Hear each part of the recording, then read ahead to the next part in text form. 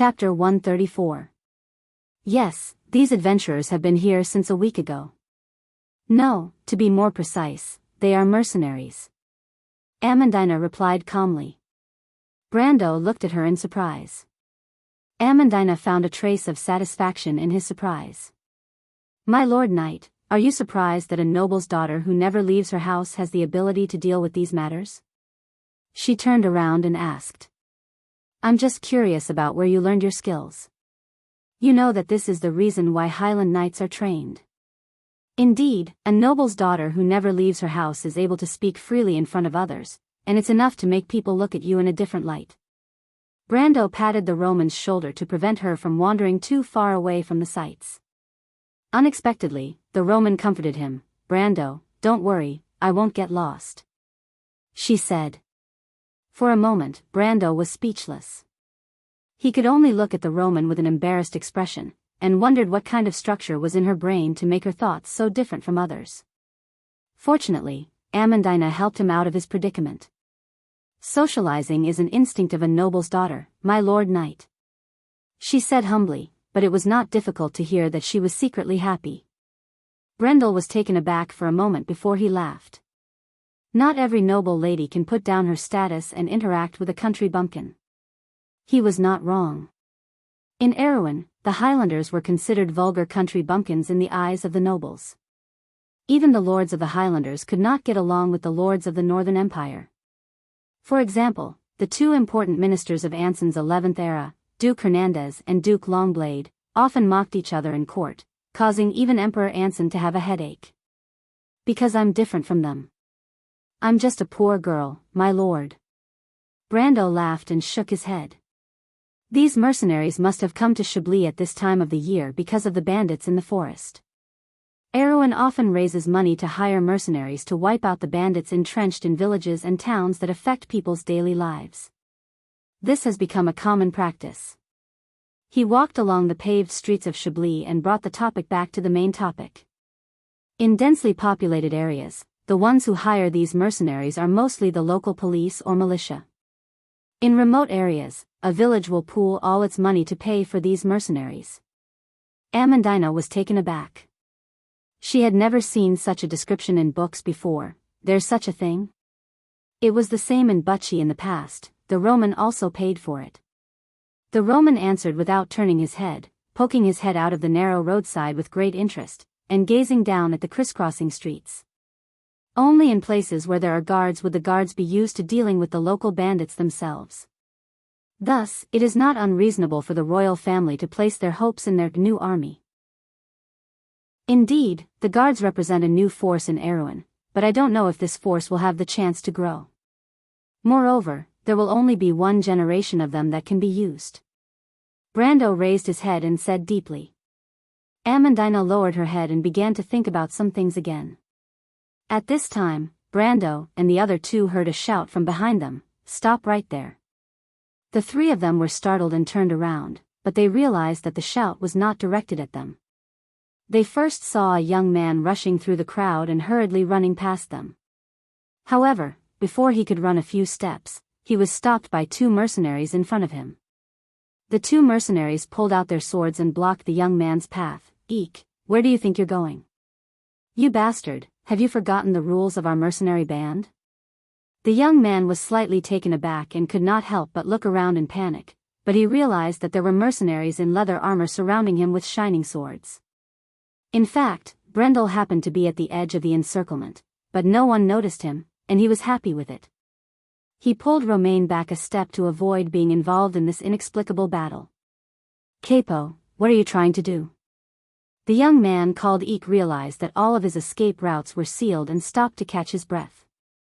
He immediately pulled out a short sword from the scabbard and wiped the sweat from his forehead as he asked nervously. "You know what you've done?" A mercenary wearing a gray robe walked out from the crowd and looked at him coldly. "Otherwise, why would you choose to run away today? Have you forgotten the oath you made when you first joined the mercenary band? Our leader and the others treated you like a brother, but why would you betray us?" The young man was stunned for a moment and showed a struggling expression. "Capo, I didn't betray you." The mercenary named Capo looked at him carefully and sighed. "Come back with us, and will naturally believe you. The young man shook his head. No, Capo, please don't ask. I've said it before, we can't go to Balagon Forest. He hesitated for a moment and shook his head. Please trust me this time. Trust me, I won't harm you. Think about the past. How could I betray you, betray everyone? Enough, eek. The mercenary showed a pained expression and interrupted the young man. No matter what, you have to come back with us and return to our leader's side. If you have anything to say, go back to the camp and our leader will listen to your explanation. Eek, listen to my advice. Our leader raised you, and if you leave here, you'll be abandoning him and your comrades. He pointed at himself and the others. Do you see that? These are your comrades.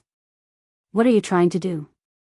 The young man hesitated for a moment, but took a step back in the end. Don't say any more, Capo. This time, I'm clear that I'm the one who's right. I won't go back with you. Furthermore, I have to stop you from going to that place. I don't know what to say.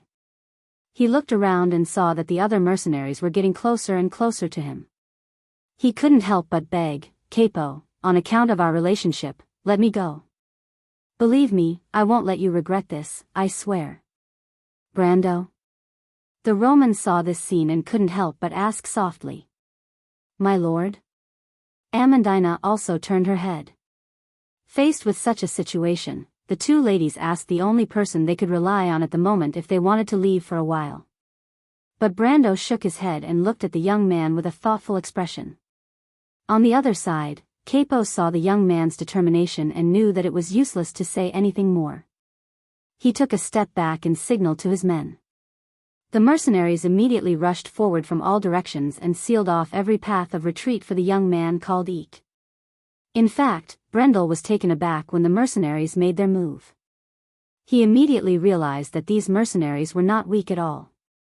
Some of them were even as strong as Leto, which meant that they were at least mid-level iron rank. Even though most of the mercenaries who roamed the outside world had some reputation and strength, Brando was still surprised to see so many powerful mercenaries in a small place like Chablis. Not only Brando, but Amandina also noticed this. She wanted to say something, but she calmed down and carefully observed the scene in front of her. Even though she was just a weak noble's daughter, she was still more knowledgeable than Romain and Freya, who came from the countryside. But what shocked Brando even more was the young man. Under the encirclement of 7 or 8 iron-ranked mercenaries, he calmly lowered his center of gravity and rushed forward, grabbing a mercenary's sword with one hand. The youth's movements were so fast that Brendel almost did not see it clearly.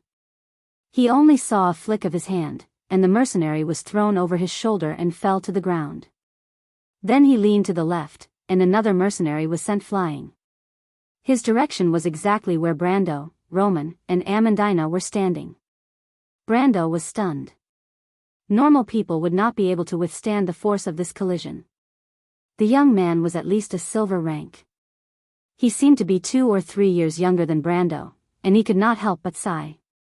As expected of the chaotic times, monsters appeared one after another.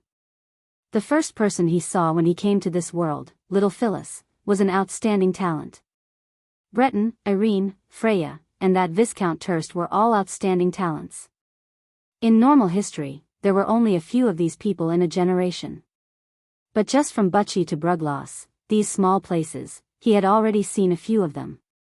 It had to be said that in the chaotic era after Vaunt, there were indeed some predestined factors in the unseen world. Of course, thinking was just thinking, but his hands were not slow. He used explosive strength to catch the mercenary who was about to crash into him, and then held him up. Brendel almost lost his balance and took a step back. He could not help but exclaim in his heart that the mercenary was too strong. Perhaps the iron rank mercenary would not be affected by this collision, but if it was a passerby, even if he did not die, he would be seriously injured. But he thought that if he still had the Thorn of Light, he would not have ended up in this situation. But this young man is really reckless, he thought. The mercenary who was knocked dizzy finally caught his breath. He turned around and looked at Brando in surprise. He probably did not expect a random passerby to have the strength of an iron rank. He was stunned for a moment before he realized that he should thank Brendel. Thank you, Sir. Brando shook his head and interrupted him. His gaze was still on the small battlefield. To be continued. If you want to know what will happen next, please go to www.chidian.com. There are more chapters. Support the author, support the original reading. Chapter 135. On the battlefield, another person flew out in a short period of time.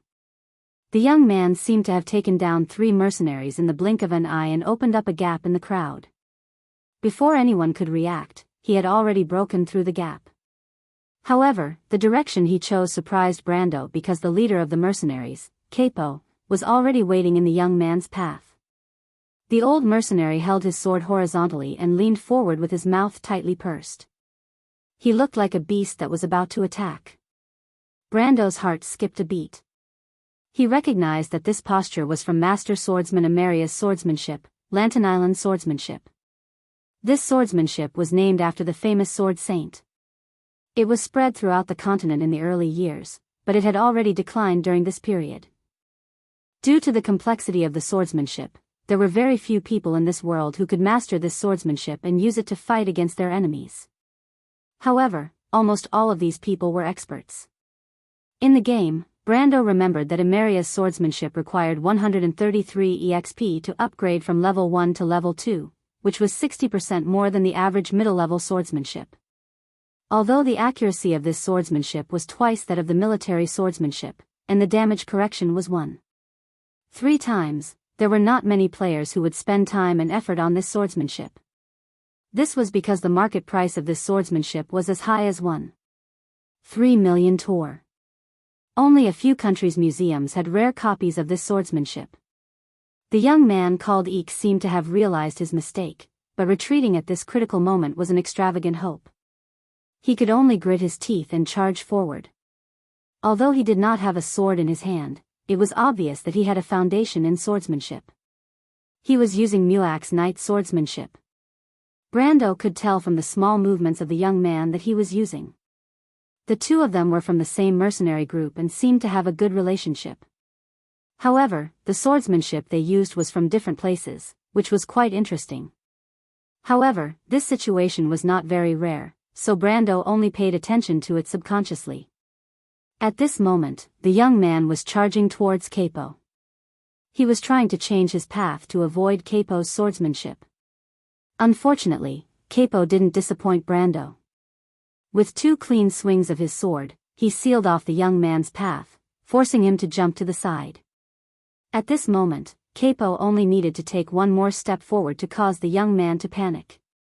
At this moment, Brando's true strength was probably not a match for either of them, but he knew this better than anyone else present. As expected, he saw Capo take a step forward and step right in front of Eek. He held his sword in his hand and prepared to use the hilt of his sword to finish off Eek. However, at this moment, Brando narrowed his eyes slightly. Capo's movements were half a beat slower, and the young man managed to grab onto his arm in the nick of time. Then, the young man's entire body slammed into Capo's chest, causing the old mercenary to stumble back 5 steps. This turn of events was out of everyone's expectations, and even the young man was stunned for a moment. Brando could clearly see a trace of astonishment in his eyes. However, Eek immediately shook his head and glanced at Capo, who was pushed back by him. It was only for a split second, and he immediately fled into the crowd without looking back. What a guy! Brando exclaimed in his heart. This mercenary called Capo was purposely going easy on him. However, his method was really well hidden, and normal people wouldn't be able to see through it. If it wasn't for the fact that he had accumulated a wealth of experience in the game, which was unimaginable for people of his age, he would probably be kept in the dark as well.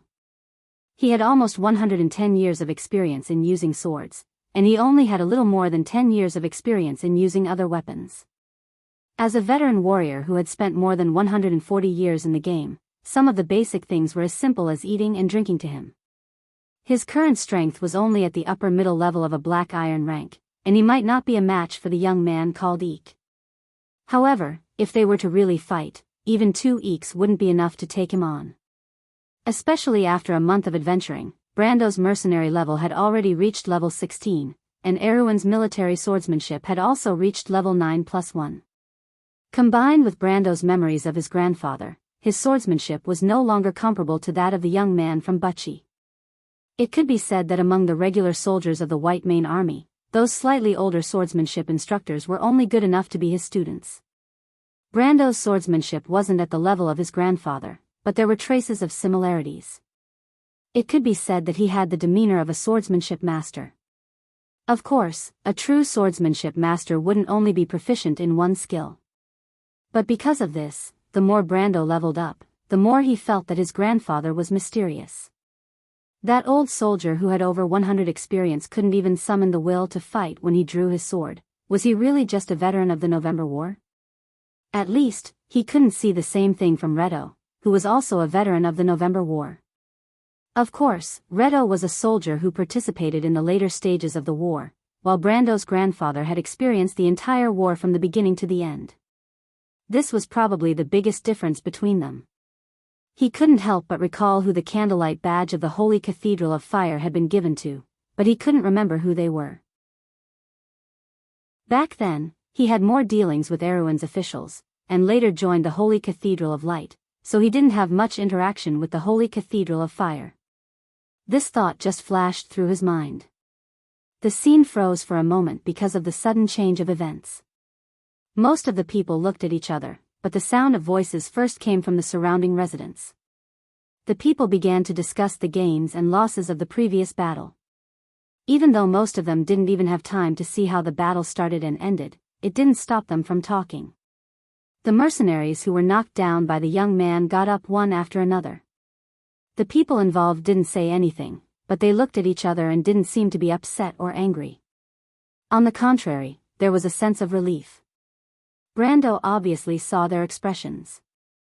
He turned around and saw Amandina looking at him. The two of them looked at each other and saw a hint of understanding in each other's eyes. Brando, they don't seem to want to chase at all. Roman stood behind Brando and whispered. Brando smiled and nodded.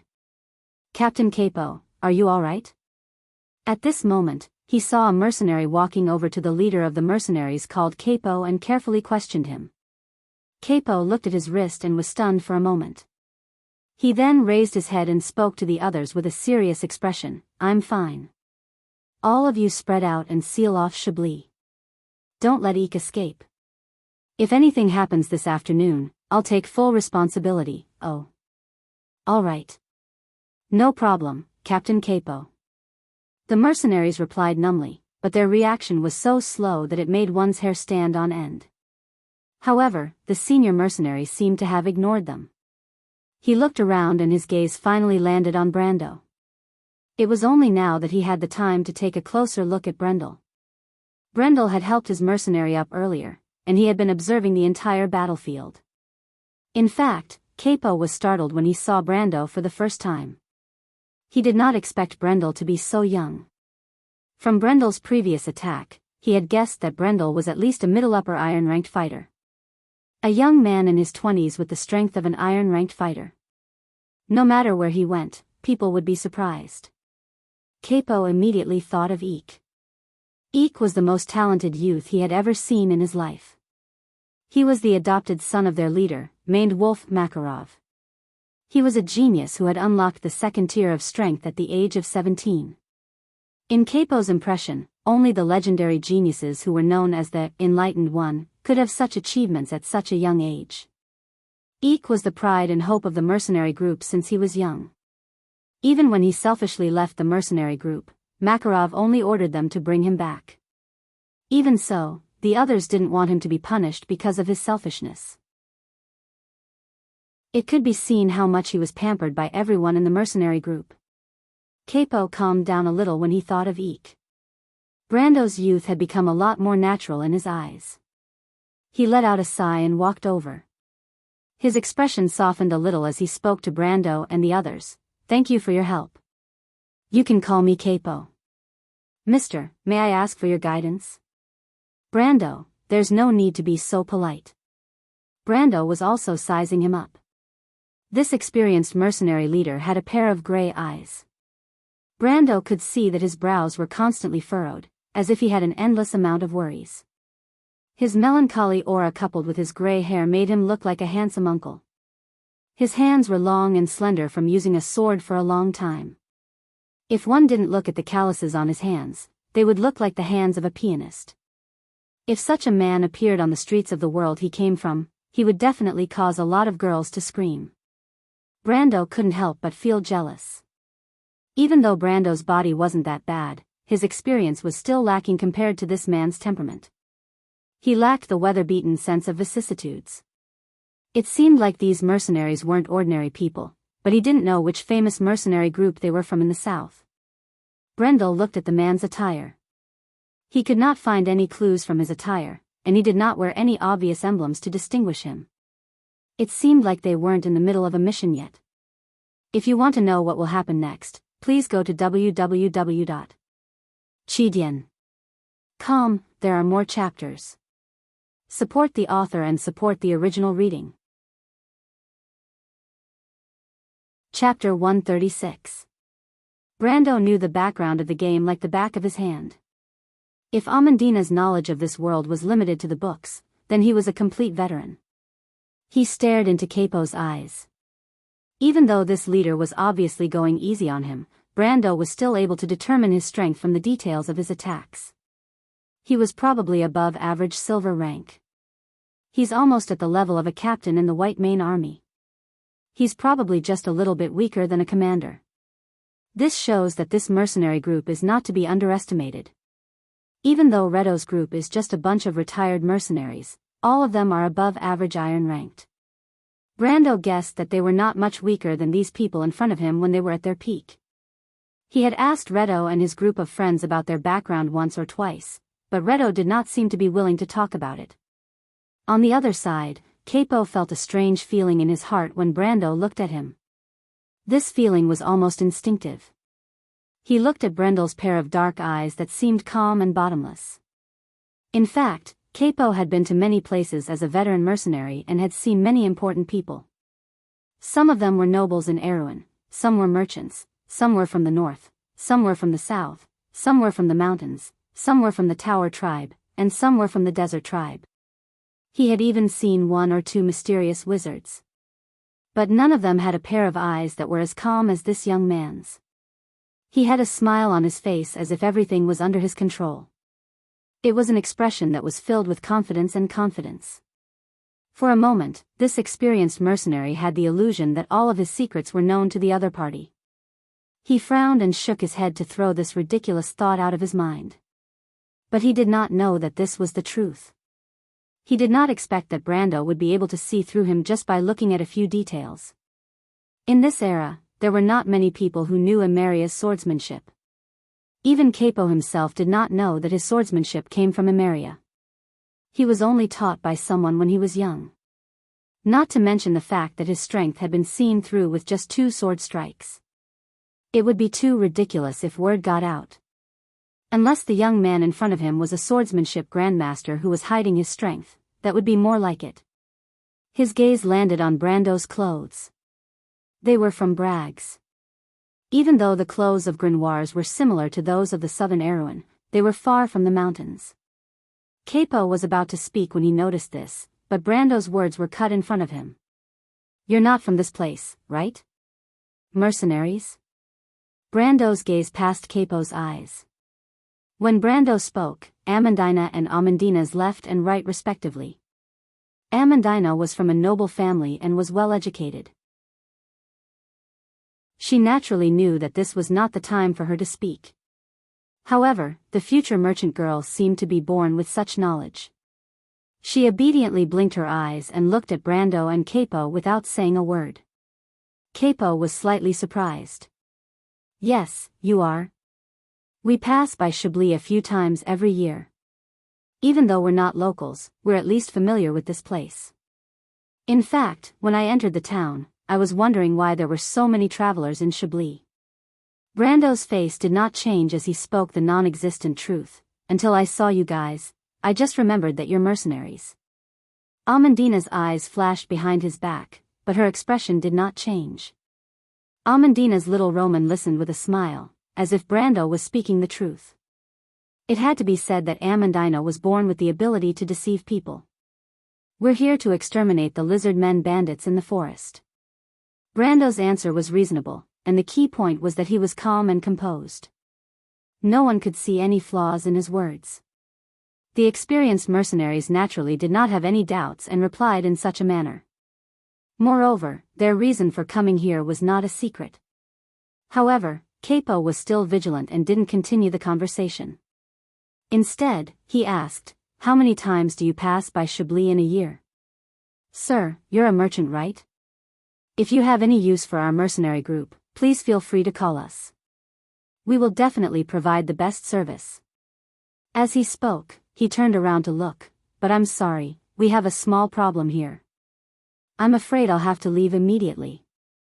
If you have time, I represent my leader to welcome you to our mercenary group as a guest." Brando smiled.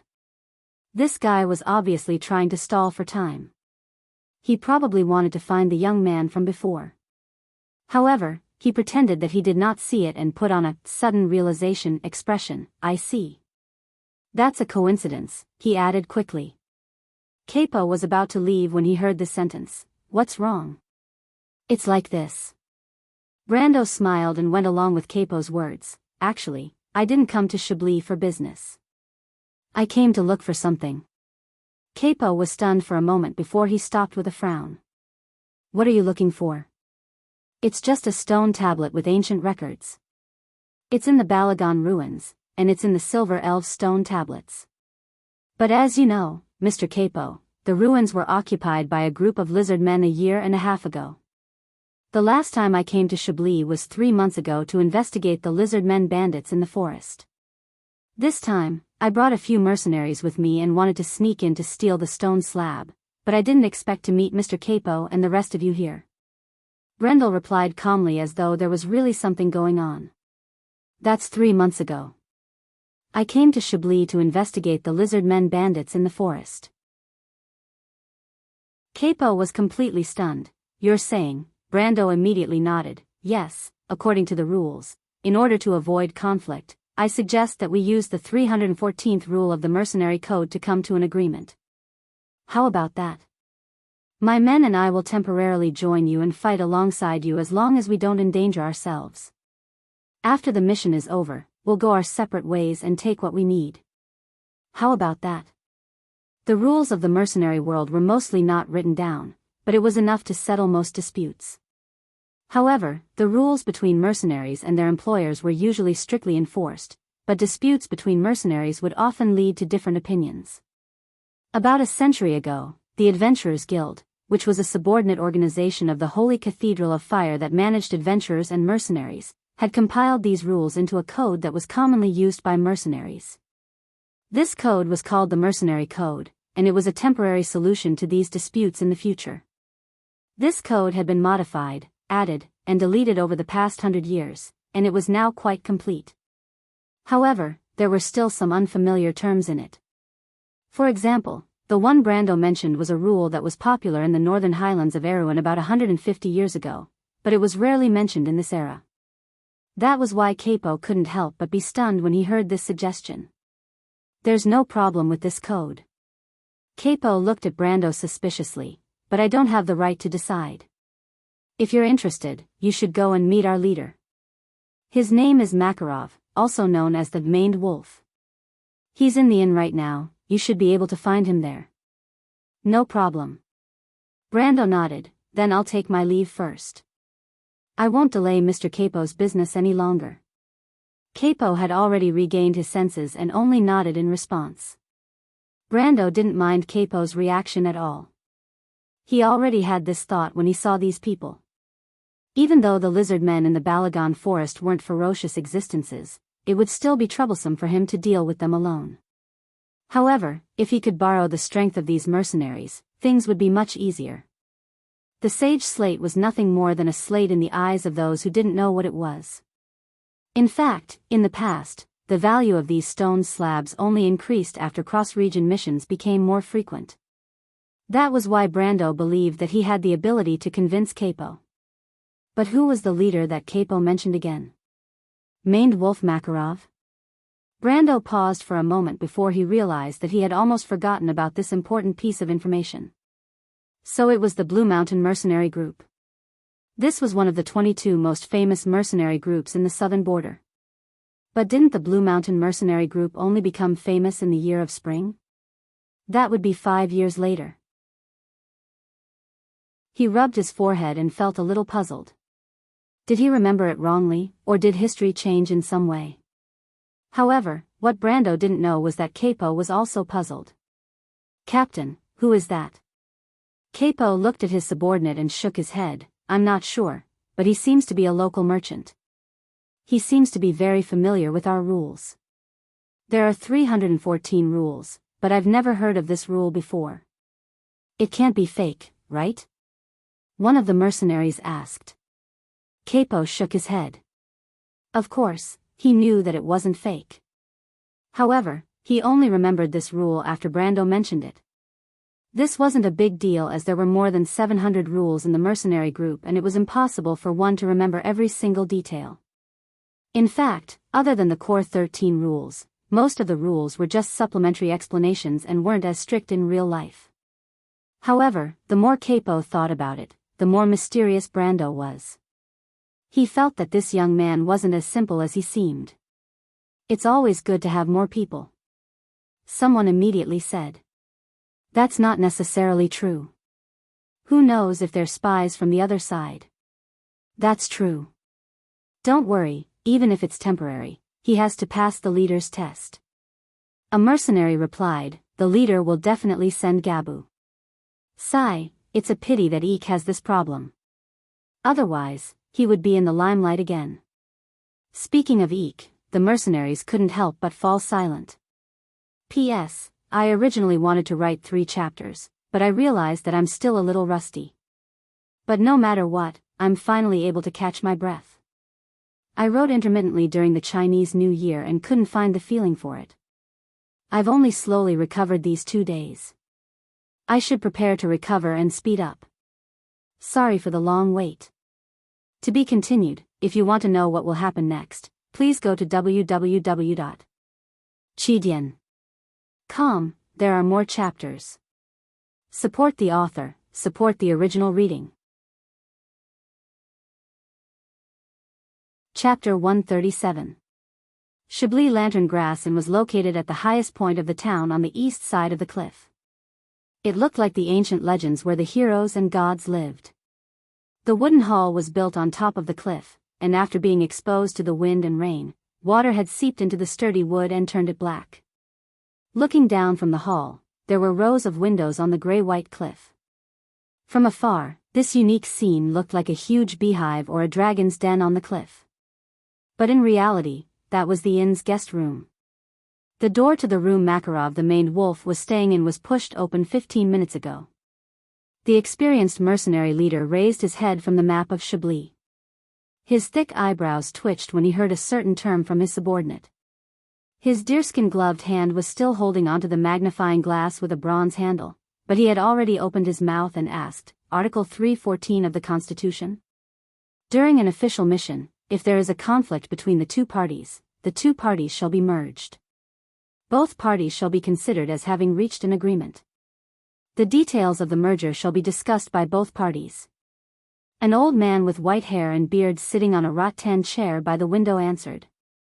The old man stared at the red book in his hand that was about 4 inches thick and didn't seem to be interested in the topic.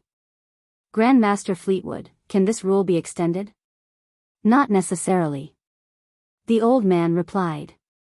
All right, then let me see who that young man is. Makarov waved his hand at the young man in front of his table and said, Go, let Rady test him. But he immediately stopped the young man. Wait, did you find Eek? Not yet, my lord. All right, I got it. You may go. Makarov shook his head and grunted, this time, I must teach him a lesson. It seems like I've spoiled him too much. If this continues, I won't be able to explain myself to the Lord. A smile flashed across the old man's face as he read, and he shook his head slightly. You're Brando? I'm Brando. Brando raised his head and looked at the young man who was almost a head taller than him. His hair was a rare pure white, and his eyes were golden like amber. His face was feminine, and he looked like a woman. A Yablis? Brando thought. The only impression he had of this minority was the silver-haired sword Saint Gory Keys who was active in Wonde 30 years ago. He knew that Makarov wouldn't accept his request so easily, but he didn't expect him to send such a young man to test him. To be honest, other than the Enlightened One and the Chosen One, there were very few youths around his age in this era who could defeat him. Level 23's strength of the Iron Tier. Moreover, level 15 was the first threshold for any profession. Once this threshold was crossed, the profession's attribute bonus would enter the stage of level 1 strength to level 2 strength. In fact, even though Brando had lost the Thorn of Light, his strength had increased to level 15, which was 12 or even 13 times that of a trained soldier. Even though he looked like a frail young man, he could easily kill a wild boar with a single punch if he wanted to.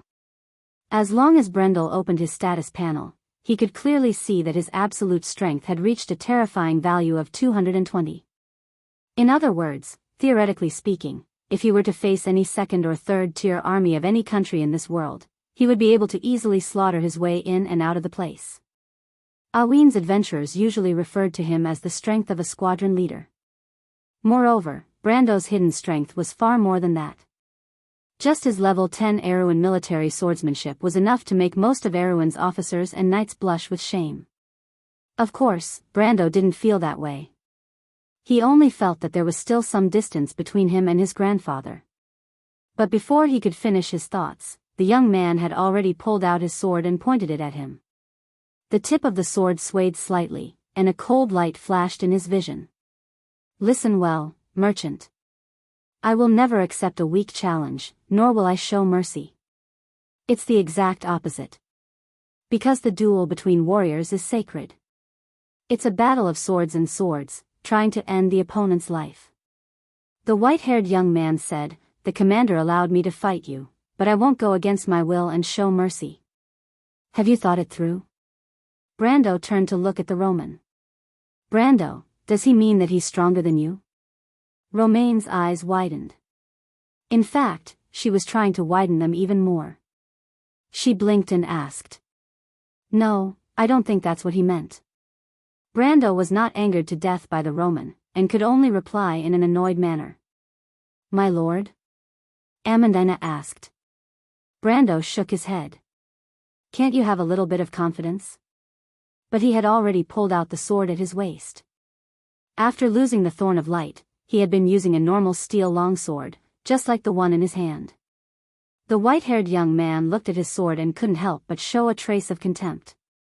The sword was brand new, as if it was just bought from a blacksmith's workshop. He was not wrong, and the truth was as such, because the previous sword had been shattered in a battle because it could not withstand Brendel's power. Brando raised the sword and waved it casually, as if he was getting used to this new sword. But his actions immediately caused the mercenaries and explorers in the inn to hiss. No swordsman would only get used to their sword before a battle. Brando's performance was like a young boy who had never been on the battlefield before. Rady, isn't your idol the Jacobite sword Saint Gory Keys? Defeat this young boy and show us your strength. Well said, as a fellow sword saint, you can't embarrass yourself. Rady, do your best, kill him. The mercenaries immediately became rowdy. These lawless people were a group of people who would never know their place no matter where they were. But when Brando heard one of the names, he couldn't help but be slightly startled. Gory Keys? He was about to enter the preparation position of Erewhon's military swordsmanship, but he relaxed his mind and raised his head to ask. This distraction caused him to only complete half of his movement, and the military swordsmanship starting position went out of shape. The mercenaries booed again. You don't deserve to mention that name. The white-haired young man's face darkened as he thrust his sword forward. The sword was as fast as lightning in the eyes of ordinary people, but in Brando's perception range of 3.7 ounces, it was extremely slow. Moreover, he was attacked before he could finish his sentence. He subconsciously backhanded his sword, or more accurately, he raised his sword and slashed the sword out of the young man's hand. Whoosh! The white-haired young man couldn't hold his sword at all, and it flew out of his hand and stabbed into the ceiling. The young man's sword was deeply embedded into the light black wood, and it was still trembling slightly. The entire hall was stunned. The mercenaries who had been cheering loudly earlier were now dumbfounded. It was as if they had seen a dragon or something else. They opened their mouths in a daze. To be exact, they had forgotten whether they should be cheering or booing. Brando's sword was not elegant at all. To put it bluntly, it was like a barbarian swinging a stick. Because it was not a type of swordsmanship, it was purely an instinctive reaction. But the key to this sword was not its elegance, but its strength. Innate strength? Everyone subconsciously thought of this. This was nothing new. On the road of Vaunt, legend had it that some of the humans inherited the bloodline of the Golden Bloodline, and some were naturally awakened as the Chosen One. But there was another type. They left behind some of the characteristics of their ancestors. For example, they were born with innate strength, or strong recovery ability, or they were born with the ability to see elemental power. Generally speaking, this kind of power could only be seen in creatures with golden bloodline, such as dragons, unicorns, and other mythical creatures. But immediately, someone shouted, "Level 1 strength. Iron strength." The white-haired young man held his wrist and took 5 steps back. He looked at his swollen arm, and for a moment, he couldn't accept it. Although he was not as talented as Eek, he was able to reach the lower levels of the iron rank in his early 20s. He was considered one of the best among most people. However, he did not expect that he would not be able to withstand even one strike from a person younger than him. How could there be so many monsters like Eek in this world? Rady was stunned for a moment. But his shock only lasted for a moment, because Makarov and another tall middle-aged man came up from below the inn. Although they didn't see the previous scene, they only needed to look at the swords on the ceiling and the reactions of the people on the scene. This shrewd mercenary group leader understood 80% of the situation. His gaze fell on Brando's head, and he frowned. Even though he knew that the merchant who wanted to join his group was a young man, he didn't expect him to be so young. "Buga," Makarov lowered his voice and said to the middle-aged man beside him, "You go test him." "Me?" The middle-aged man's voice had a thick Irek accent. "Yes, I suspect this young man is from paper cards." Makarov stared at Brando and said, "Do they have such an outstanding young man?" "Makarov, aren't you thinking too much?" Buga said as he unsheathed the great sword on his back, "But it's fine. Since you said so, I'll give it a try." No matter what, this young man must have some background. Makarov was startled as he turned around to look at his old friend. "It's nothing, I just smelled something familiar." The middle-aged man looked at Brando with a hint of doubt in his eyes. "P.S. I'm really still writing. Some of my friends' words are warm, and some of them are depressing. Continue writing, I want to rebuild my character. I hope everyone can forgive me for the erratic updates. I'm writing as much as I can, and I'm not slacking off. As for the problem of saving manuscripts, I really don't have the habit of saving manuscripts. Sorry, I only saved a short amount of manuscripts when I uploaded the book, and they were all sent out quickly." Chapter 138. The silence in the hall lasted for a long time. Brendel looked at the white-haired youth who was clutching his wrist in disbelief, then looked at the sword that was still vibrating on the ceiling. He let out a sigh of relief. He was not surprised by this result. After the previous attack, Brando felt that this youth called Rady's strength was about 4 to 5 times that of a normal person, which meant that he had just stepped into the iron rank. It was the same level as when he was in the Golden Demonic Tree Canyon. This kind of strength was considered outstanding for his age, but it naturally could not be compared to his cheat code. Brando thought about his own strength. In this period of history, he had indeed used a cheat code. In a week, he had unlocked the first level of strength. In a month, he had entered the iron rank, and in the 3rd month, he had entered the silver rank. Even though it was not comparable to the Chosen, it was still unprecedented. As for whether there would be others after that, Brando could not say. According to the game's calculation, the silver rank would start from level 35. Brando estimated that he would need to reach level 40, which was about 600,000 experience points. And he had to store enough experience points in 7 months. Only then would he not miss the last train to Erewhon's December Civil War. While he was thinking, he saw the crowd split into 2 sides. Amandina made a small sound of surprise. Brando was also slightly surprised, and then his gaze fell on 2 people at the back of the crowd. The one in front was a man wearing chainmail and a blood-red cloak. He wore a tall hat with colorful feathers on it. He looked like an explorer from Erewhon's Royal Geographical Society, but the brooch on his chest was not the Royal Geographical Society's blazing amber, but a simple wooden medallion. The medallion was engraved with a kingfisher. The taller man in the back was wearing simple leather armor. The armor only protected the important parts of his body, so the muscles on his arms were exposed. He was carrying a huge sword that was at least 5 feet long on his shoulder. His forehead was wide, but his cheeks were deeply sunken as if they had been cut by a knife. He pursed his thin lips, giving people the impression that he was not angry but he was imposing at first glance. When Brando saw this person, he could not help but be stunned. Isn't this that guy? Brando could not help but have a little doubt in his mind. Because of this tall man who looked like a barbarian from the snowy highlands, the moment he saw him, he immediately sketched out an image in his mind. Arek's cross-hand Buga, the trusted aide of Duke Lone, the captain of the guards of Lantern Island Castle. Arek was one of the 3 most famous swordsmen. He was one of the great swordsmen on par with Devard the Eagle and Sylvia the Silver Knight. Brando knew this guy because he was a famous character in the game in the past. As the guard captain of Lantern Island Castle, Buga the Cross Hand was the initiator of Lan's main mission, Courage. Brando was one of the few players who had personally experienced this series of missions. In fact, he still had a vivid memory of that shocking battle. He remembered, that should be the last part of the mission. In the mission, the players had to help Buga kill one of the 12 tree herders' patriarchs, the envoy of sorrow, Fernica. Fernica was level 97 and had mastered the highest level of the superior element darkness. He had almost perfected his bronze body.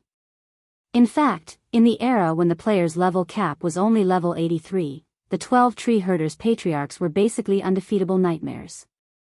At that time, the story went like this. Buga carried the great sword, the legendary Arwen, on his back and led the players into the headquarters of the tree herders in the Lone Kingdom, the Forbidden Forest. Using the knight's swordsmanship of the Scene School, he was also the only legendary existence who had mastered level 17 swordsmanship. The player's level cap was 13. He only needed 4 strikes to kill the envoy of sorrow, Fernica. Throughout the entire mission, the players were like spectators. They only needed to help Buga block the monsters and stall for time. In fact, it was this battle that cemented Brando's decision to walk the path of a warrior to the end. He was only level 72 at that time, but later on, he became one of the few pure warriors in Wonde who had a silver body. Thinking back to that time, and looking at Buga who was still in his prime, Brando was a little dazed. He didn't expect to meet him here. This was the future greatsword hero Buga. Of course, Brando didn't dare to confirm that Buga didn't have the same terrifying strength as he did in the future. But from what he remembered, Buga the Crosshand was already a student of the knight's swordsmanship of the Scene School at the age of 17. Not long after that, he got to know the Duke of Lone. But why would he appear in such a remote place? Why is he here? Brando had just thought of this when he felt Buga's gaze on him. You're using military swordsmanship? Buga's blue-gray eyes flashed with a faint light. His eyebrows were sparse, and his eyes were dull and lifeless. But from his appearance, this future greatsword hero didn't look like a monster at all. But the aura he exuded told him one thing. This ordinary-looking man was definitely a terrifying beast. The more sensitive one's senses were, the more they could feel this. Brando stood there, his 3.7 ounces of perceptive sense was equivalent to a normal person being able to hear whispers behind a wall. He could also easily feel the flow of air. But at this moment, Buga gave him the feeling that he was a towering mountain, standing still and unmoving. Even the wind seemed to have stopped. He clearly saw that the other party was standing there alone, but he felt as if he was facing an impenetrable wall. Brando gulped, slightly surprised. In the game, one would need to be at least level 30 to have such an aura. If that's the case, doesn't that mean Wuxia has already awakened his elemental power? So young? He was shocked. Brando knew that Wuxia wasn't a chosen one, but this achievement was enough to make some chosen ones blush with shame. As expected of a monster. Are you from the army, or are you a young man from a garrison somewhere? There shouldn't be anyone with your strength in the militia. Wuxia raised his eyebrows slightly and asked. Brando's reaction wasn't out of his expectations. So far, Eek was probably the only one in the entire mercenary group who could remain unmoved under his aura.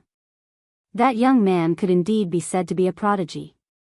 Wuxia couldn't help but smile when he thought of Eek. But the smile disappeared as soon as it appeared, because Wuxia was still staring at Brando. In the whole of Erewhon, there were only 3 types of people who practiced military swordsmanship. Soldiers, militia, or garrison. Knight nobles mostly had their own family's swordsmanship, while adventurers and mercenaries from all over the world, even if they were from the military, would add their own swordsmanship after being honed in battle. And this young man in front of him was obviously a student from the training camp. Wuxia's identity was special, so he knew all these things very well.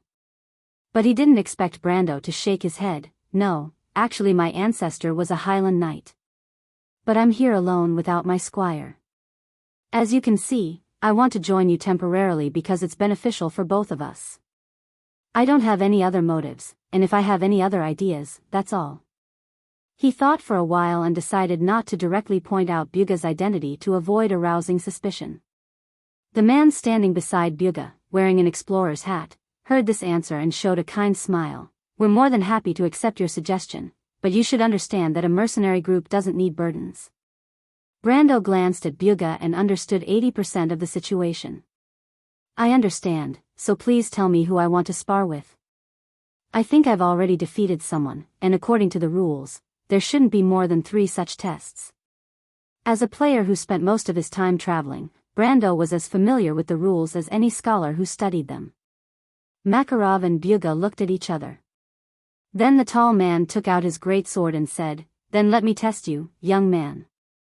As expected. Brando couldn't help but take a deep breath. He looked at Wuxia's thin face, but he didn't feel nervous. Instead, he felt excited. Alright, I wonder how strong Wuxia is now. But it's not a bad idea to test my strength against this future great swordsman. Brando couldn't help but feel excited. He raised his greatsword and felt every cell in his body burning. When he became a level 130 warrior, Wuxia had already passed away. In fact, one of Brando's biggest regrets was that he didn't have the chance to spar with the great swordsman in his heart before he matured. Wuxia was once his goal, and even though he awakened his silver body, he still missed the chance to spar with this great swordsman. However, he didn't expect that when time returned to this moment, he would accidentally win another chance like this. Although he couldn't be considered a swordsman with outstanding swordsmanship, Brando knew that his understanding of swordsmanship wasn't inferior to anyone else. It was as if he had returned to the level 130 veteran warrior that he once was. He looked up, and his eyes were so bright that they seemed to be burning. The young man raised his great sword. The level 10 military swordsmanship was no longer as simple as a high-level basic swordsmanship, and the natural aura it exuded was enough to capture everyone's attention. Brendel had seen such an aura from his grandfather before, but it did not cause people to feel as if they were about to fall into the abyss and fall into the abyss. But it was enough to stun the mercenaries. Great, military swordsmanship. Wuxia's eyes glowed. You're qualified to spar with me. If you want to know what will happen next, please go to www.chidian.com and read more chapters. Support the author, support the original reading. Chapter 139. You do have what it takes to fight me. Just as the word fight came out of his mouth, Wuxia's greatsword swung over his head like a silver chain. There was a distance of about 10 meters between him and Brando, but in a split second, the heavy blade had already reached Brando's head. Brando did not need to look up to know how dangerous the attack was. It was as if 1,000 miles of mountains were collapsing on top of his head, and thunder was rolling down from the sky. Before the sword even reached him, the momentum was already overwhelming. This sword was at least at the peak of gold rank, but it was different from Terst's sword. Byuga's sword was thick and heavy, and the moment he struck out, it made people feel small and insignificant, as if they couldn't dodge it at all. Brendel had experienced such a sword before. Even though he did not experience it personally, but the mountain collapsing, tsunami-like momentum was the same as this time. He closed his eyes and raised the sword above his head. His forehead, shoulder, and left arm formed a solid line of defense. This was Erwin's most profound parrying technique.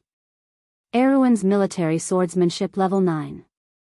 Brando hoped that this parrying technique, which had a 27% deflection rate in the game, would have the desired effect. He needed to be calm when facing Byuga's greatsword.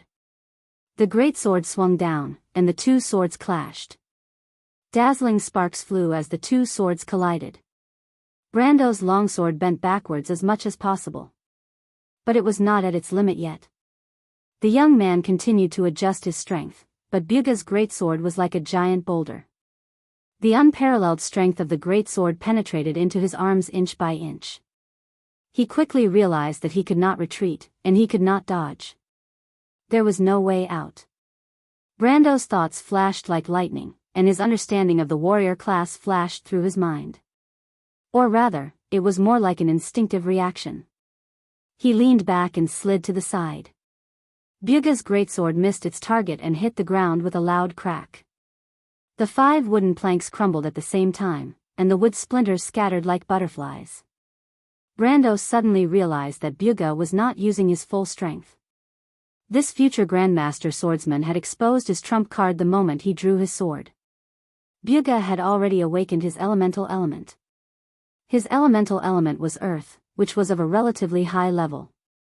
Otherwise, he would not have been able to comprehend such a vast and boundless sword will. Brando thought as he panted.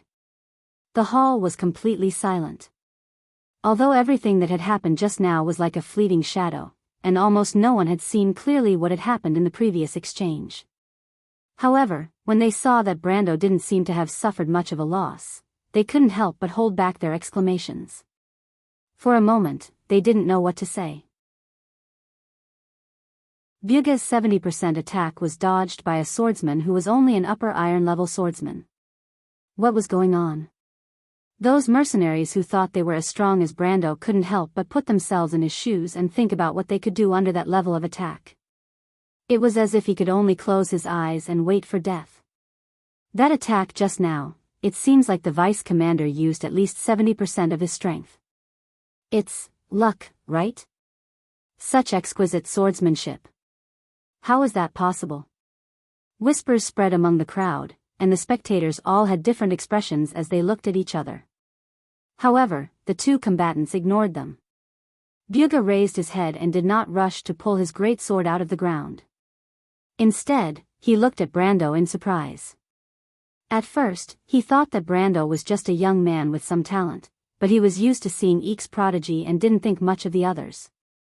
But now, Byuga realized that the young man in front of him was not simple at all. That slip just now was obviously a profound technique. Byuga's guess was not wrong.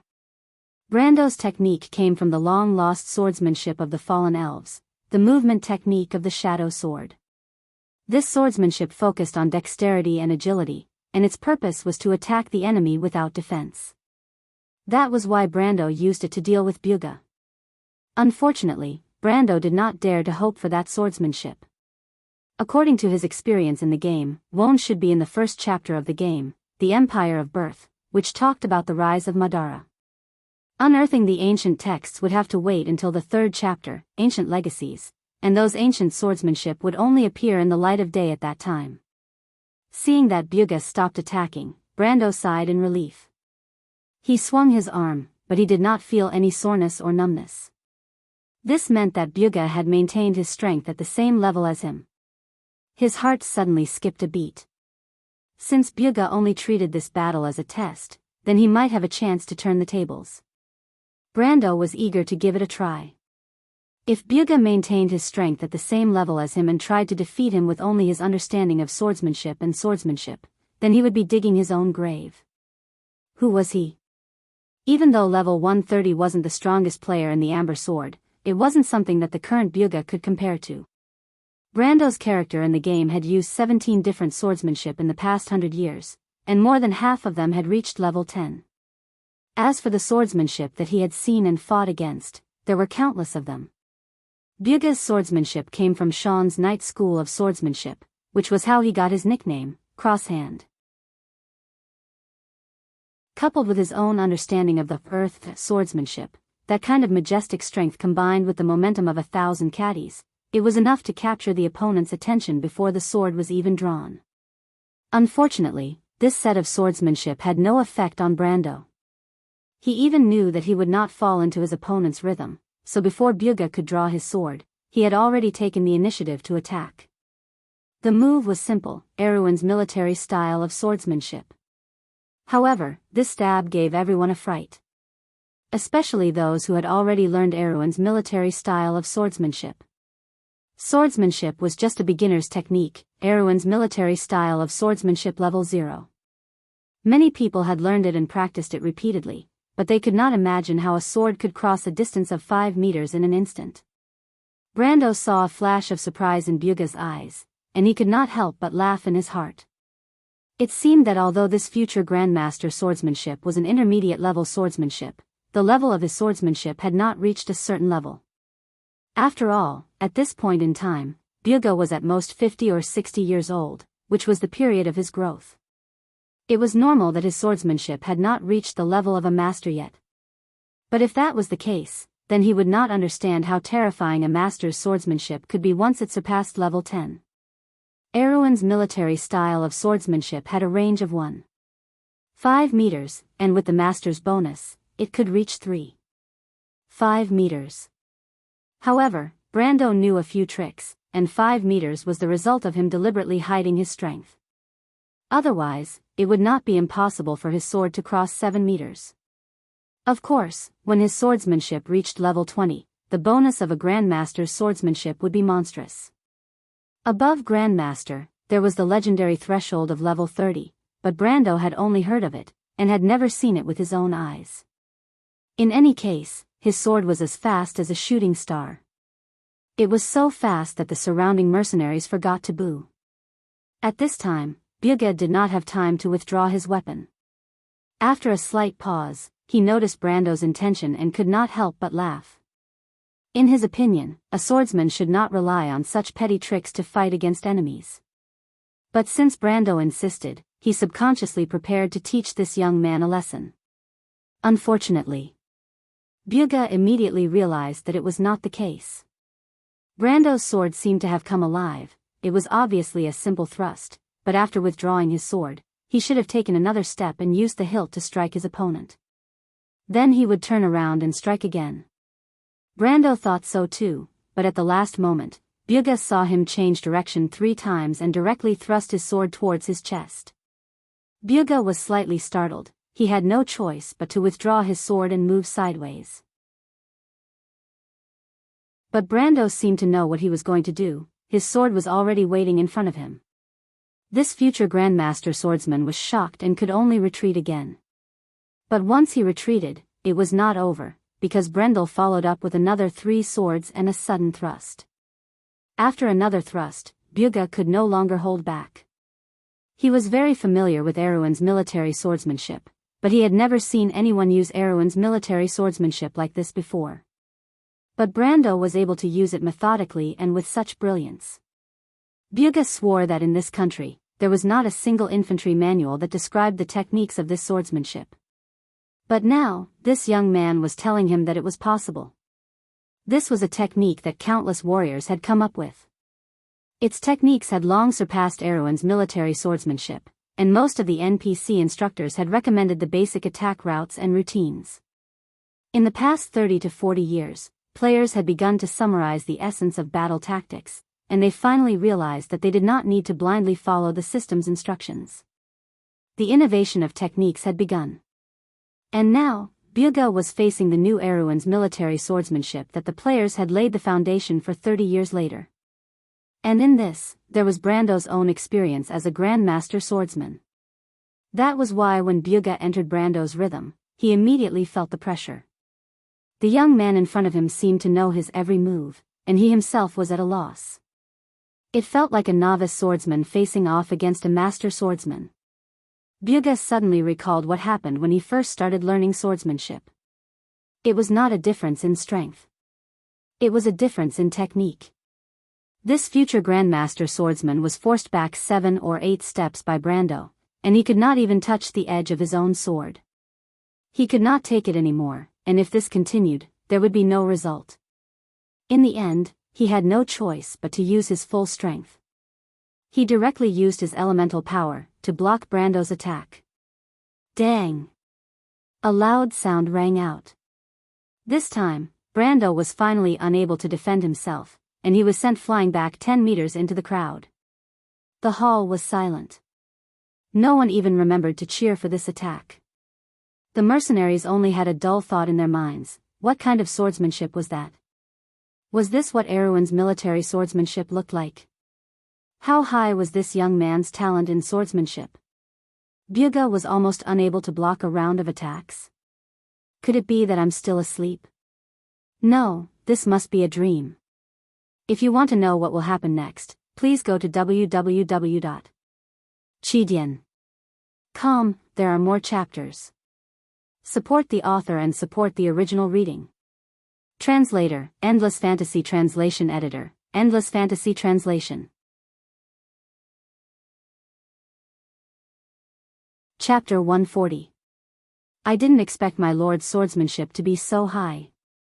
Amandina praised without reservation as they walked. The only time she had the chance to witness Brando's full strength was at Bragg's underground auction, but she was busy running away with Roman and did not have the time to see how Brando dealt with the terracotta captain. The footsteps of the 3 people passed through the empty corridor inside the stone wall of the inn.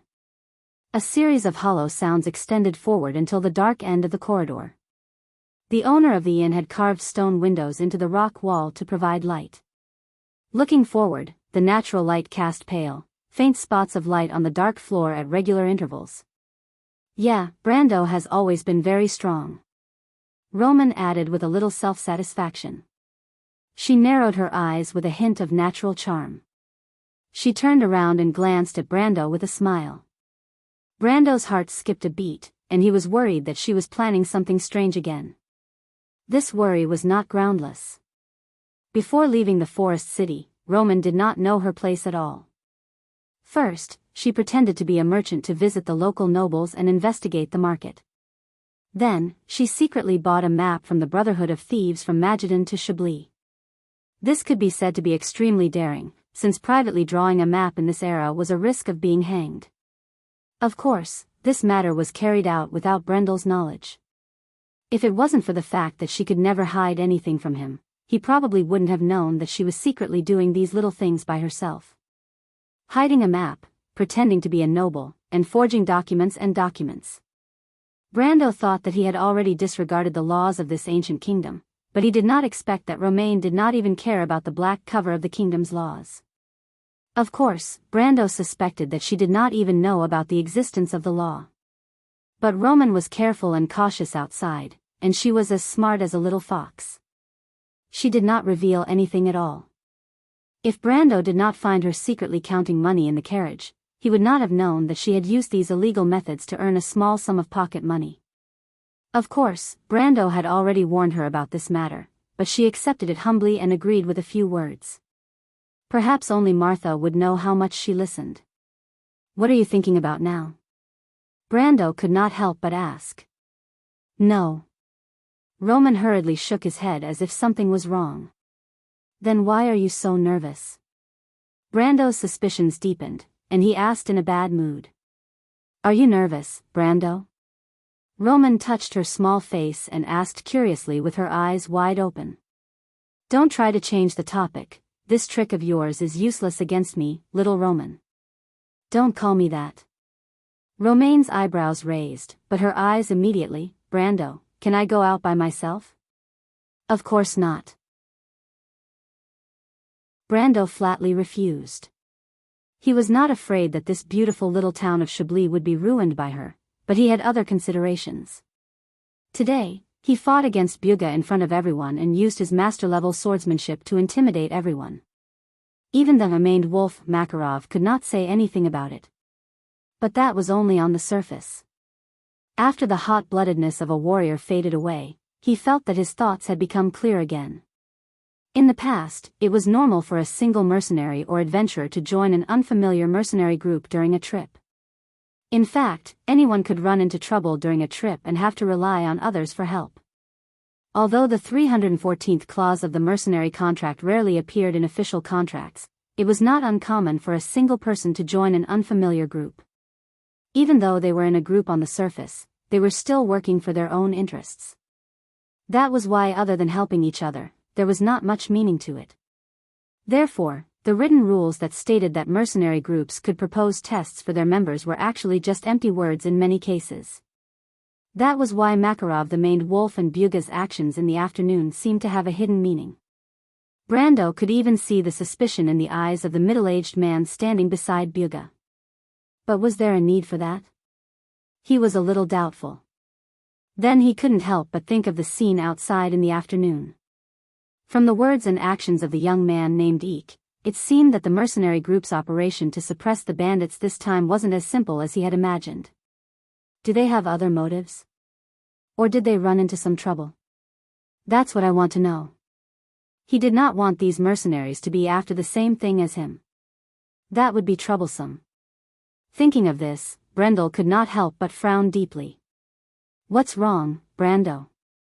The Roman blinked. Are you mad at me? Of course not. Brando glared at her. He knew that she was not afraid of him being angry. She was just trying to find a topic to talk about.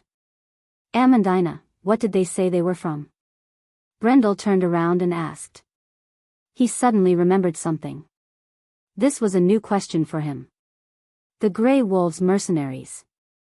Grey Wolves? Why, is there a problem? Amandina asked. Nothing. Brando answered casually, and then muttered to himself.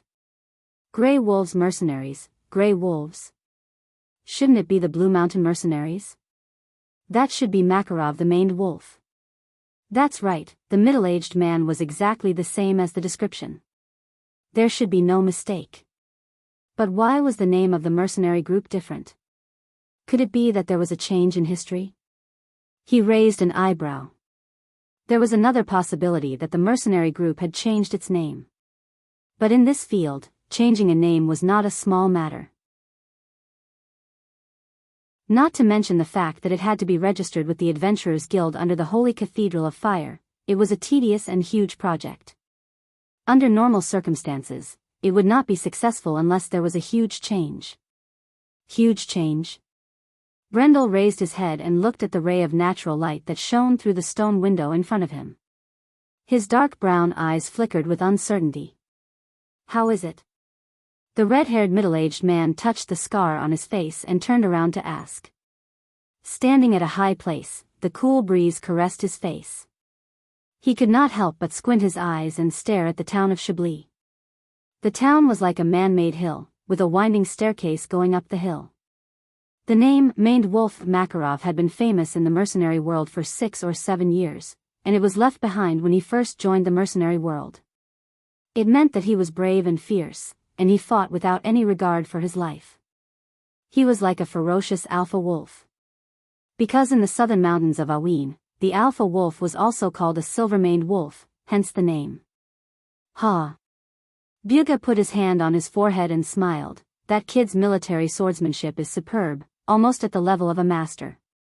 Even in the army, he suddenly coughed. You know what I'm talking about. If we're talking about swordsmanship, I'm not as good as him. That young man called Brando is a true genius, born for the sword. It's hard for me to believe that someone of his age could have such a deep understanding of swordsmanship.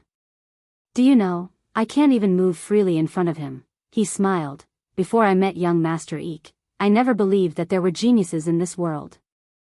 A person can only reach that level through hard work and hard work. But after meeting young Master Eek, and especially after what happened today, I feel that I made a mistake. After saying that, he smiled, revealing his white teeth. You're comparing him to young Master Eek?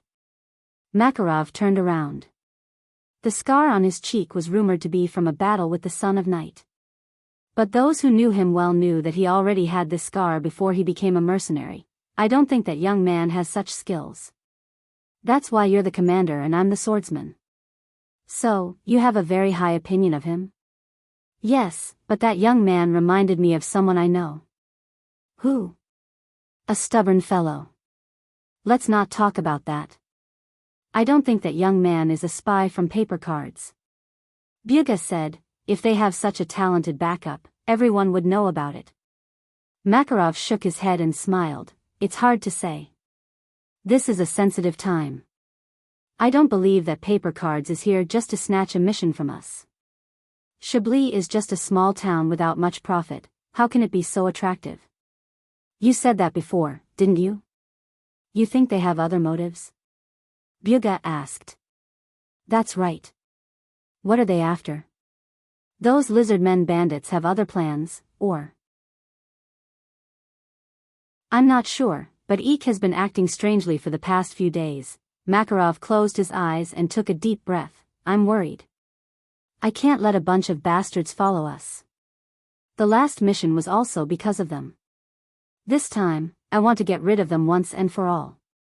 Byuga looked at him. Grandmaster Eek agreed?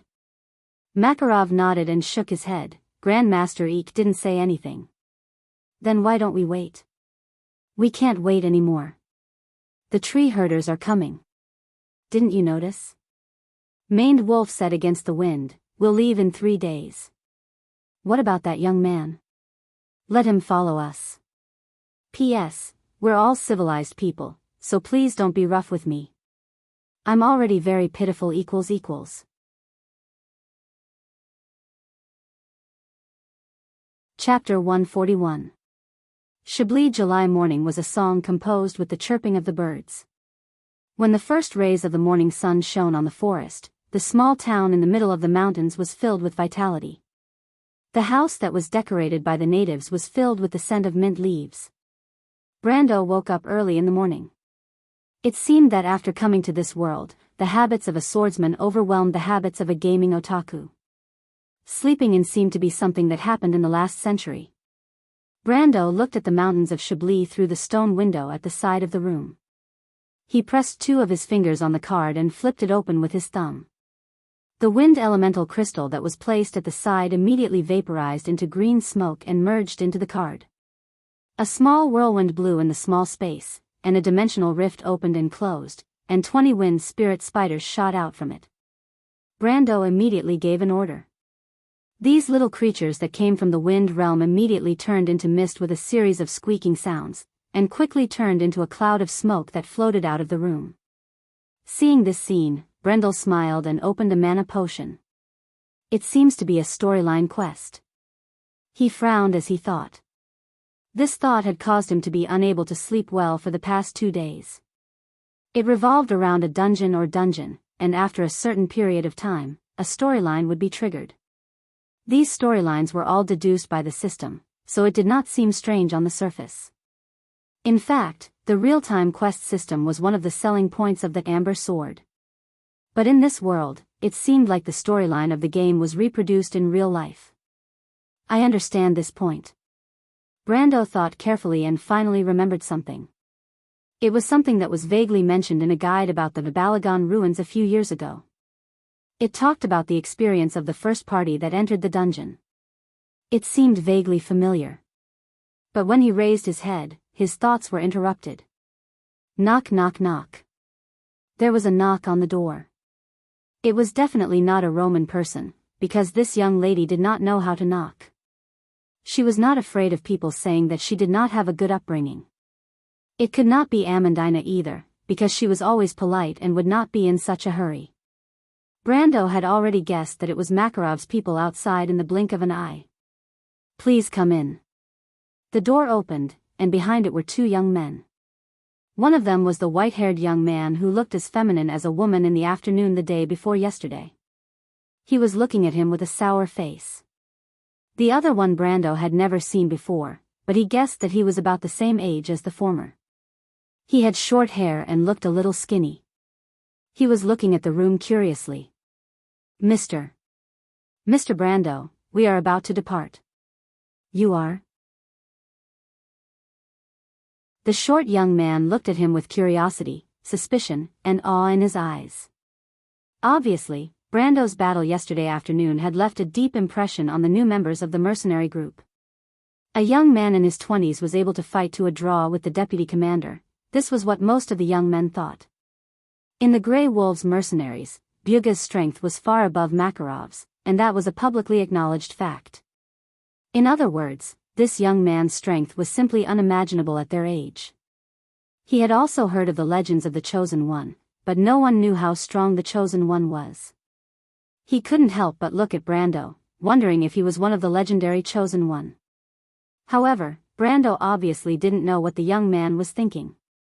If he knew, he would have laughed out loud. In fact, with his current strength, he was still far from being a reverend, let alone a Chosen One. All right, thank you. He nodded at the young man without knowing anything. We will be there soon. But the white-haired young man immediately snorted. Brendel could not help but look at this guy. After yesterday's interaction, he already knew that this guy was a nobleman's son who went out to travel. It was no wonder he had such an arrogant temper. As for why he joined this mercenary group, it was probably another story. Anyway, he wasn't interested in knowing. But even if he didn't mind, it didn't mean that the other party didn't mind. The white-haired young man was clearly angered by being ignored.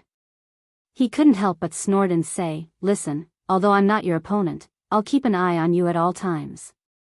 Don't think you can play any tricks." The young man beside him was stunned. He obviously didn't expect his companion to say such words. He couldn't help but turn around and open his mouth, but he didn't say anything in the end. "Oh? You're called Rady?" Brendel scolded him in his mind, then raised his head and asked. "None of your business." The white-haired young man snorted. "Are all nobles so uneducated?" Brando asked. "You." The white-haired young man gritted his teeth and wanted to draw his sword, but when he thought of the difference in strength, he couldn't help but back down. "I heard Eek escaped." "How did you know, you?" Rady frowned and was about to question when he saw Brando's smile. He immediately realized his slip of the tongue and couldn't help but snort heavily. "You care too much. I'll tell the leader about this." Brando thought to himself. "Do you think everyone is an idiot like you?" But on the surface, he still smiled and said, "I'm just asking. You know that I met Mr. Eek 2 days ago." "Who knows?" Rady thought. But even though he gritted his teeth in anger, he still deliberately maintained a cold expression. "I heard you and the silver sword St. Gory Keys came from the same place." Brando changed the topic. "And you?" The white-haired young man suddenly remembered Brando's previous ridicule and forcefully swallowed the words back into his stomach. In the end, it turned into a cold snort. But he also realized that he couldn't get any advantage over Brando verbally, so he simply dragged his colleague away and left Brando alone. He thought to himself that it wasn't like this guy couldn't find his way, and it was better if he couldn't find his way. Brando couldn't help but laugh in his heart. That guy Gory Keys actually had admirers. Back then, he learned the sword art called Heaven's Limit from Gory Keys. It was a pity that Gory Keys had 3 intermediate sword arts, Heaven's Sword, Thunder's Sword, and his self-created Heaven's Limit sword. But Brando himself didn't even get a single advanced sword art mission. Instead, he was choked by that old guy's temper. This guy definitely didn't know that Gory Keys loved gambling, and his gambling character was extremely bad. Not only would he lose every bet, but he would also often not admit to it. But the sword art, Heaven's Limit. Thinking until here, he couldn't help but smile. With the previous experience, this time would be easy. It was a pity that Gory Keys should still be traveling around Cruz, or else he would be able to find him right now. Byuga and Makarov looked at each other in dismay. But in the end, it was the mercenary leader called Maned Wolf who couldn't help but ask, "Mr. Brando, these people are?" He pointed at the 12 mercenaries beside Brando. With Martha as the leader, the entire Chablis Lantern Grass Inn was under their strict surveillance. From the reports from the various hidden sentries, there were only ordinary guests staying in the inn since 3 days ago. However, these guys who were carrying a bunch of flying axes, javelins, large round shields, horned helmets, and sharp blades didn't look like ordinary guests at all, did they? Where did they come from? Brando obviously didn't understand Makarov's confusion. He shrugged and smiled. "They are my men. I remember I told you before that they are mercenaries that I hired." They came from a place far away. As a merchant, I have to travel from place to place. These mercenaries came from a minority in the east of the kingdom, so please don't mind their attire," he said with a smile as if it was true.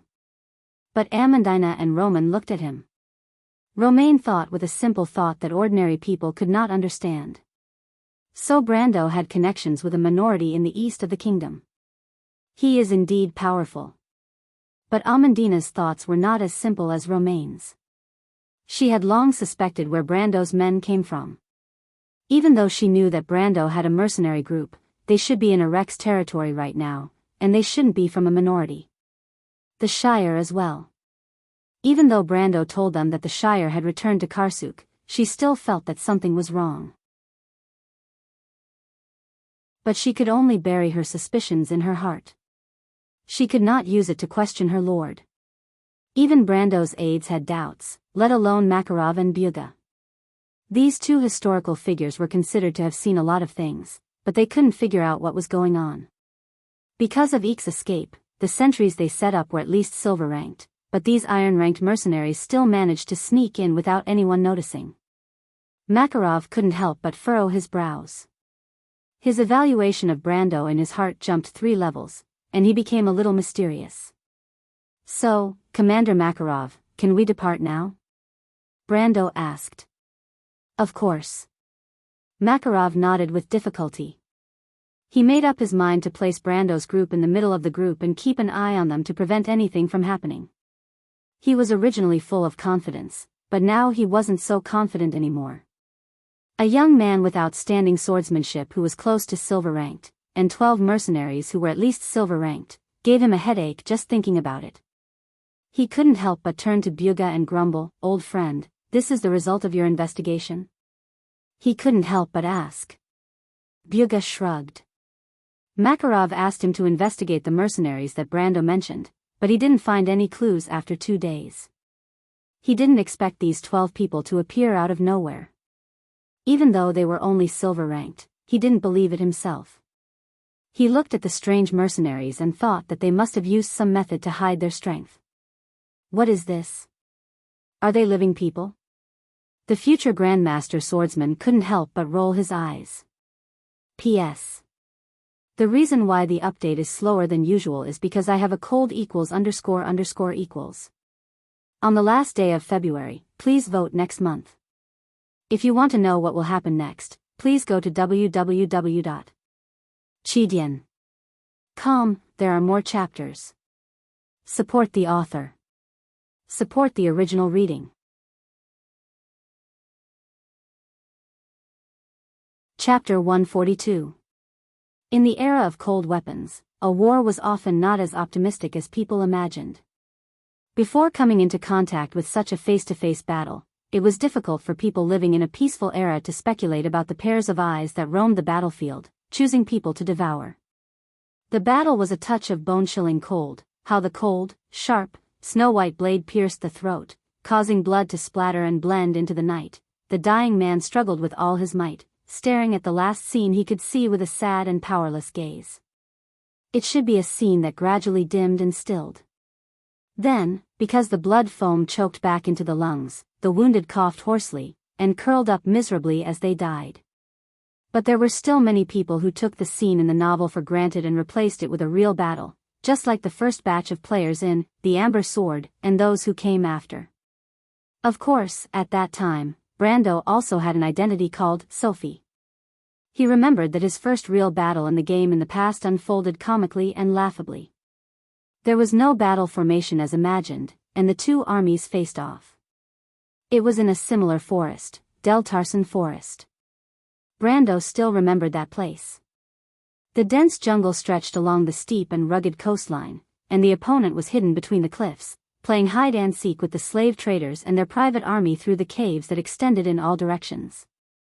Because the real confrontation actually took place between the elite scouts, the large army of players drew a beautiful scattered line in the jungle in an orderly manner, and their number was about 3 times that of the slave private army, or even a little more.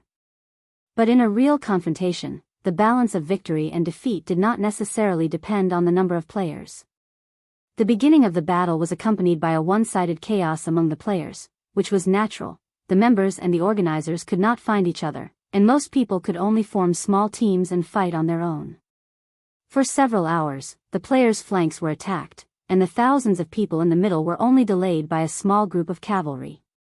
Yes, most people understood that the flanks were under attack. But the problem was, where were the scouts? Where were the flanks? When you put yourself in the shoes of a huge battlefield with a width of several kilometers, you would find that being able to overlook the entire battlefield from a 45-degree angle was not only a happy thing, but also an extravagant wish that you could only wish for but not ask for. Brando clearly remembered that he was in a forest surrounded by his own people. There were flags of the Union, the Personal, the Knight, the Squire, the Swallowtail flag, the Square flag, but no one knew what they meant. Most people, including him, could only follow the crowd and move forward blindly for a few hours. Occasionally, they would encounter a small group of private slave soldiers. Everyone would swarm them like a hot knife through butter. At first, the players were in high spirits, thinking that victory was in sight. But in the end, if one were to look down at the battlefield, they would find that this huge army had already been torn apart. 2 to 3 teams of professional mercenaries were in the middle of this fragmented cake, gnawing away at its insides like maggots. By the time the sky darkened, the enemy's banners could be seen everywhere. Recalling that war, it was later nicknamed the Massacre of Dirtle. In fact, this name vividly described the situation of more than 1,700 players from the 3 guilds who had gathered together. There was no doubt that these players were brave warriors. Even in the end, they formed their own small teams and fought to the death.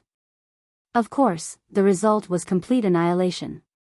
In fact, the real irony was that in the entire morning and afternoon, the damage done by the players was not as great as the damage done by the slave traders in the night. Brando thought back to that battle. Not only did he feel awkward, but he also felt cold sweat on his forehead. After that, until the Bucci War, during the Second War of the Black Rose, the players gradually learned how to set up the battlefield and what flags they needed. How to distinguish which knight's army belonged to which flag from the strange emblems. The players also learned to set up the battlefield on a flat slope under a high ground, so that their commanders could see the entire battlefield in a 10-kilometer radius. Just like the unnamed Wolf Makarov was doing now. Of course, the battle between mercenaries and bandits was far from a war. But the battle in the forest was similar. Brando tightened the reins to prevent the thick bushes from prickling the horses. He looked back and saw a few figures wearing green cloaks and holding a pomelo lacquer longbow. If it was a normal person, they would not have noticed them. Of course, they were not lizard men. Brando thought that the lizard men in the Balagon forest should be a branch of the jungle lizard men. Although their skin was covered in fine scales and was dark green, these short creatures were not as tall and burly as the Highlanders. There was no doubt that they were the best hunters among the Highlanders, the forest archers. This was the name given to them by the Cruz people when they invaded the forest. 200 years ago, this name was like a ghost in the forest to the Empire's soldiers, but to the Highlanders, it was a title of honor. It meant that they were the swiftest hunters, the most accurate archers, and the best rangers. I wonder where Makarov found these rangers. Brendel's fingers tapped on the metal ornaments on the reins as he thought to himself. He had heard of these, best rangers of mankind, before. In fact, in the past, or perhaps in the future, he had fought side by side with these rangers for a period of time. Perhaps it was not a long time, but it was enough to leave a deep impression on him. Could it be that they have been roaming around this area for a long time? With an excellent ranger, the work of the mercenary group would be much easier. It was obvious that the remained wolf Makarov had a way of dealing with his opponents. In fact, Brando knew that in times of chaos, the mercenaries were more familiar with their opponents than the latter were with them. The members of the Grey Wolves mercenary group were like that. It was not their first or second time doing this kind of work. Hiring mercenaries to fight against bandits in the wilderness was a common thing, and the more famous a mercenary was, the more experience he had. And the remained wolf Makarov was definitely not a nobody. In Brando's opinion, if a player wanted to deal with a bandit group, the best way to deal with them was to uproot their nest once and for all. He looked at Makarov's arrangement and understood that his plan was not far from his own. However, they had another advantage. They had already confirmed the location of the Lizardmen tribe. It would take a lot of effort for outsiders to find the ruins of the Balagon Silver Elves, but it was a piece of cake for the Highlanders and the Highlanders. Brando was a little hesitant at first. He wasn't sure if he had to join them in this adventure. After all, he could hire someone to follow them and wait for them. But that was a little risky. Following behind a mercenary group could be seen as a serious provocation, and it might cause unnecessary misunderstandings. The young man didn't want to create unnecessary trouble, so he thought of using the mercenary contract. But now, it seemed like he didn't expect Makarov to have so many forest rangers. It was a pleasant surprise. Of course, it also reminded him that he didn't follow plan A, or a normal guide wouldn't have been discovered by the forest rangers. He couldn't help but look at Makarov and Byuga. The maned wolf Makarov and Byuga's faces were tense.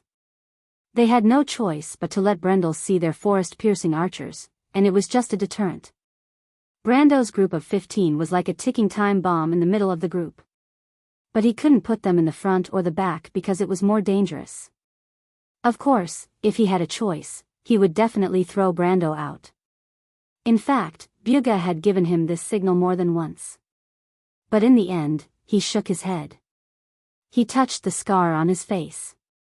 The Grey Wolves mercenary group could not do anything that would betray the group's honor. Although many mercenary groups did this, including some famous large mercenary groups, their past was not that glorious. But he and Byuga knew that their group was the same. The two men looked at each other and thought of Eek at the same time. Eek is still in town? Makarov asked. Byuga nodded. Forget it, let him be. It's not his fault. The red-haired man shook his head and smiled bitterly. It's a pity that we can't tell him too much. He's doing it for your own good. He saw through paper cards, but he didn't know that we already knew. Drake was scheming against us, but that idiot didn't know that we were scheming against him. Makarov tilted his head in disdain, but the real problem isn't him, but the young man in the group. I'm sure he's not with paper cards, but that doesn't make me less worried. That's ironic, don't you understand? The maned wolf mocked himself. Byuga felt the same way. But Brando didn't understand how much trouble his arrival had caused for these two future leaders. There were about 70 of them heading straight for the ruins of the Silver Elves. It would be best if they could ambush them, but if they couldn't, they would have to work for a few days. Eliminating bandits in the forest wasn't something that could be done in one go. However, as he rode on the horse, he was thinking about another matter. He thought about the strategy post on the forum, but he couldn't figure out when Makarov the maned wolf got involved with a mercenary group called Grey Wolves. Shouldn't it be Blue Mountain? It was a light purple flower that bloomed in the mountains of the south. What was the purpose of using that flower as the emblem of the mercenary group? He suddenly shook his head to get rid of this irrelevant thought, and a flash of light cut through the dark sky and sea. It was as if a bucket of cold water had been poured over him, and he suddenly remembered the connection between the name and the phrase. The Grey Wolves mercenaries. Right, the Grey Wolves mercenaries. Brando raised his head and felt that the forest around him was dyed with a strange color. It was just a simple bandit clearing mission, but now it seemed that something was wrong. Logically speaking, the Grey Wolves mercenaries had about 70 members. More than half of them were iron ranked, and a fifth of them were silver ranked. There was also the forest snipers. Why would a group like that need a strategy to clear out 100 level 20 lizardmen bandits? But there must be something wrong with it. Brando had just taken a deep breath when he heard Amandina's question from behind. Why did you arrange for them to be there? This isn't normal. He didn't need to turn around to imagine Amandina's frown. What do you know, little girl? It was Rady's voice. Brendel's face immediately contorted into a scowl. P.S. If everyone is used to last month's stable update, I will be giving everyone a surprise this month. If you want to know what will happen next, please go to www.chidian.com. There are more chapters. Support the author. Support the original reading.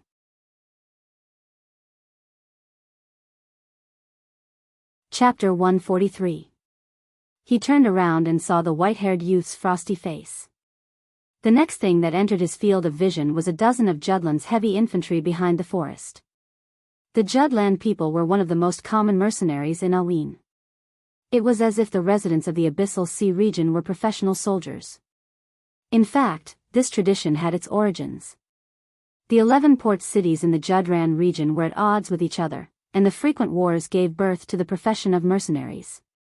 A typical Judran mercenary would at least wear a fine and heavy scale armor, carry a flaming steel spear on their back, and a shield half the height of a person on top of the spear. A long sword and an axe hung at their waist. Those were the tools they used to make a living, and every Judran person inherited that wealth from their parents. Brando did not even need to remember the background of the game as he was already familiar with it. What's going on? He pulled on the reins to slow down his horse as he asked.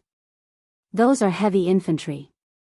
Sir, Amandina's beautiful black gem-like eyes hid a trace of vigilance.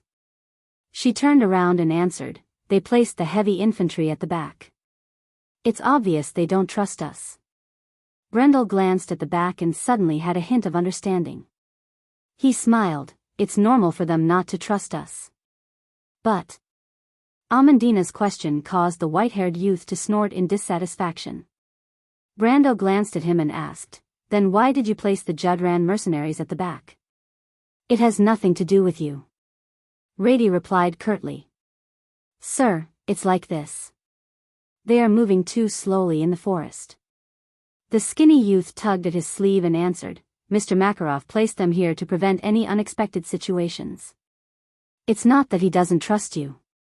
I see. Two birds with one stone. Compared to you, your companions aren't very good with words.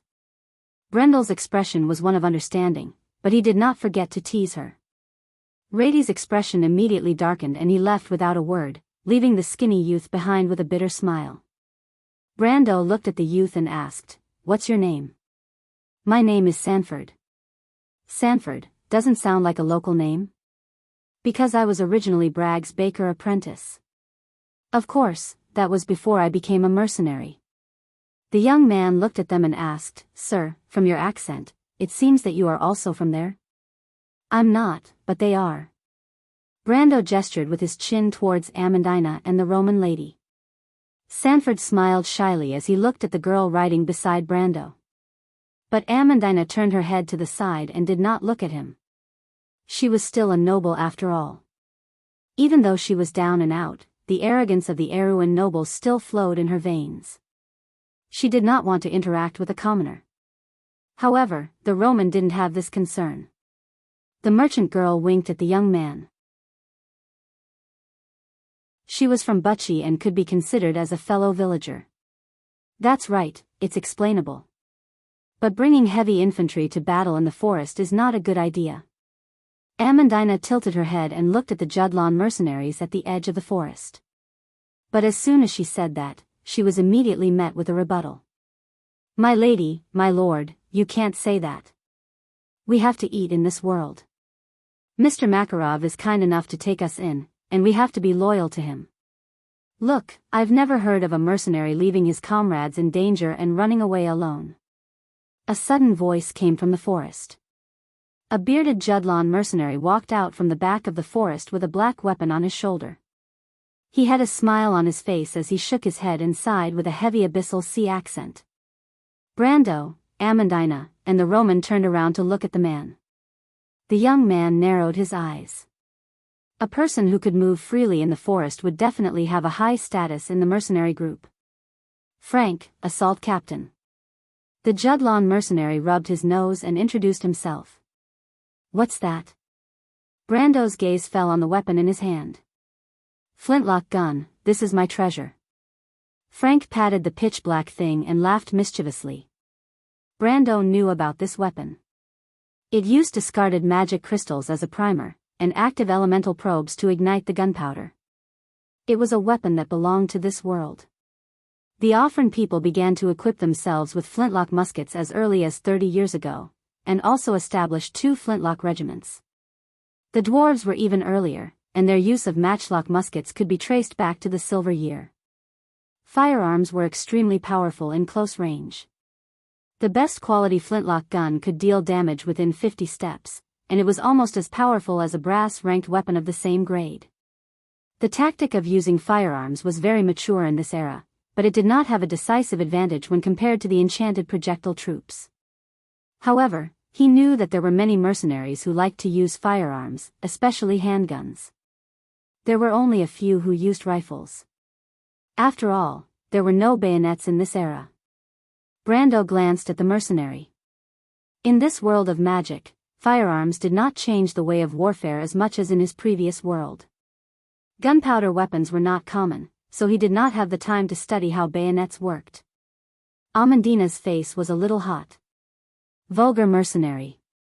She thought, but her face was still vigilant. What did you mean by that? What I meant was that the fighting style you mentioned is a concern that only a regular army would have. We are mercenaries who are struggling, so we naturally have our own way of doing things. No matter if we are heavy infantry or light swordsmen, no matter what the situation is, everyone has to fight side by side.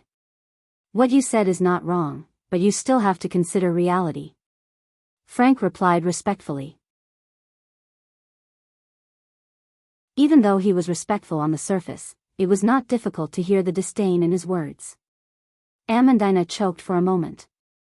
She knew that her knowledge was shallow because it was obtained from books, but she was still a little angry that her knowledge was taken for granted. She looked at Brando for a moment, then turned back. Her bright eyes were still vigilant, but she changed her tone and asked softly, "Do you believe what they said, Mr. Brando?" Brando looked at Frank and nodded. But what?" he asked back. "Do you really believe?" Amandina looked at him and asked with her eyes. Brando smiled and greeted Frank and Sanford, then urged his horse to speed up. He did not answer and only left the back view of the noble's daughter. But Amandina was a person who did not want to admit defeat. She also urged her horse to chase after him. She coughed and asked, "My lord, I feel that they are not normal." "Why?" "Intuition." "Little Roman, what do you think?" Brando asked without turning his head. "I don't know," Roman shook his head, "but my aunt said that if the explanation is too general or too detailed, it is a sign of guilt." Brando smiled and turned back to scratch her nose. "You know, but you still want to beat around the bush. What a sly little fox." I really don't know." Roman raised his eyebrows and hurriedly explained. Amandina didn't know what to do next to the flirting couple, but she finally understood what was going on. It was not that Brando did not know, but that he knew too well. It seemed that he had long suspected their motives. Saying that the heavy infantrymen were slow, so they were placed at the back of the line sounded like an excuse. She sighed in relief when she thought of this.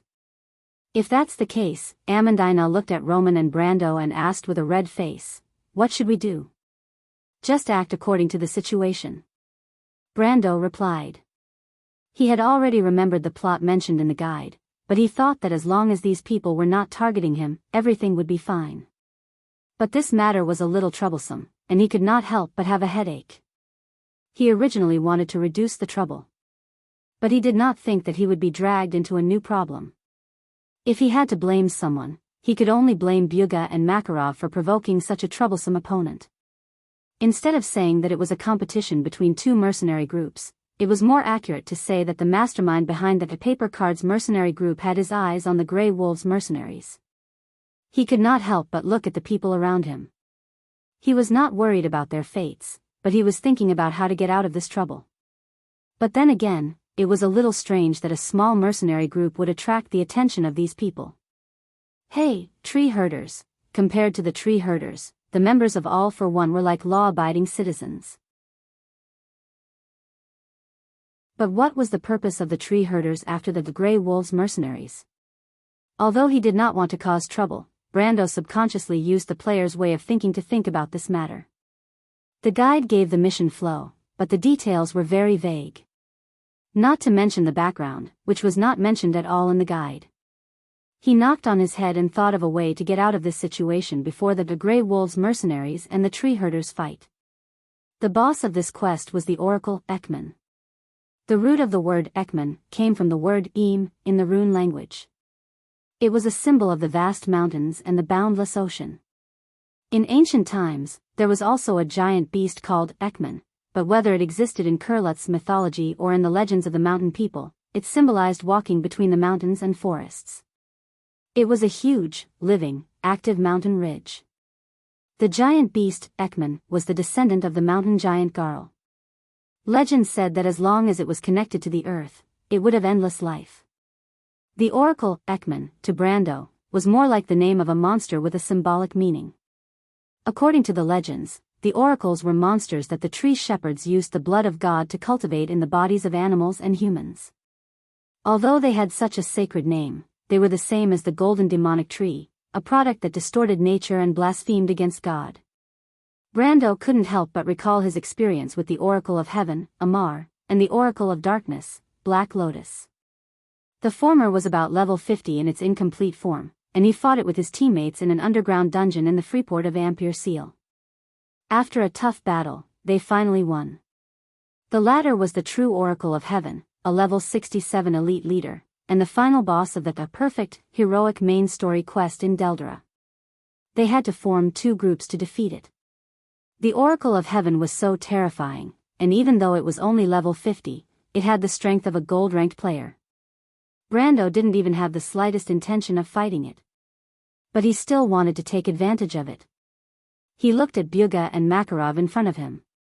In history, the Grey Wolves mercenaries should have been annihilated in this battle, but Makarov and Byuga didn't die, which meant that there was a problem. As for what the problem was, it was up to him to decide. In any case, Brando's mind started to work. One must know that the Oracle of Heaven's loot list had the Heaven Spear, Fana. It was one of the highest level fantasy weapons around level 50, and it was famous for its ability to ignore all physical defense. In the Dark Oracle's drop list, there was also the Dark Side of the Moon, that countless Nephilic Judge players went crazy over. The Dark Side of the Moon was a mythical weapon. Legend had it that this scythe was once used by the god of death, Descartes. Decapitation, 1% chance of ignoring all defense and dealing 50% of the current HP of non-boss units.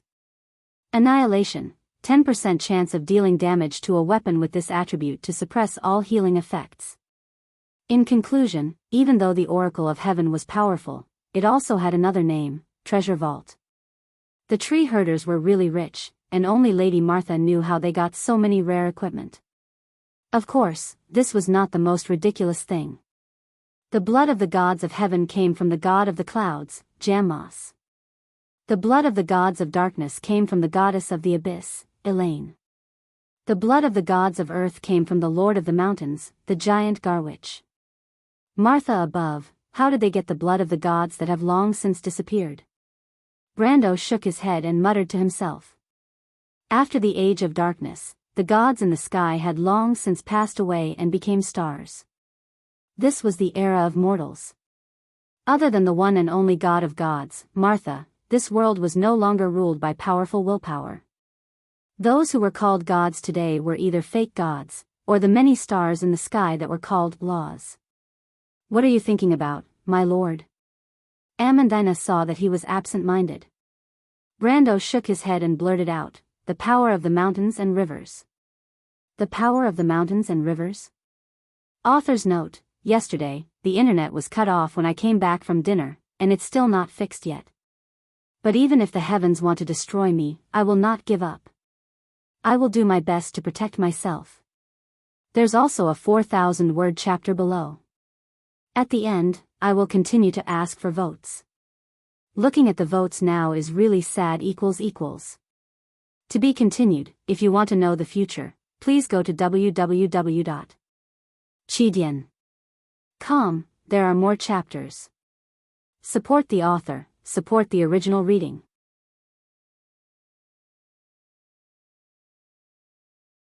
Chapter 144. The power of the mountains was a pair of gauntlets. In fact, the gauntlet was a special weapon in the amber sword. Although it was used by warriors, mercenaries, monks, and monk soldiers, compared to the latter two, it was less common among warriors and mercenaries.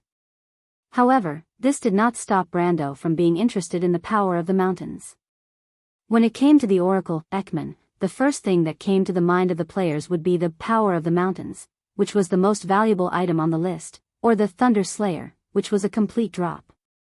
Of course, Brando would not dream about the Thunder Slayer. As a level 67 oracle, it should have the corresponding elemental power. Destroying a group of people like them would only be a matter of moving its fingers. Although the future Grand Sword hero Buga had also activated his elemental power, there was a natural difference between humans and sacred blood creatures.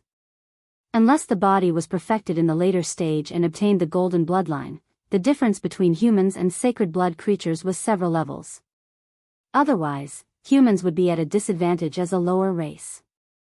However, not to mention the level 62 Thunder Slayer, even the power of the mountains was enough to tempt people. As a level 45 fantasy weapon, Brando did not know how powerful the gauntlets were. In fact, he had only seen it once in a video. However, he knew one thing for sure. In terms of damage amplification, a level 45 fantasy weapon was 17 to 18 times more powerful than the Thorn of Light, or even more. Just this point alone was enough to make any player go crazy. In the past, Brendel had seen players who got mythical or fantasy weapons that were not suitable for their class and had to retrain their accounts. After all, players could choose their own class, but not everyone could get their hands on a weapon that was fantasy grade or above. This was a matter of luck. Of course, he could not do that now, but he was more than willing to redesign his leveling plan for a god weapon. After all, it was something that would bring him huge profits. Take the Lionheart sword for example. The kings of Awin had been searching for it for almost 7 centuries, but there was still no news of it. The Lionheart sword was merely a fantasy weapon, a level 70 fantasy longsword. Even though he had a clue about the Lionheart's whereabouts, Brendel knew that having a clue and completing a quest were two completely different things. It was too vague and unrealistic. If he could get the power of the mountains first, then his class design would definitely be based on the first fantasy weapon. He then patted his head to remind himself that both the Lionheart sword and the power of the mountains were just a fantasy. The Grey Wolves mercenary group had not encountered the tree herders yet, and their representative, the Paper Cards mercenary group, were nowhere to be seen. In fact, it was just his wishful thinking that Buga and Makarov could kill the Oracle. All in all, safety was the first priority. Then, he would see if he could find an opportunity to make some money. That was the safest way. Once Brando entered the zone, he would naturally follow the rules of the game. At this moment, Madara, the lizard men, the Oracle, and the tree herders were not even worth mentioning. The Oracle was a terrifying opponent, but that was all there was to it. Brando himself had faced 3 out of the 12 tree herders and defeated 2 of them. Even though he was no longer level 130, his experience and knowledge were still at that height. The Oracle was not without flaws. The power of the mountains? Amandina's black gem-like eyes flashed with a trace of doubt. She asked in confusion, "What is the power of the mountains?" I just thought of a famous treasure in this area. Legend has it that it is in the ruins of the Silver Elves, but no one has ever seen it. Brando had to find a suitable excuse for his slip of the tongue. He could not say that the power of the mountains was actually a fantasy weapon with a golden label, and that there would be an oracle called Ekman, who would bring it over. He did not want to leave an impression that he was mentally unstable in Amandina's mind. But even so, his words still aroused the dissatisfaction of this noble lady. Amandina looked at him with a hint of resentment and sighed. "My lord, now is not the time to think about this, right?" "Of course." Brando could only nod with a bitter smile. "I was just distracted for a moment." But he could only fool himself. Amandina was smart and sharp, and she looked at him suspiciously. In her impression, the young knight was a shrewd and cautious young knight who would not be distracted by unimportant matters. It was as though he was constantly plotting something. Even though everything he did seemed to be unrelated on the surface, but in the end, it was proven that everything was arranged in advance. Amandina was doubtful of how a person could achieve such a feat. The plan was still a plan, but Brendel seemed to know that some things would eventually happen, and he waited calmly for the right moment to happen. This kind of person was either extremely confident or had foresight. He was able to see the future, and could see the direction of the development of a matter. Of course, she did not even think that a person could predict the future.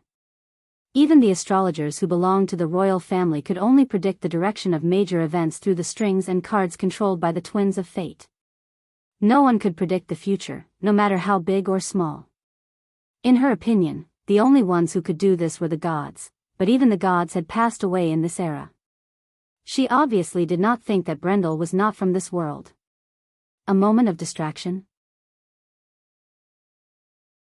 Amandina frowned slightly, and she showed a slight dissatisfaction. "My lord, if there are some things that you are not willing to tell me, I will not ask." Brando felt that he was more wrong than Daoist. Even though he had some secrets that he could not tell outsiders, he had no choice. Martha above, how could he tell outsiders these things? Even if he did, no one would believe him, and he would only leave behind the name of a lunatic. He wasn't going to do such a bad deal. He could only patiently explain, "It's not like that, Miss Amandina," but before he could finish, the Roman lady came back from who knows where and promised him with an excited expression, "If it's Brando's secret, I won't ask." The Roman promises. Brando glared at her fiercely. If there was a person in this world who was the best at showing off a desire to see the world in chaos, it would be this merchant lady. But in the end, he sighed and waved his hand. "Forget it, let's talk about business. Set up your tents a little closer to me at night. Don't take off your outer leather armor, and don't sleep too deeply, understand?" Amandina immediately looked around cautiously. "What's wrong?" "We'll talk about it when the time comes." He turned his head and saw the merchant lady nodding her head, but her expression clearly said, "I don't care at all." Brendel's eyes immediately narrowed. He knew her temperament very well, "Especially you, my dear Miss Romaine. You better stay awake. Don't think I don't know that you're like a little pig when you're asleep. If Mother Marcia doesn't come personally, no one would be able to wake you up. But my aunt said that women will age quickly if they don't sleep early. You didn't even die when you didn't sleep for a few days in Bucci. But if I slept at that time, Madara would catch up to me. It's the same now." Brando replied in an annoyed tone. His hands were stained with the smell of spices. From the pungent aroma, Iko could distinguish the large and small fennel from the silver sand coast and the cinnamon from Grenoires. He had practiced his sense of smell in the toxicology class, and distinguishing spices was just one of the skills he had learned. But the rich fragrance in the air still stimulated his nostrils and made him want to sneeze. Ike wished that his heart had stopped beating, but it did not go as he wished. His heart was still thumping in his chest. He shut his mouth tightly, trying not to make a sound. Even if he desperately wanted to gasp for breath, his chest hurt, and his head was attacked by waves of dizziness. He could only endure and let the sweat on his forehead drip down. He looked down and saw the sweat dripping down and forming a dark spot on the white sack. "Who are you people? What are you doing here?" Ike could not see the person who spoke, but he could tell who it was from the familiar voice. It was the leader of the second squadron, Capo, and his comrades. "Don't come over," he thought, "don't speak. Everyone, turn around and leave. Those bastards, don't let them get suspicious." He stared at the shadows on the opposite wall, afraid that he would miss the slightest detail. Occasionally, he would close his eyes and pray to Mother Marcia, praying that Capo and the others would leave immediately.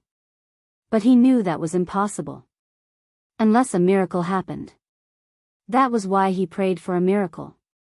He always knew that his adoptive father, Makarov, left some men in town to keep an eye on him. Rather than keeping an eye on him, it was more like taking care of him. Apart from Byuga and his adoptive father, Capo was the one who took care of him the most in the mercenary group. He was also his first swordsmanship teacher. He also knew that the man known as Maned Wolf Makarov knew that he was hiding in town all this time. Even when he sneaked back to the inn, they should know about it as well.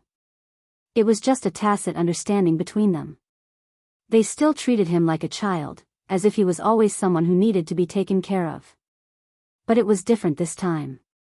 Those guys are definitely not from the Paper Cards mercenary group. What's the big deal about the Paper Cards mercenary group? Do you think I, Yak, will be afraid of an old rival who has been opposing me all year round? Why didn't his adoptive father think of this? He couldn't help but rub his forehead, but halfway through, he put down his hand. We can't let those bastards find out. But Capo and his men are still outside. They are not their match. Those bastards are demons who kill without batting an eyelid. Eek struggled. There were a few times when he wanted to jump out to warn Capo and shout for them to leave. Even though he knew that his actions would be of no use, the young man's feelings for Capo as both a teacher and a friend urged him to fulfill his duty. It was his duty, but he knew that he had a more important responsibility. He could not let those bastards succeed. Where is the young man you were chasing? Capo spoke again. Eek's heart skipped a beat. Hurry up and hand Eek over, we all saw it. This was another younger voice, sounding even more impatient. Chris, you impulsive bastard. Eek cursed in his heart. He couldn't help but tighten his grip on his sword. His whole body couldn't help but tremble. Then he heard that familiar laughter.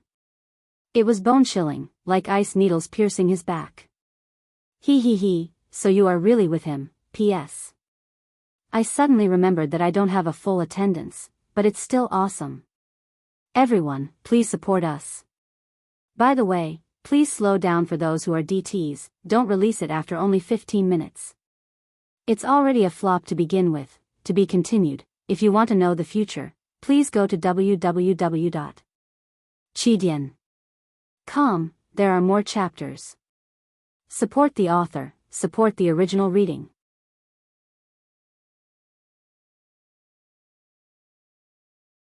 Chapter 145. There's an acquaintance here, Carl. A man in a black knight's training uniform looked at the bonfire in the dark forest under the undulating mountain range from afar. The Grey Wolves mercenaries seemed to be sleeping in a large cradle. It was quiet in the direction of the camp. Only the wind from the sea from the west infiltrated the night, causing the forest to respond with rustling sounds. It sounded like the waves. It also sounded like some kind of monster was screaming in the forest far away. A tall monster was dragging the bloody corpse of a female sentinel out of the forest with its huge bony claws. If Brando was here, he would definitely recognize it. He had seen this huntress in the afternoon. However, she was now a lifeless corpse. The monster's empty chest made cracking sounds, and the orange flames in its eyes flickered. It was dissatisfied with the Black Knight's casual attitude. It's not your turn to teach me a lesson, little guy. The monster's voice was dry and squeaky. It reminded people of clockwork that had not been maintained for a long time. It straightened its body and threw the corpse down. The dead mercenary fell into a bush like a ragdoll, and the crackling sound of twigs snapping could be heard 34 feet away. However, this place was too far away from the Grey Wolves mercenaries' camp. It was difficult for such a small sound to travel that far, especially in the windy night. The knight in black frowned as he glanced at his companion. He saw a group of ghost-like translucent spiders that were green in color and emitted a faint glow. They screeched as they jumped down from the treetops. Thud. A soft sound was heard. Brando was startled. He looked at the card that had fallen out of his pocket and was lying flat on the ground. The card had turned gray. It was a wind spirit spider. It had already entered the graveyard. However, the first thing he felt was not heartache. Instead, he picked up the card and was stunned. He immediately raised his head and extinguished the oil lamp. The surroundings became dark. The farthest light outside the tent was 100 feet away. So fast. He was caught off guard. In the evening, the Grey Wolves mercenaries chose to set up camp in the windy valley. Brando suggested to Makarov the maned wolf that the two sides should keep a distance from each other to avoid suspicion. Although Byuga and Makarov were a little surprised, they still agreed. Brando didn't trust them, and they didn't trust the young man's subordinates either. Thus, the two sides, each with their own ulterior motives, reached a consensus. However, Makarov didn't expect that Brando would use this as an excuse to escape. The young man crawled out of the tent, and his skin shivered a little from the cold air. Even though Chablis mountain area was extremely hot during the day, the temperature in the valley dropped drastically at night. If a traveler didn't prepare a tent or a sleeping bag, he would still be cold.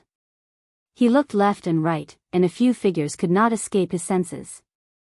Even though Brando did not go through professional training, his 3.7-ounce perception was equivalent to a person with a natural gift. He could hear the sound of a needle falling to the ground 100 meters away in the silent night. It seems like Makarov only suspects us and doesn't have any ill intentions towards us. After confirming that there was no one nearby, he carefully crawled out of the tent. At this moment, the young man was fully armed. He wore nail armor and carried all the necessary weapons and tools. He dragged a backpack with one hand, which contained the necessary water and food. He then approached a tent not far away and patted the cloth. After a few seconds, a curious voice came from within. "Brando? Roman, why are you here?" Brando was speechless. He confirmed that it was indeed Amandina's tent. "It's a surprise." Amandina laughed softly in the tent. She was a little pleased with herself. "Surprise my ass." Brando turned around in annoyance. He saw Amandina coming out of the Roman's tent with her hair tied up. She had an apologetic look on her face, but Brando knew that if the Roman had any ideas, she would not care about what others thought. He sighed and apologized to the noble lady. "I'll have to trouble you." Amandina was surprised. A faint smile appeared on her face. She looked at the tent behind Brando and said, "I can see that my lord really likes the Roman lady." She mouthed the words. Brando nodded. He allowed Amandina to do as she pleased. It was not only because he felt a sense of familiarity towards such a carefree girl, but it was also because of Brando's soul. On the other hand, the Roman lady was the first person he met in this world. He had a special feeling towards her. Moreover, this merchant lady was smart and carefree. Very few people would dislike her. Even though Brendel was only 19 years old in this life, the two souls in his body determined that he was no longer the shy youth he once was. He understood what he should pursue and what kind of responsibilities he had to bear. He opened a corner of the tent and saw Amandina looking at him with a charming smile. "Are you ready?" he asked. Both Roman and Amandina nodded in agreement. Brando raised his head. As if in response to his movement, more than 10 figures came out of the surrounding tents. They didn't need to talk to each other as they began to quietly put away their tents. Although these mercenaries were fully armed, with all kinds of metal weapons hanging from their belts, they didn't make a single sound when they moved. It was Amandina's first time seeing Brando's summon from the cards, but her bright eyes quickly flashed with a trace of surprise. What a group of well-trained mercenaries. Where did he find these people? The mercenaries of Lopez were able to leave their illustrious name in the long river of history. Naturally, they were not just for show. The creatures summoned by the card of fate represented a collective concept. In other words, the 12 mercenaries were a group of heroic spirits that best reflected the strengths of the mercenaries of Lopez. Loyalty, honor, high morale, strict discipline, and they did not fear death and pain like real creatures. They were probably the best soldiers that had ever appeared in this world. Unfortunately, Brando felt that the number was still too little. Even so, it was enough to make Amandina speechless. She quickly touched her cheeks and looked at Brando.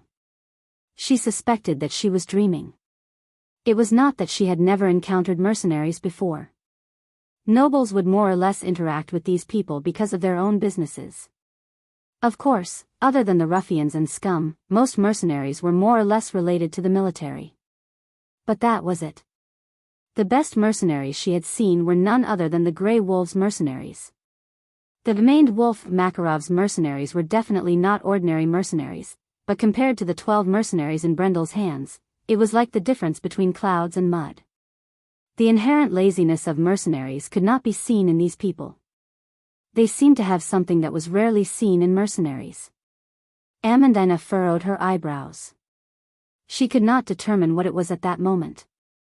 But after a flash of inspiration, she remembered the difference. It was pride and honor. She took a deep breath. Very few mercenaries who relied on fighting for a living would maintain a sacred sense of honor for their profession. It was more similar to a knight's sense of honor. She could not help but look at Brando again. In her heart, she was certain that these people were not mercenaries, but retainers that this young man brought out from his family.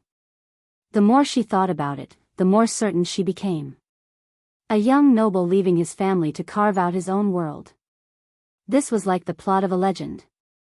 When she first heard Brando say this, she felt a little yearning. After all, everyone had the spirit of romance and adventure in their hearts. Even Amandina, who had received the most orthodox education since she was a child, was no exception. Assisting a young knight who started from scratch to conquer the world was an irresistible temptation for a girl of her age who had received such a degree of education. But from the looks of it, this lord did not start from scratch. Amandina was pleasantly surprised, as if she had discovered a small secret. Of course, she did not feel depressed because of this. On the contrary, she felt relieved. She convinced herself that at least this meant that Brando was prepared. He was not a hot-blooded young knight who acted blindly and only wanted to imitate the ancients. However, Brando did not expect that his subordinate would have so many thoughts after seeing his card soldiers. Of course, if he knew what Amandina was thinking, he would definitely think of a way to do it a few more times. This way, he would be able to easily gather a large number of loyal retainers. But he did not have the mood to care about these things. He quickly realized that he had encountered a small problem. The 12 mercenaries of Lopez quickly tidied up the camp. But when they gathered together and prepared to wait for the next order, Brando suddenly noticed 2 figures walking over from the Grey Wolves mercenaries' camp. He immediately frowned. He had clearly seen one of the 2 figures walking over. It was a white-haired youth called Rady. Brando immediately thought that the other party might have noticed the commotion here, but he quickly suppressed this suspicion because the 2 people were clearly not walking towards them. He calculated the path that the other party would take. It should be between their camp and the Grey Wolves mercenaries' camp. He was slightly startled. These 2 fellows wanted to go outside the camp? Traitor? Brando immediately thought of a possibility. If you want to know what will happen next, please go to www.chidian.com. There are more chapters. Support the author and support the original reading. Translator, Endless Fantasy Translation Editor, Endless Fantasy Translation.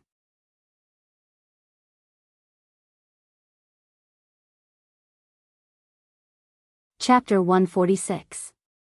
Rady and the person beside him were getting closer and closer, and the 2 slender figures were like ghosts in the forest. Everyone stopped and looked in that direction at the same time. Amandina lowered her head to estimate, and her expression changed. She immediately looked at Brando, her black gem-like eyes filled with anxiety. Their camp was in the middle of the forest, and the mercenaries of Lopez had already put away their tents. Even if the other party was just passing by, they would definitely notice something was amiss. Don't be impatient. Brendel stared in that direction and replied. Even though most of the people present did not understand what he meant by, "don't be impatient," they subconsciously quietened down.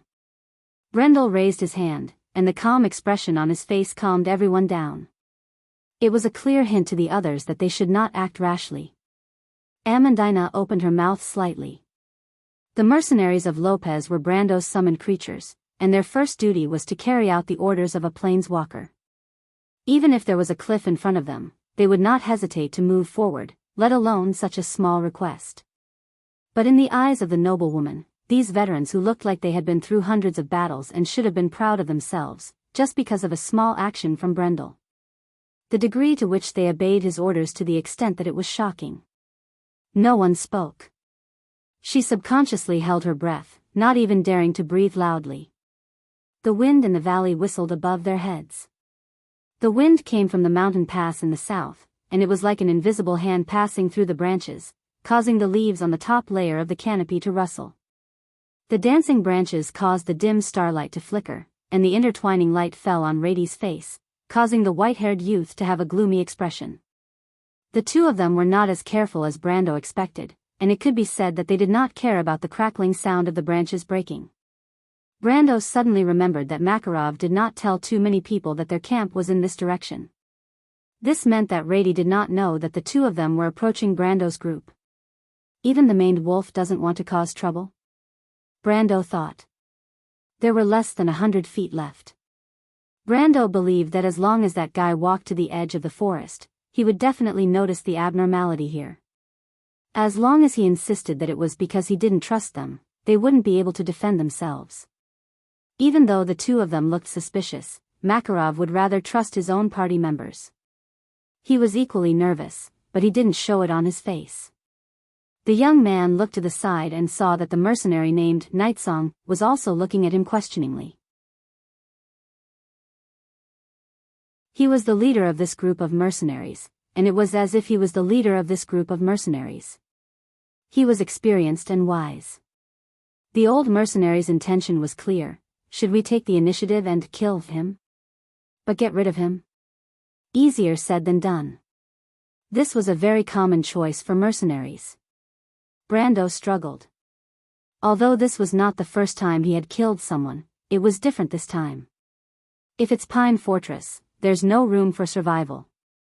I'm not so pedantic that I can ignore the threat to my life. But in the end, he still had a soul that came from a civilized society, and to kill without hesitation just because of a suspicion was instinctive.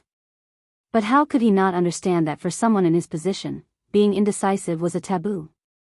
He closed his eyes and took a deep breath. Should he follow the will of this world and completely cut off his ties with the past? Or should he stick to his bottom line? He was Brando, but he also had Sophie's mark in his soul. If he denied this point, it would be the same as denying everything in the past. Perhaps that reality was nothing more than an illusion. Otherwise, why would he be in this world right now? Or was it a butterfly dreaming of Jianghu? Who could say for sure? However, the memories that belonged to that world were so deep. The joys and sorrows of the past at a certain point in time seemed to be engraved in the memories of yesterday. How could he deny it? If he cut off the memories of the past, then what was the point of all his hard work? If he lost his soul, would he still be called a person? Even if he was afraid that he would not be the same person. For a moment, a mess of thoughts filled his mind, but it was also like a sharp sword that cut through all the knots in an instant.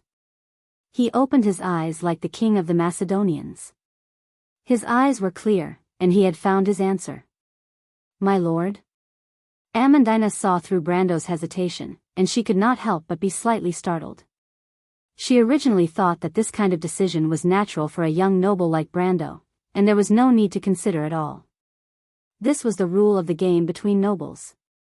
When Brando heard the girl's question, he turned around and looked at her. She could not help but be stunned again. She did not think that Brando would show such a look, self-deprecating, relaxed, and a trace of regret. She did not know where this young knight's compassionate look came from, and when did Erwin, a cold-blooded noble, become like this? Perhaps it was the tears of a crocodile, but it did not seem to be necessary. Or could it be that the Highland Knight of Karsuk still followed the ancient teachings to this day? When Brando raised his hand, It felt like it weighed 1,000 pounds, but when he put it down, it was incomparably easy. Get ready. But if possible, try to only stun him. I don't want to completely fall out with the maned wolf. He ordered in a barely audible voice. He did not know if he would be seen as an idiot for doing so, but if he did not do so, then he would definitely be an idiot. The mercenaries of Lopez nodded in unison. As creatures that were summoned, they had no right to judge or question their lord's decision. But there was a trace of regret in the Nightsong Tiger's eyes. If he wanted to settle this once and for all, he had to be more decisive. On the other hand, Amandina let out a sigh of relief. The girl's eyelashes fluttered, and she could not help but look at Brando with a new gaze. For the first time, she realized that the young lord that she followed seemed to have some special traits that she did not know about. She did not know if this trait was good or bad, but it did not seem to fit in with this ancient world. She did not know why, but she did not feel a trace of unnaturalness. On the contrary, this was the first time in a long time that she felt at ease. 70 feet. Brando. At this time, the Roman nervously called out from the side. Brando was stunned, but he still whispered, "Don't make a sound." Romain thought for a moment and nodded. The mercenaries of Lopez were already in position, waiting for Reedy and the other person to reach the edge of the clearing before swarming forward. 12 experienced soldiers with the strength of an iron-ranked warrior. They were confident that they could stop the two of them before they could react. But Brando was still a little nervous. There might be strong enemies outside the forest, and he could not waste any time here. But what surprised him was that when Rady and the other person were about to walk out of the bushes, they slowly stopped. What did they discover? Brando's eyelids twitched, and he almost immediately ordered his mercenaries to charge forward, but he forcefully stopped himself from doing so. Attacking from this distance would mess up the entire plan. The distance was too far, and there was a small patch of bushes in between. He slowly calmed down. It seems that the white-haired boy did not discover the situation here. He turned around to take a look. The mercenaries of Lopez were as calm as ever. Other than the heartless Miss Romaine who was still looking around, Amandina was so scared that her face was pale white. It was as if her heart was about to stop pumping blood into her body. He turned back again, and was surprised to see that Rady had not only stopped, but also turned back to talk to his companion. They were at least 20 meters away from the edge of the forest, and the clearing was at least 50 meters away. Even with Brando's perception, he could only pick up one or two keywords. The white-haired young man's voice was not loud, and he would occasionally look at the camp's direction as if he was concerned about something. But soon, the conversation between the two of them became heated. In the end, it turned into an argument. Even though most of the people here could not hear what they were saying, they could tell from their hands that neither side was able to convince the other. Brando could not help but feel gloomy when he realized that the two of them were not here for him. It's the middle of the night, are the two of you here to argue? Can't you go somewhere else then? It was a pity that Rady could not hear Brando's thoughts. On the contrary, their voices became louder and louder.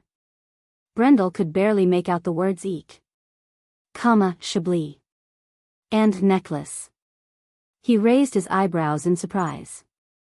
That young man called Eek is still in Chablis? It seems like Rady knows about it, and there's no reason for Macaros to not know about it. But this mercenary group is really full of problems. But he still did not understand why the white-haired young man would come out in the middle of the night to discuss something that had nothing to do with the current storyline. He could not help but raise his head and look through the gaps between the leaves. The blood star was already in the middle of the sky. This star is the most punctual way for Erewhon to time the summer nights.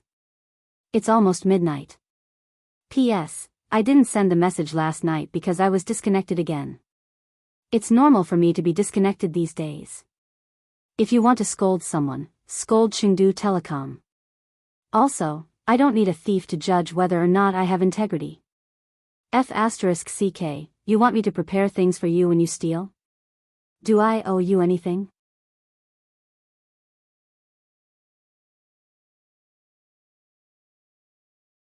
Chapter 147. It's almost midnight. Brendel could not help but think of the strategy guide. It said that the enemies would make their first move at midnight after the lizard-men bandits were eliminated.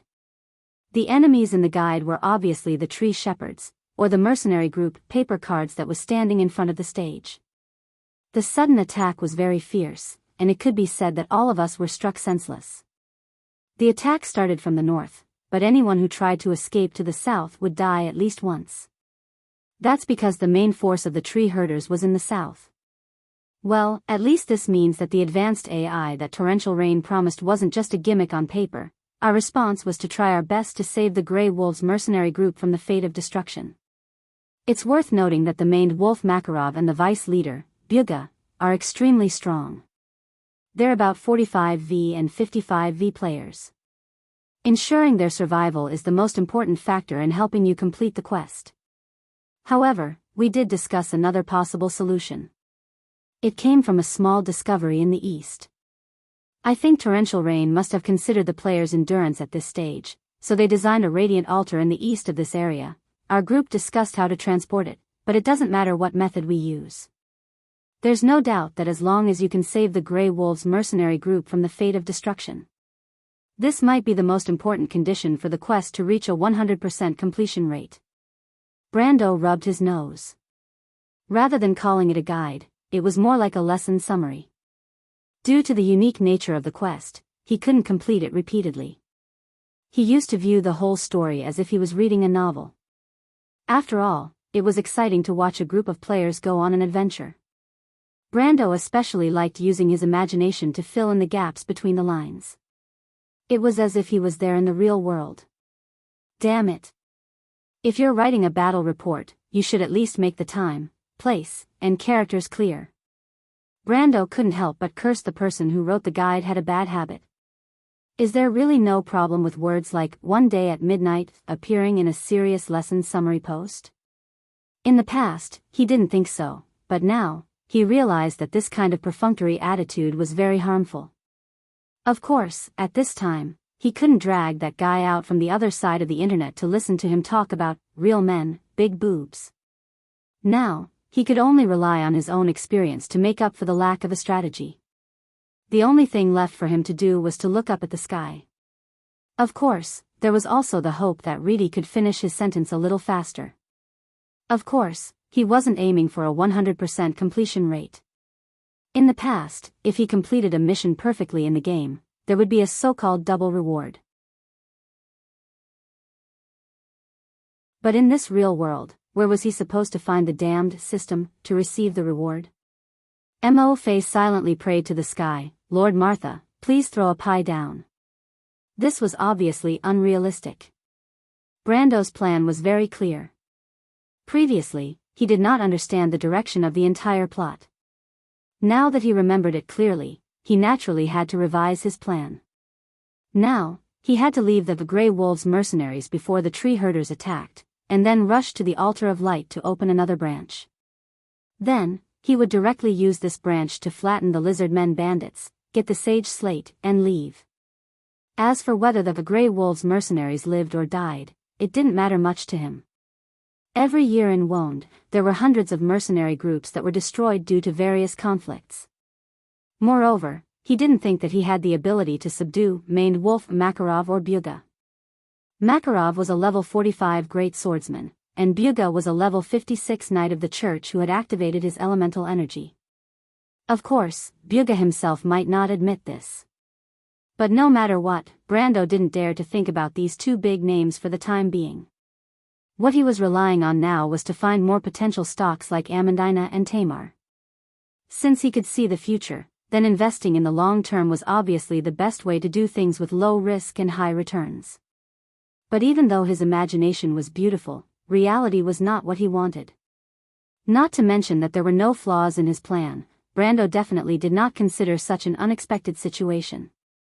While he was thinking about it, the Roman girl behind him couldn't hold it in anymore. "Brando."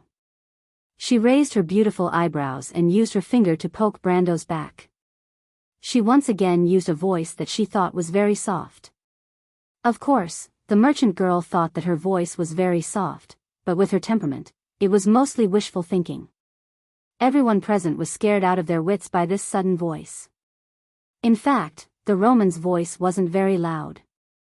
At most, it was similar to her normal voice, and at most, it was a little hurried. But in this silent night, in this silent forest, it was still a little out of place. Boo. Woo. Brando covered the girl's mouth with his hand and looked back. As expected, he saw Rady stopped and looked around vigilantly. At this moment, Brando felt like strangling the Roman girl to death. But of course, he wouldn't do that because he couldn't bear to do it. Fortunately, Rady only seemed to be nervous for a moment, and then turned back to talk to her companions. Brando sighed in relief. Then, he thought of something and turned back to glare fiercely at Roman. But the merchant girl was still shaking her head unhurriedly and kept making woo sounds. It seemed that she was quite dissatisfied with Brando's actions. Brando almost lost his temper at first, but he immediately felt that something was wrong. Although Romain was a little undisciplined and had the guts to act lawlessly on the surface, he knew that this girl who often smiled like a little fox was actually very shrewd on the inside. Otherwise, how could she not be at a disadvantage? Just as he thought of this, the Nightsong tiger stretched out a rough hand and pressed on his hand. He was slightly startled. This was even more unusual. As his summoned creatures, the mercenaries of Lopez rarely acted on their own initiative. He raised his head and saw the experienced mercenary's eyes filled with vigilance. Brando let go of his hand, and the Roman also stopped. Not only them, even Rady stopped again. The white-haired young man couldn't help but turn around and look at them. The forest seemed to have quieted down for a moment. Not only the people, but even the wind stopped. "What did you hear?" Brando asked subconsciously. He knew that the Roman senses were far better than normal people. The merchant girl glared at him fiercely, then nodded. Brando's nose twitched, and his heart skipped a beat. There was a strange smell in the air. It was a little pungent, but it was more like a spicy stench. It seemed to be the smell of boiling water from underground volcanoes. The smell of sulfur. Brando's mind flashed with this thought, and he had already unsheathed his sword. He didn't even think about it as it was an instinctive reaction. Those damned disciples of the Black Flames. That bastard who wrote the guide tricked me again. If he had said earlier that there were disciples of the Black Flames, I wouldn't have gotten involved in this mess.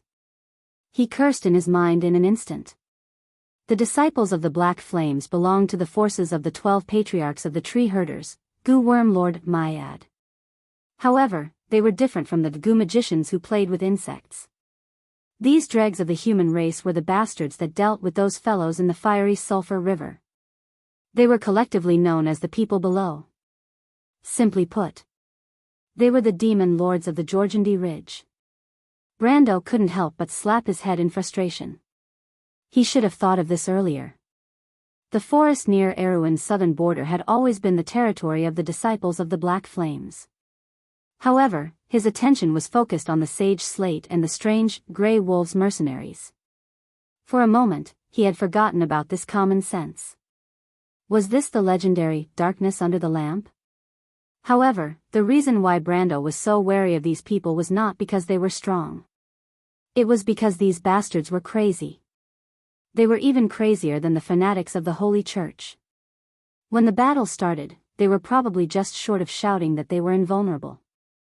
Moreover, the disciples of the Black Flames had chained up different demons.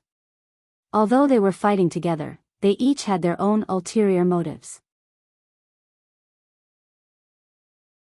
This should have seriously affected their battle strength, but the creatures under the Jorgandi Ridge had all kinds of strange abilities that were hard to guard against. Moreover, the high-level disciples could absorb the power of the demons and fuse with the demons they had chained up. Brando wanted to vomit just thinking about that disgusting scene. One or two of these monsters would be fine, but if there were too many of them, even a god would not be able to handle it. Brendel's first instinct was to run away. However, just as this thought flashed through his mind, there was a gust of wind in the darkness. As a reincarnated warrior at level 130, Brando was all too familiar with this sound. He subconsciously shrunk his neck, and sure enough, he saw a black chain with 2 spiked balls flying out from the darkness of the forest. Spiked ball. There's a lord of spiked chains. Brendel watched as the spiked ball tore down a thick tree trunk and flew past Rady and the youth beside him. Even though it did not cause any damage, it clearly scared the 2 youths out of their wits. Brendel felt the roots of his teeth turning sour. In the Georgiandy Ridge's underground purgatory, the Lord of Spiked Chains was 1 level higher than the Cerberus. It was a level 29 demon. Previously, when he went to the lava pool area to train at level 30, he suffered a lot from these guys. He did not expect that the shadow of his childhood would repeat itself today. However, what happened next did not give him time to deal with his aching teeth. He saw Rady and the young man turn and run. Brainless idiots. Brando almost jumped up from his seat. How could a level 29 Lord of Spiked Chains have such a bad hit? This was obviously a test. He knew all too well about these cunning guests below. He was almost certain that they were facing a scouting party. However, Rady's escape would probably attract the attention of the disciples of the Black Flames. Of course, he did not care if Rady was dead or alive. The problem was that they were heading in the same direction. Brando immediately patted the Nightsong Tiger's shoulder and roared in a hoarse voice, "Go catch those 2 brats. Drag them back. P.S. Please give me some support. Anything is good. Students, my results are really disappointing.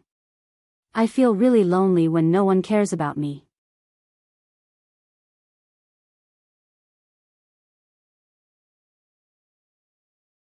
Chapter 148. Rady and the other mercenary had already turned around and started running. They shouted as they ran towards the camp. The Nightsong Tiger immediately chased after them. His figure was like a shadow that blended into the darkness of the forest. He was not fast, but he was quiet and practiced. It was as if he was a creature that lived in the darkness. When Brando turned around, the sound of chains dragging on the ground could be heard from the forest behind him. The disciples of the Black Flames have discovered the commotion here. I need to use another method. He furrowed his brows. Amandina and the Roman had already taken out their light crossbows from their backpacks. Amandina stared at the forest nervously. Not to mention the other mercenaries, every one of them gently pulled out their weapons and prepared for battle. "My lord?" Amandina asked hesitantly. Brando shook his head. He had already made up his mind. The development of the situation had exceeded his expectations, and he had to salvage the situation as soon as possible. He put his hand into his pocket, and when he took it out again, he was holding a crystal that was used for illumination. The crystal lit up in an instant. A soft light bloomed from the youth's hand. "My lord?" Amandina's eyes widened. "Brando." The Roman was also stunned. Everyone's attention was attracted by the light that appeared in the darkness. It was like a fluorescent light in the endless darkness. The light expanded rapidly, but it was quickly thrown away. The fluorescent light drew an arc in the darkness. The arc passed through a forest and landed in a dense thicket. Even though there were layers of cover, the light from the thicket still illuminated a small area nearby. There were 3 humans in black robes with hoods covering their faces. They did not expect to be exposed and were stunned. Amandina could not help but suck in a breath of cold air. Beside each of the 3 stood a terrifying creature that was about half the height of a human. It had a pair of goat hooves, horns, and fangs, and was about the same height as a human. The ankles of these creatures were connected to the wrists of the disciples of the Black Flame by a black chain. Their bodies were covered with strange black patterns. Those were the restraining power of contracts and spells. There was no doubt that these were the underworld visitors of Georgiandy Ridge, the lowest level of the packed demons. That high-level packed demon is in the opposite direction. The mercenaries of Lopez behind immediately shouted. As the collective of the most legendary mercenaries, of course, they would have had dealings with the most evil forces in the world. They were already familiar with the habits of these fellows. However, Brando was more familiar with it than they were. As soon as he saw the three of them, he raised his hand in another direction. The silver ring on his index finger glowed, and Brando immediately chanted the spell, OSS. The airflow was like a line that exploded forward in a visible range. With a loud bang, the surrounding pine trees were instantly snapped and toppled to the outside, and those that blocked the front were all turned into powder. After the hurricane passed, the forest no longer existed, forming an open corridor in front of Brando. The mercenary's eyes were filled with reverence. The noble lady screamed and covered her ears as she squatted down.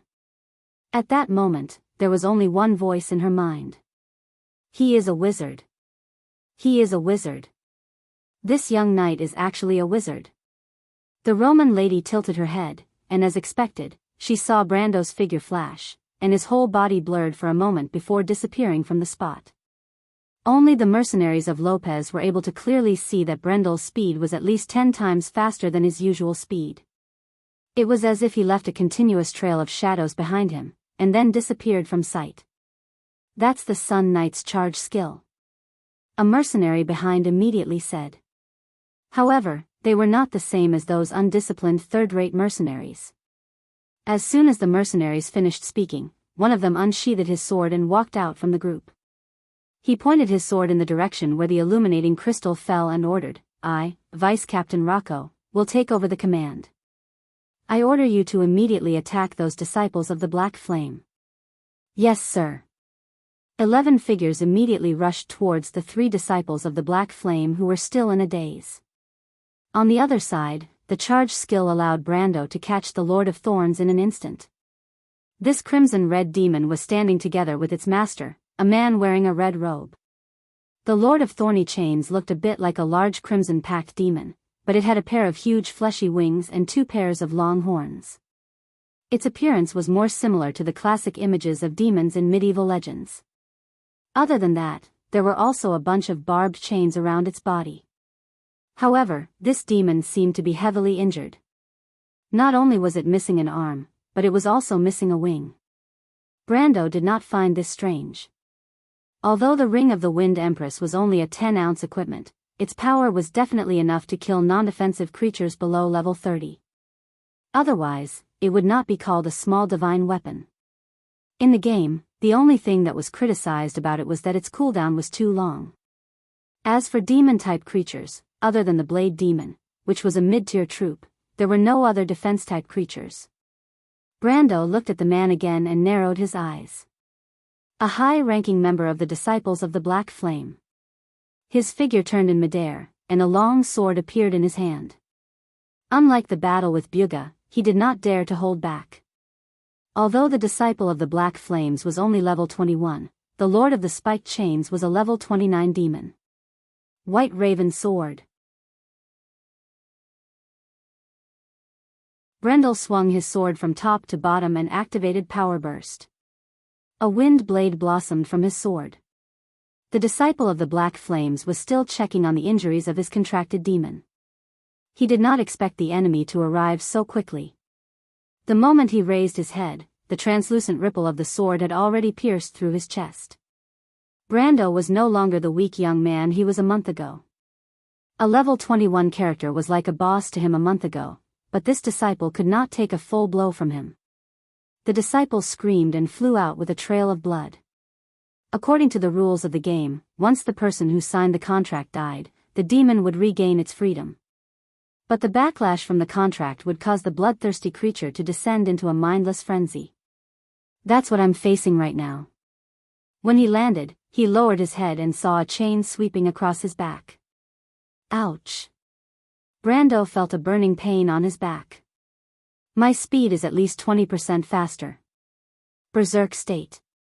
Looks like the disciple is dead. That thought flashed through his mind. At the same time, he knew that a layer of skin on his back had been swept away. He could not help but curse. Even though he was cursing, Brendel still grabbed the chain with a backhand. Ignoring the piercing pain in his hand, he flew towards the devil's direction. Even though the Lord of Thorny Chains was a high-level demon, it was a man-made, low-level demon in Jorgendi Ridge. It did not have a complete soul and lacked intelligence. Not to mention, it was already in a frenzy. It did not expect that its action of pulling back the chain would attract a killing god. Brando borrowed the disciple's strength and pushed his sword forward. The sword had already pierced the disciple's eye. His movements were very smooth, as if he had practiced this action hundreds of times. In fact, he had practiced this action hundreds of times, but that was in the game. The Lord of Thorny Chains, who had its eye heavily injured, raised its head and howled. The low growl echoed through the forest. The young man frowned and lightly landed on the disciple's shoulder. He immediately turned his sword around and slit the monster's neck. Blue blood spurted out.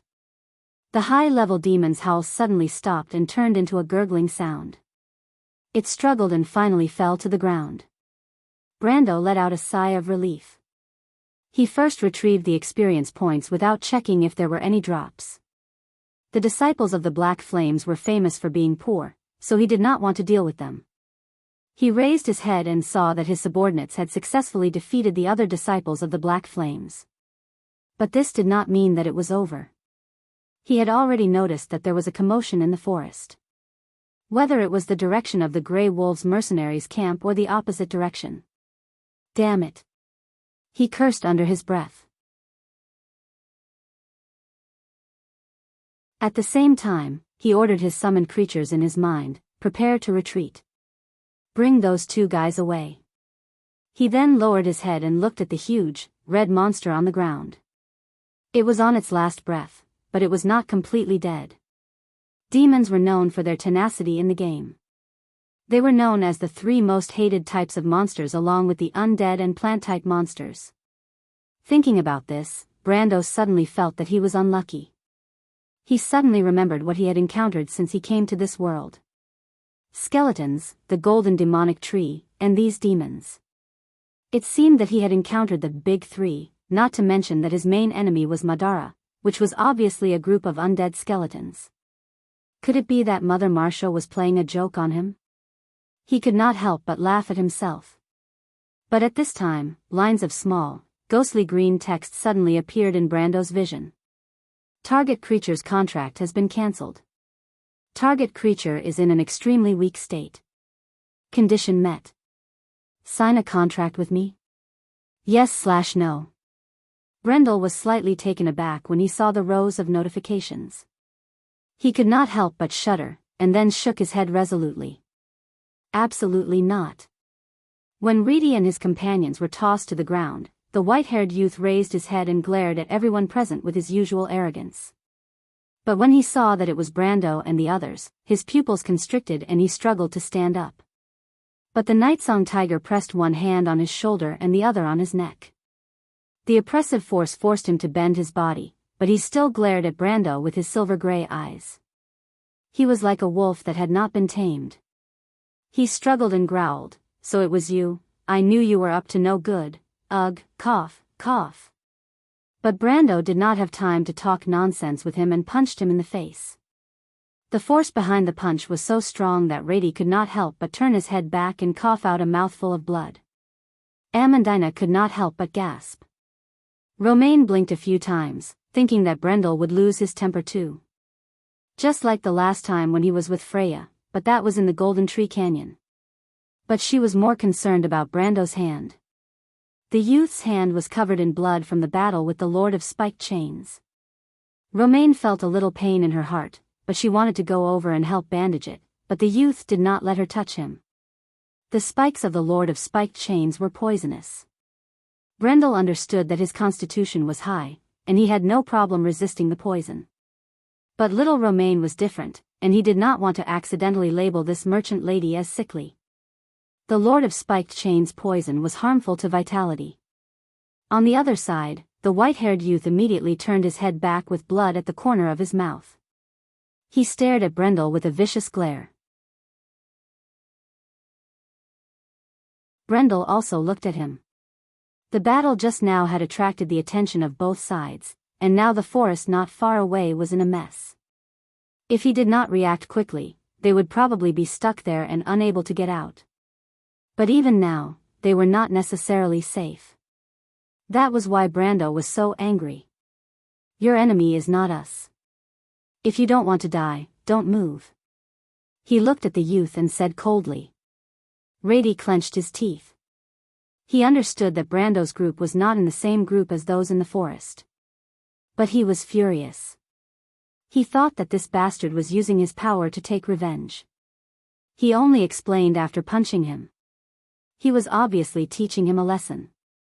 But even so, he still thought that Brando was just trying to scare them. Others might not know, but he knew that the Grey Wolves mercenary group was far more than a simple mercenary group. Perhaps others were worried about the possibility of fighting with the Paper Cards mercenary group, but he was not worried at all. He just did not think that those bastards would dare to strike first. Rady spat in his heart, thinking that this country bumpkin was making a fuss over nothing. He raised his head and gave Brendel a disdainful look. Brando looked at the other person and was stunned. It was a girl. Her eyes were closed, and her long black hair framed her pale face under the moonlight. But Brendel was surprised that she did not show any signs of panic even in such a situation. Who is she? The thought flashed through his mind. But at this moment, the Nightsong Tiger asked, It's the disciples of the Black Flames. My lord, what do we do next? Disciples of the Black Flames? Rady's heart skipped a beat. Brendel glanced at the mountains in the north and lowered his eyes. Let's go east. The white-haired youth could not help but laugh. He was born in a noble military family, so he was quite knowledgeable. He thought that since the Paper Cards mercenary group was so close to this location, it meant that the sentries on the mountain in the north had been removed. If that was the case, the south would be much safer. Rady was obviously a layman, yet he pretended to be an expert. He laughed in his heart as he thought that it must be hard on his subordinates. Rady obviously thought that Brando was a spoiled brat, but when the Nightsong Tiger attacked, he did not even have time to react before he was captured. It left a deep impression on him. But even though he was laughing, Rady was still worried about the disciples of the Black Flames. He secretly glanced at the mercenary beside Brando and thought that he would not lie. It was not realistic for him to get information from his fellow mercenaries, so he had to find a chance to get something out of this spoiled brat. He thought of this and looked at Brando again.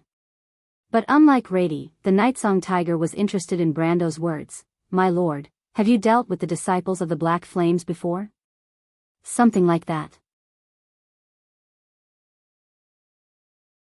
Brando casually replied, I've dealt with the high-ranking priests of the disciples of the Black Flames in the northern mountains. He added in his heart, in the game, oh? The Nightsong Tiger's eyes lit up, high-ranking priests. Ha. Cough cough. Ha, why don't you say that you've met the 12 patriarchs of the tree herders? Rady couldn't help but laugh. The priests of the disciples of the Black Flames are at least at the silver rank.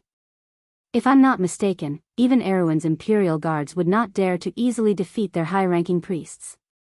May I ask which army did you meet them in? After he finished, he looked at Brando with contempt. Even if you want to brag, you should come up with a draft. Also, if you want to go to the south, let me go.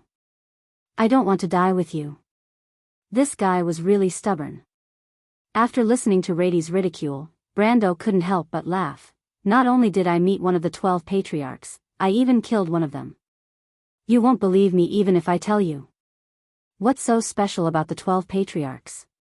When he was at his peak, he was at the level of an oracle knight. In other words, in the tree herders and the unifying guild, there were only one or two people who could match him. No matter what game it was, the players would only get stronger. However, Brando wasn't in the mood to explain this to Rady. He smiled at him and asked with a dangerous tone, It seems like you still don't know where you stand? Rady choked and realized that he had no right to speak. It didn't matter if the person in front of him was just a fox pretending to be a tiger. He snorted coldly and didn't reply. However, Brando didn't mind him being a mute. He turned around and asked, Who are you? This time, he looked at the girl. Rady glanced over and turned his head to the side. My name is Yura, Mr. Knight, the girl said. You know I'm not a merchant? Brando was stunned. I know more. I know that our mercenary group is in danger right now. Sir, you can help us, right? The girl nodded in acknowledgement and continued to ask. Yura? This time, it was the white-haired youth's turn to be shocked. Who's that? Yura asked. Brando was really curious this time. He couldn't help but look at the man again. How did you know? P.S. Although it's only one chapter, it's a lot. 5,300 words. If you want to know what will happen next, please log on to www.chidian.com and read more chapters. Support the author, support the original reading. Translator, Endless Fantasy Translation Editor, Endless Fantasy Translation.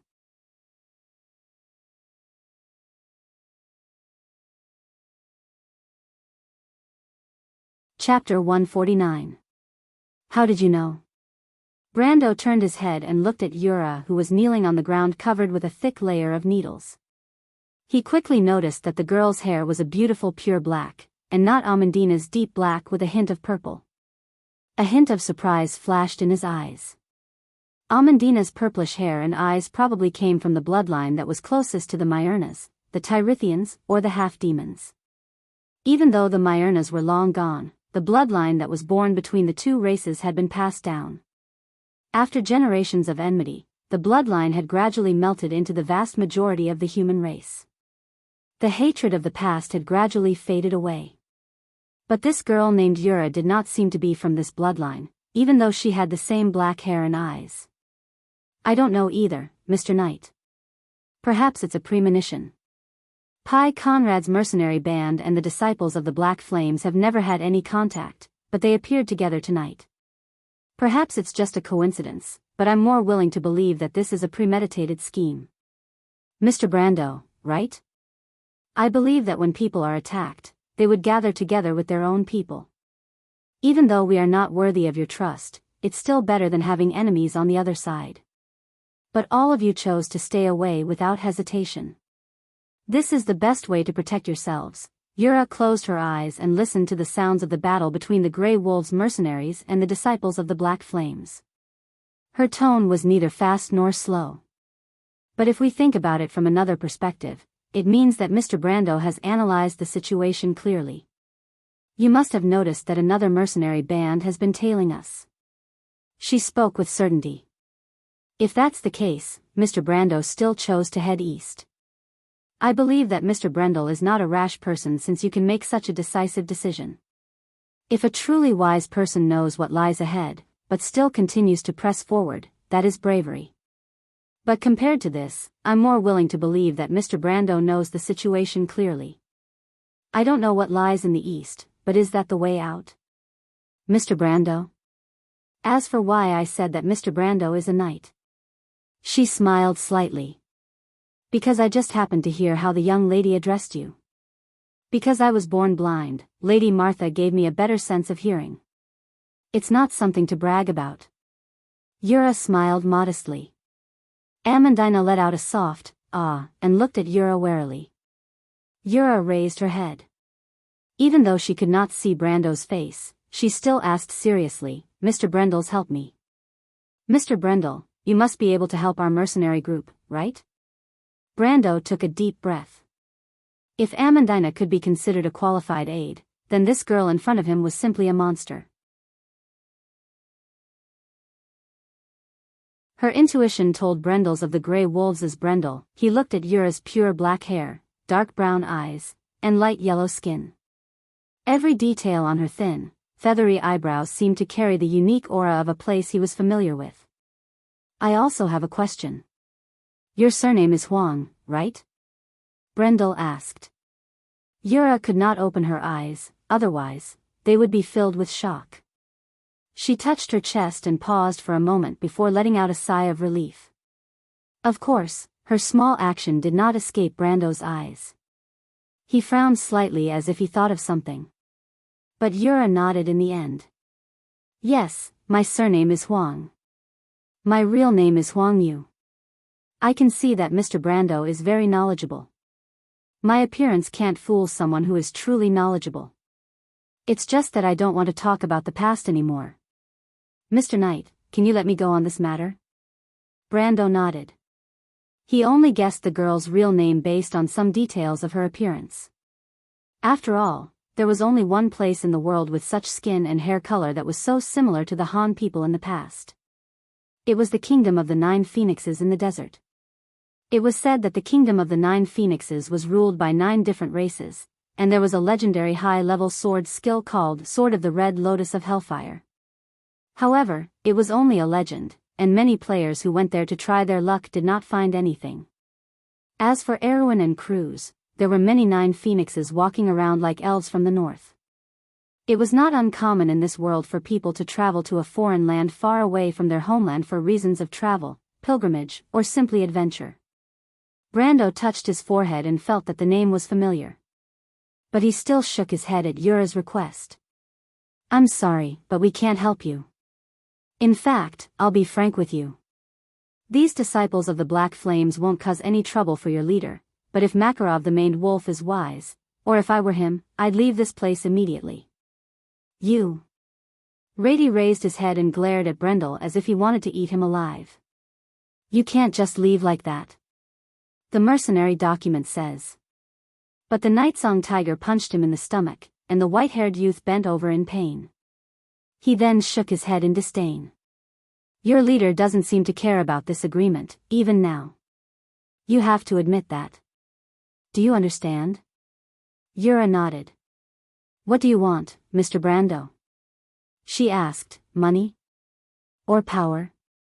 Brando paused for a moment, but he immediately shook his head. I'm interested in these things, but compared to money and power, I don't want to get involved in trouble. Let me give you a hint. The Black Flames mercenaries are backed by the tree herders. Do you know them? Yura and Rady's expressions changed. Why are we being targeted by them? Rady asked in disbelief. Yura's expression changed again and she lowered her head. Amandina poked him from behind and whispered, My lord, the more you scare them, isn't it obvious that you want them to beg for your help? Won't that be the opposite of what you want? Brando shrugged, I don't want to lie to them. He could only explain under Amandina's suspicious gaze, it's not that I can't help them, but I won't get myself involved. I'm just stating this. Then what should we do? The Roman blinked and asked. They have to rely on themselves. Is that even possible? Amandina clearly did not believe him. Of course. Mr. Brando, what should we do? Yura heard their conversation and understood that Brando was reminding them on purpose. She hesitated for a moment as if she was considering whether she could trust him. However, Brando knew that the tree herder's bomb was definitely not an ordinary bomb. Compared to the Unifying Guild's small operations to subvert countries, the tree herders had used their own strength to start the First Holy War. That story was probably a terrifying shadow for most people who lived in this era. Of course, this was a digression. Brando did not have the time nor the inclination to explain how terrifying the tree herders were to these 2 rookies. After all, they had grown up listening to bedtime stories about the First Holy War. Yura might be slightly better, but the white-haired young man, Rady, would definitely not have a good impression of such a name. He turned around and saw that the young man seemed to have fallen into a daze. He did not know what to do. Didn't I say? Brando replied, Go and tell your leader to retreat immediately and leave this place. From the current situation, the tree herders have their eyes on you. However, they have a habit of being vigilant. Once they realize that you might have discovered their intentions, they will probably retreat and rearrange their plans. This way, you'll have one valuable time. As for what to do after that, I think your leader will know what to do. Rather than saying that Brando's analysis was clear and logical, it was more accurate to say that he was reading from a book. Although the strategy guide in his memory had omitted some details, the general direction was very clear. The tree herders had their eyes on the Grey Wolves mercenaries. As for why, Brando naturally did not know. However, not knowing did not mean that he did not have a solution. He had dealt with the tree herders for as long as he had dealt with the skeletons in Madara. He had plenty of ways to deal with them. Yura and Rady looked at each other. How do we know if you're telling the truth? Rady frowned and muttered softly. I'm not forcing you to believe me. Aren't you being too irresponsible? The white-haired youth snorted. We don't have any obligation to be responsible. Do you understand the current situation? Master is helping you out of kindness. Of course, you can choose not to accept it if you have the guts. Amandina had long found this person annoying. At this time, she could no longer hold it in and spoke sarcastically. After she finished speaking, she suddenly paused. She could not help but look apologetically at Yura, who was kneeling on the ground. I'm sorry, I meant, don't mind. Yura shook her head. She had been lowering her head the whole time and no one knew what she was thinking. She only opened her mouth and asked, so Mr. Brando still wants to do things his way and leave this place, right? Brando nodded. Even if we ask you to stay, you can't? Brando nodded again. He had his own reasons. He had already gotten himself into trouble with the Unifying Guild. If he had to bear the burden of the tree herders, he would not be able to rest in peace even if he died.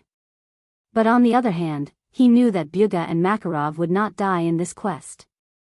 Even though he knew that he did not have the strength to subdue them, he still had to express his goodwill. Even if he chose to leave under these circumstances, he would not be letting down the Grey Wolves mercenaries. The agreement between the two parties was as fragile as it looked, but if he left, it would be troublesome if he wanted to pick it up again. No matter if it was for the two powerful people or the future Courage quest line, he did not have to establish a good relationship with them. But as a veteran player, Brendel had already weighed the pros and cons in his heart if it was worth risking his life for this little benefit. Mr. Brando, are you willing to let us go? Yura asked again. I didn't intend to capture you. I was actually saving you. Miss Yura, you should understand this. Brando replied. Yura nodded. But aren't you afraid that we will expose you if you let us go? Brando smiled and replied confidently, you won't be able to catch up to us. He wasn't joking. The guide had at least 4 shortcuts and trails in the area, although the map was a little rough. But it was not a problem for a veteran player like him. Rady glanced at him and did not reply. However, it was obvious from his expression that this unruly white-haired youth didn't believe his words at all. In his heart, he believed that he was just bragging. Even though he was shocked by Brando's words, he remembered that this guy had made a fool of himself. What did he mean by go east? He was clearly a layman. This thought seemed to make him feel more at ease. He then thought that he had to persuade Yura to not be fooled by this guy. P.S. What a strong person. I actually managed to rush out a chapter before 12 o'clock. I'll try my best to write more chapters later. Please support me.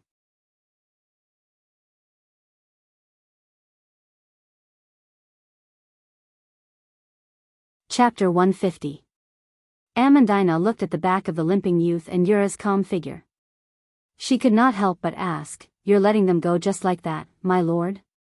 What else can I do? The less trouble, the better. Brando answered simply. But I feel like you're plotting something. Amandina glanced at him suspiciously.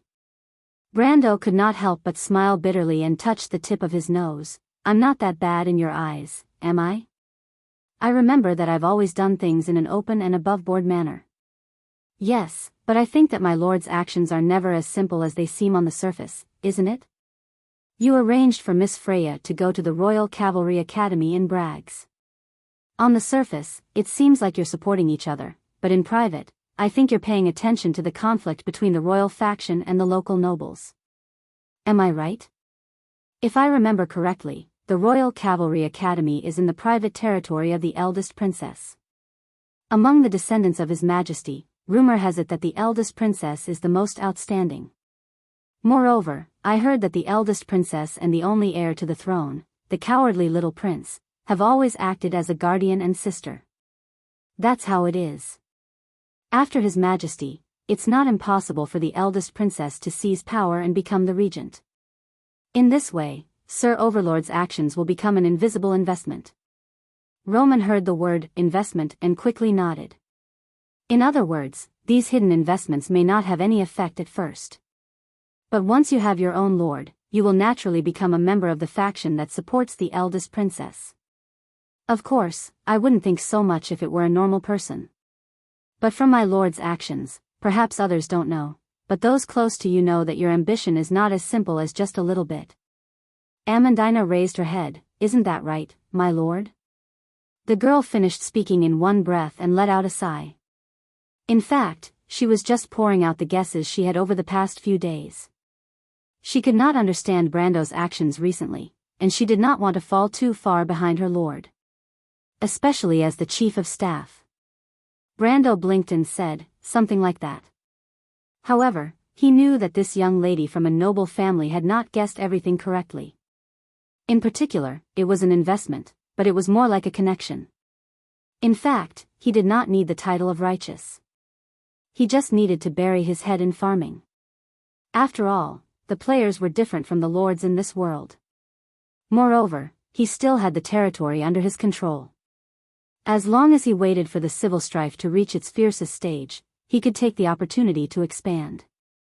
When Madara began to invade Erewhon, and when Her Royal Highness could no longer control the situation, he could wait until then to step out and seize the greatest benefits. But he did not do so.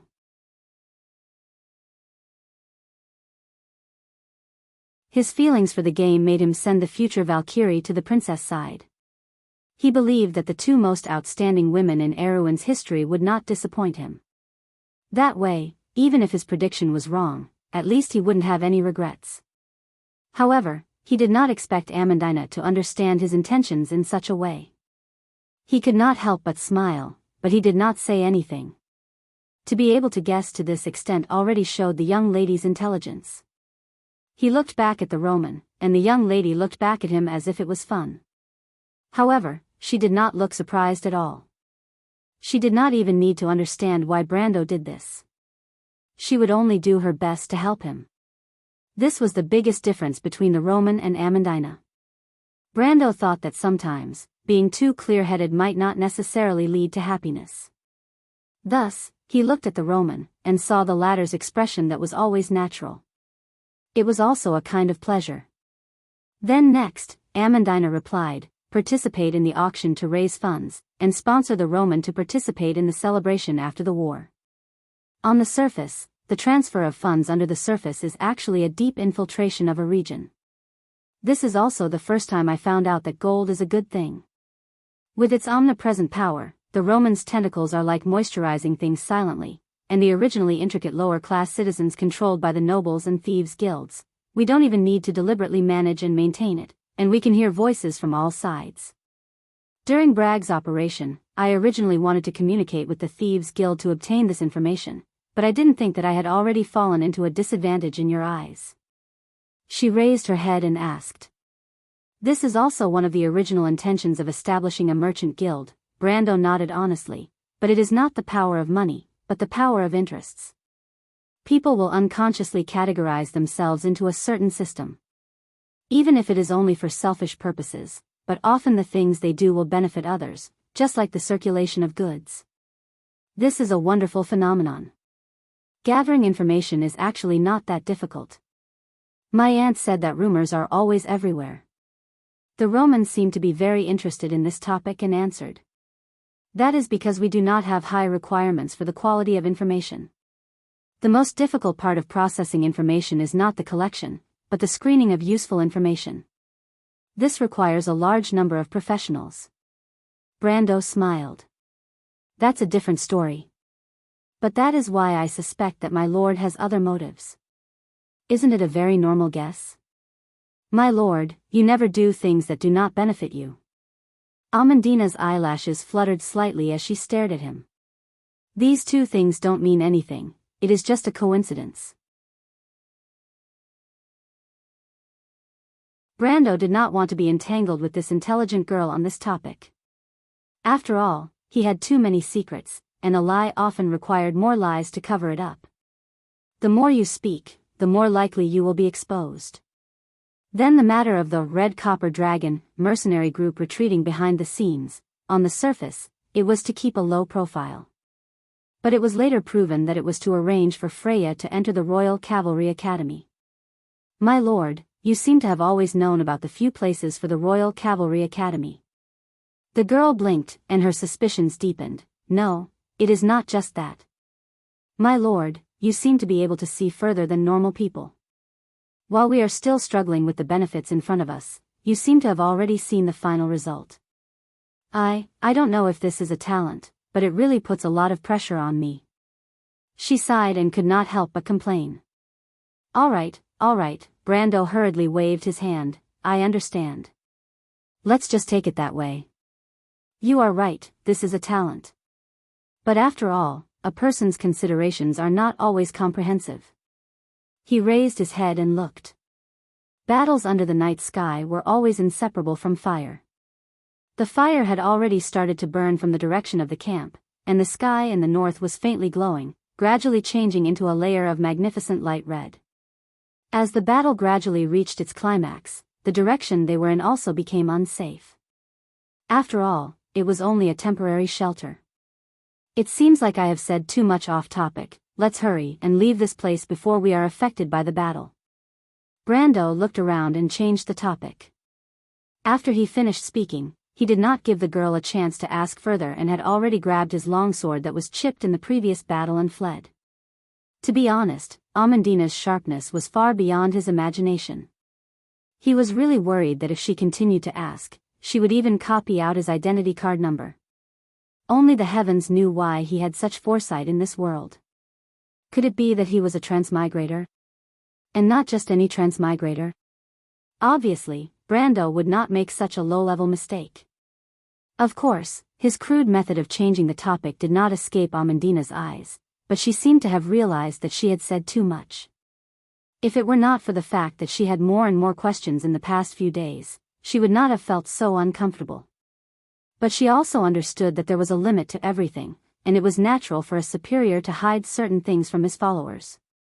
Moreover, Brando's foresight had always been the source of her confidence in this small group. Thinking of this, she obediently followed him. But when it came to this, she could not help but turn back and ask in a low voice, Mr. Nightsong Tiger, is it all right if we leave from the east? She remembered that when Brando was speaking, the white-haired youth called Rady was obviously hiding something from them. Although almost everyone's attention was on Brando at that time, the cautious young lady did not miss this detail. The Nightsong Tiger looked at her with a smile full of admiration. Of course. He replied as if it was not enough. He patted his left arm like a real Lopez Mountain man and assured her, Miss Amandina, I have never seen a young man who is as familiar with these damned bastards as my lord. I'm not being modest, we have always dealt with them.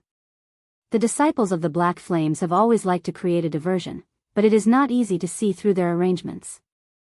The experienced mercenary looked at Brando's back and praised, even if it's me, I can only judge from the direction of their attack that their ambush should be from the south to the west.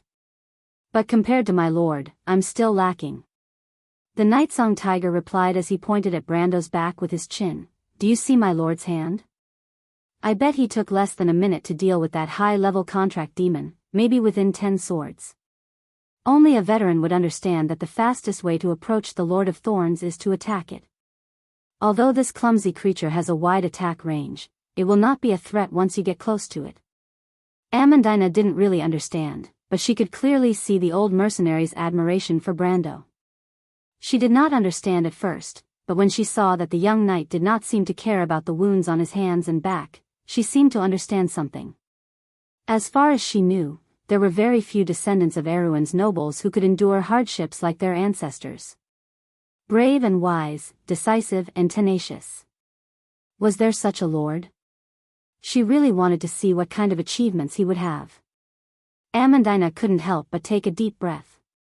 P.S. I've appeared once again. I'm in a very good state today. Everyone can see that I've worked so hard. To be continued. If you want to know what will happen next, please go to www.chidian.com to read more chapters. Support the author, support the original reading.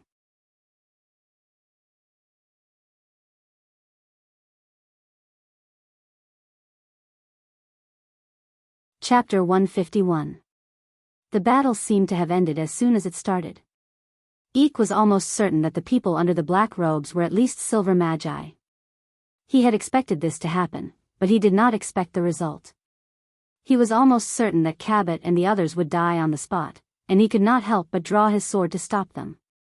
However, the white-haired old man who walked out from behind Cabot just casually pointed his finger, and a few gray rays flashed.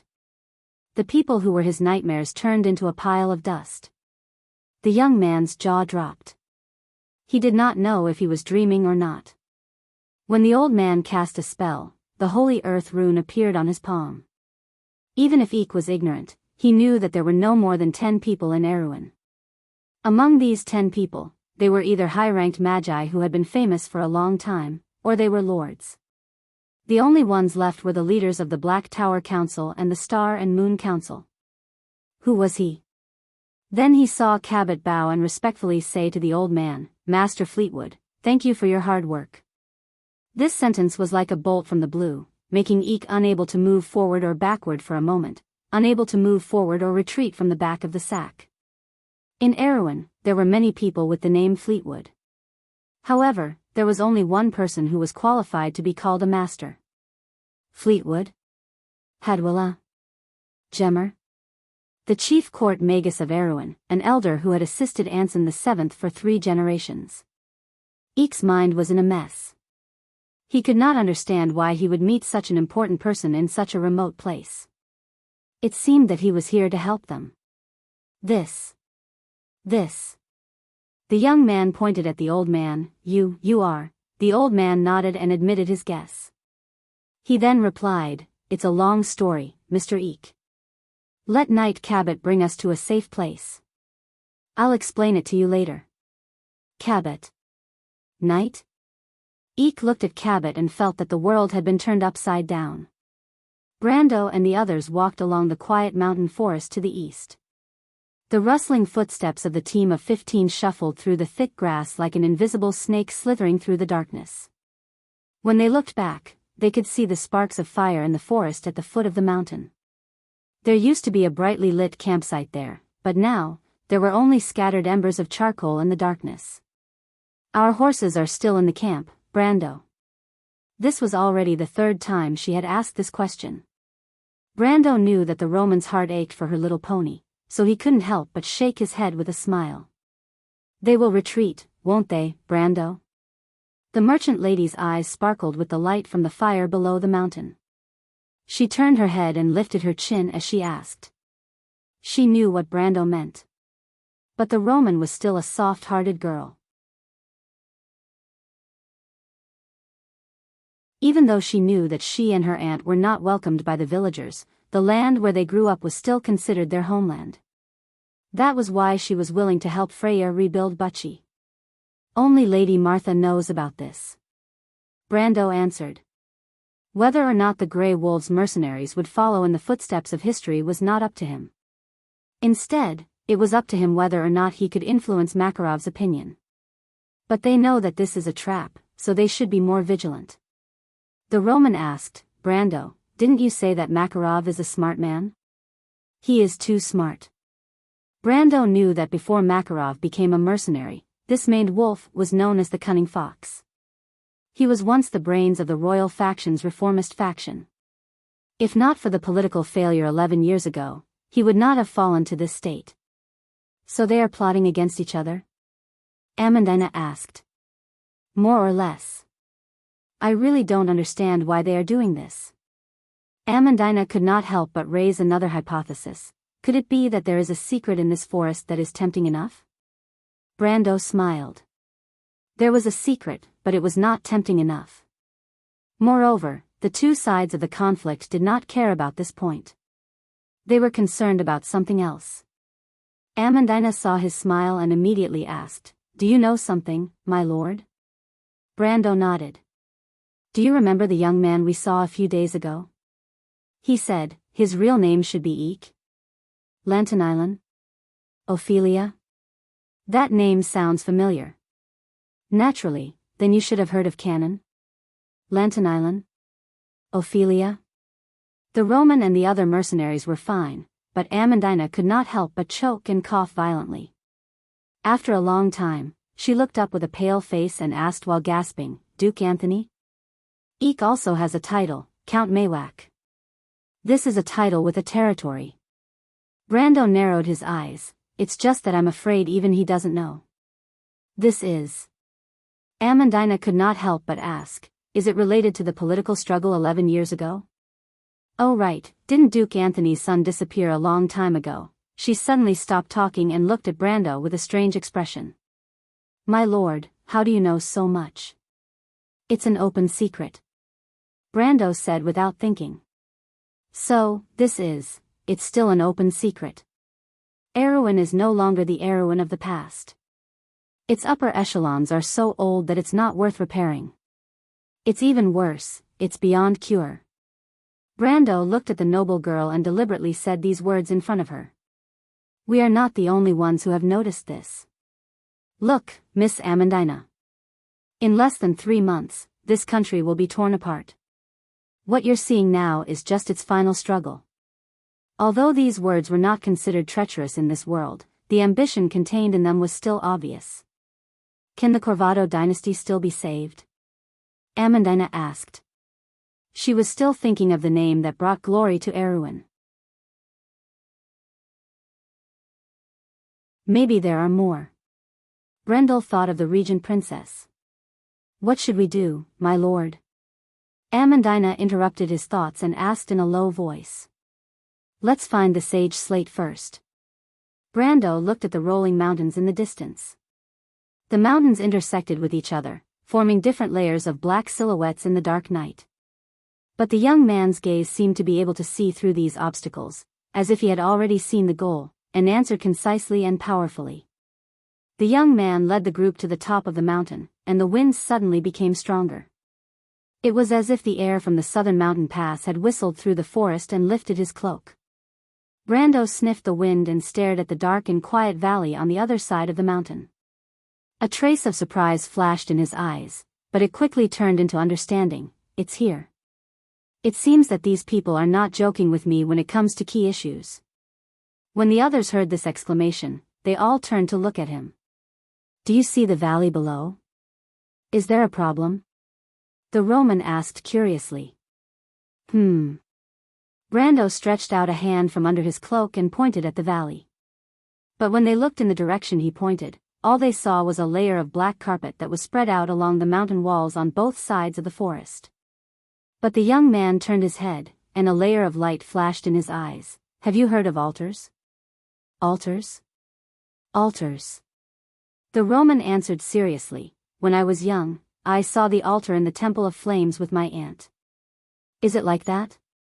"Of course not." "Then you should have heard of the nest, right?" Everyone was silent. This was natural. There should be a nest in that valley. "What?" The mercenary captain standing behind him was shocked. Everyone knew that nests were the war potential of a country. But very few people knew that except for man-made nests, wild nests were dangerous forbidden zones. In fact, humans often had to pay a great price to purify a nest. "What level is the nest?" he asked immediately. "Don't be nervous." Brando signaled him to be quiet. He looked at the entire valley and paused for a moment. "That is an altar of order. If I'm not wrong, it is the Temple of Truth." "An altar of order? Have you heard of the Gate of Heaven?" The mercenaries sucked in a breath of cold air. The mercenaries of Lopez came from the Kingdom of Knights, Gareth, and naturally understood what this term meant. The Nightsong Tiger looked at the confused faces of Amandina and the Roman, and explained in a low voice, "The Angel of Thrones." Amandina gasped and looked at Brando in disbelief. The Kingdom of Knights was less than a fifth of Erewhon's land, but its strength was the strongest among the kingdoms of the Holy Church. This was because it had 2 of the strongest legions in Wonde. The fanatical Heart Knight Legion and the Radiant Royal Legion. In the last Holy War, Erewhon, as a subordinate of the Holy Cathedral of Fire, had suffered many losses at the hands of these 2 legions. The Nightsong Tiger looked at him in disbelief and stuttered, "My lord, are you saying that there is a gate of heaven in this valley?" Brando immediately shook his head. What a joke, there was no way he would be able to discover a gate of heaven in this valley. The gate of heaven was also known as the Angel's Staircase, and the creatures that were born from it were known as the strongest creatures of the Holy Church, the Angel of Thrones. Moreover, as long as there was a gate to heaven, there would be abnormal signs in the sky within 100 miles. With such obvious signs, unless the local Holy Cathedral of Fire was extremely retarded, there was no way he would be able to get a share of the pie. No, there is an altar of order below that is similar to the gate of heaven. Brando replied. Similar? The mercenary leader was stunned. Although he was the embodiment of the most legendary mercenary in history, he was not a knowledgeable scholar. The nests of all the creatures in this world were in the hands of those in power or local aristocrats. Most people had only heard rumors about them, but most people had neither the qualifications nor the opportunity to understand them. You're saying that this is a nest under the protection of Lady Martha? Amandina keenly grasped Brando's meaning. Brando was taken aback. Even though he had the idea in his mind, he could not help but use the words in the game when he spoke. It could only be said that Sophie's personality always held the initiative when it came to quests and storylines. He smiled bitterly and nodded his head. If that's the case, then it's also a great discovery. The Nightsong Tiger immediately said. Because wild nests were too difficult to purify, transforming a nest that was contaminated with magic was not something that could be done in a day. The entire process could take up to 10 or 20 years. However, nests under the protection of Martha were different. They were gifts from God to the world, and the creatures of order that were born from them were natural allies of intelligent beings. Often, the owner of the nest only needed to pay for the daily expenses and a small reward, and the owner of the nest could obtain a powerful army from the altar of order. Therefore, in any kingdom, as long as they reported any altar of order to the Holy Cathedral of Fire, they would be able to obtain a rich territory that was close to 3 or 4 knight dominions. And it was a hereditary territory. Amandina, who was always calm, became excited when she thought of this. She looked at Brando. But Brando waved his hand. You're thinking too much. That's just an abandoned altar. Abandoned?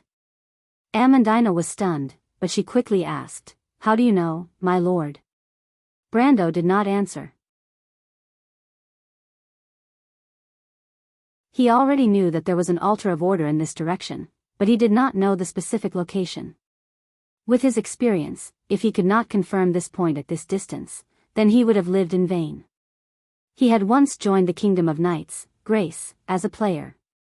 Even before he came to this world, he was still a player. Therefore, he was all too familiar with the sacred and tranquil aura that permeated a certain range around the altar of order.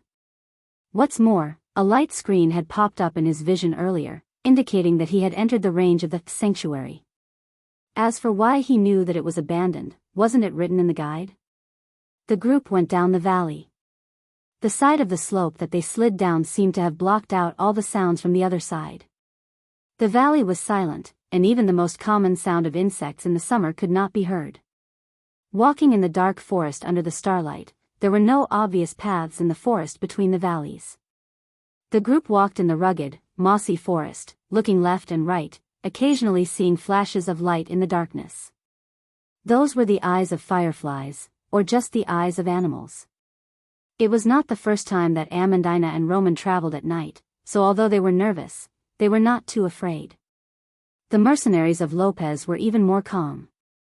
If the legendary mercenaries who had braved through fire and water were afraid of the dark, it would be too funny. But the environment here was indeed a little strange. I wasn't the one who discovered this altar. With the help of the dim starlight, Brendel saw some man-made rock fragments gradually appearing on the ground of the moss-covered forest where the roots intertwined with each other.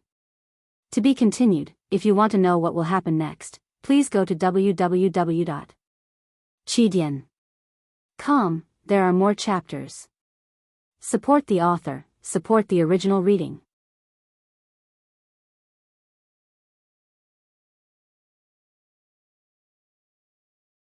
Chapter 152. Scarlet. A clear voice called out from the forest, accompanied by hurried footsteps. It sounded like a group of people was approaching them. The girl with light red long hair pressed a hand on the back of her head and turned around. Her thick eyelashes brushed, and her nearly translucent, wine-like eyes reflected a ball of fire not far away. Sparks danced in the air, and her gloomy eyes flickered. She seemed a little confused.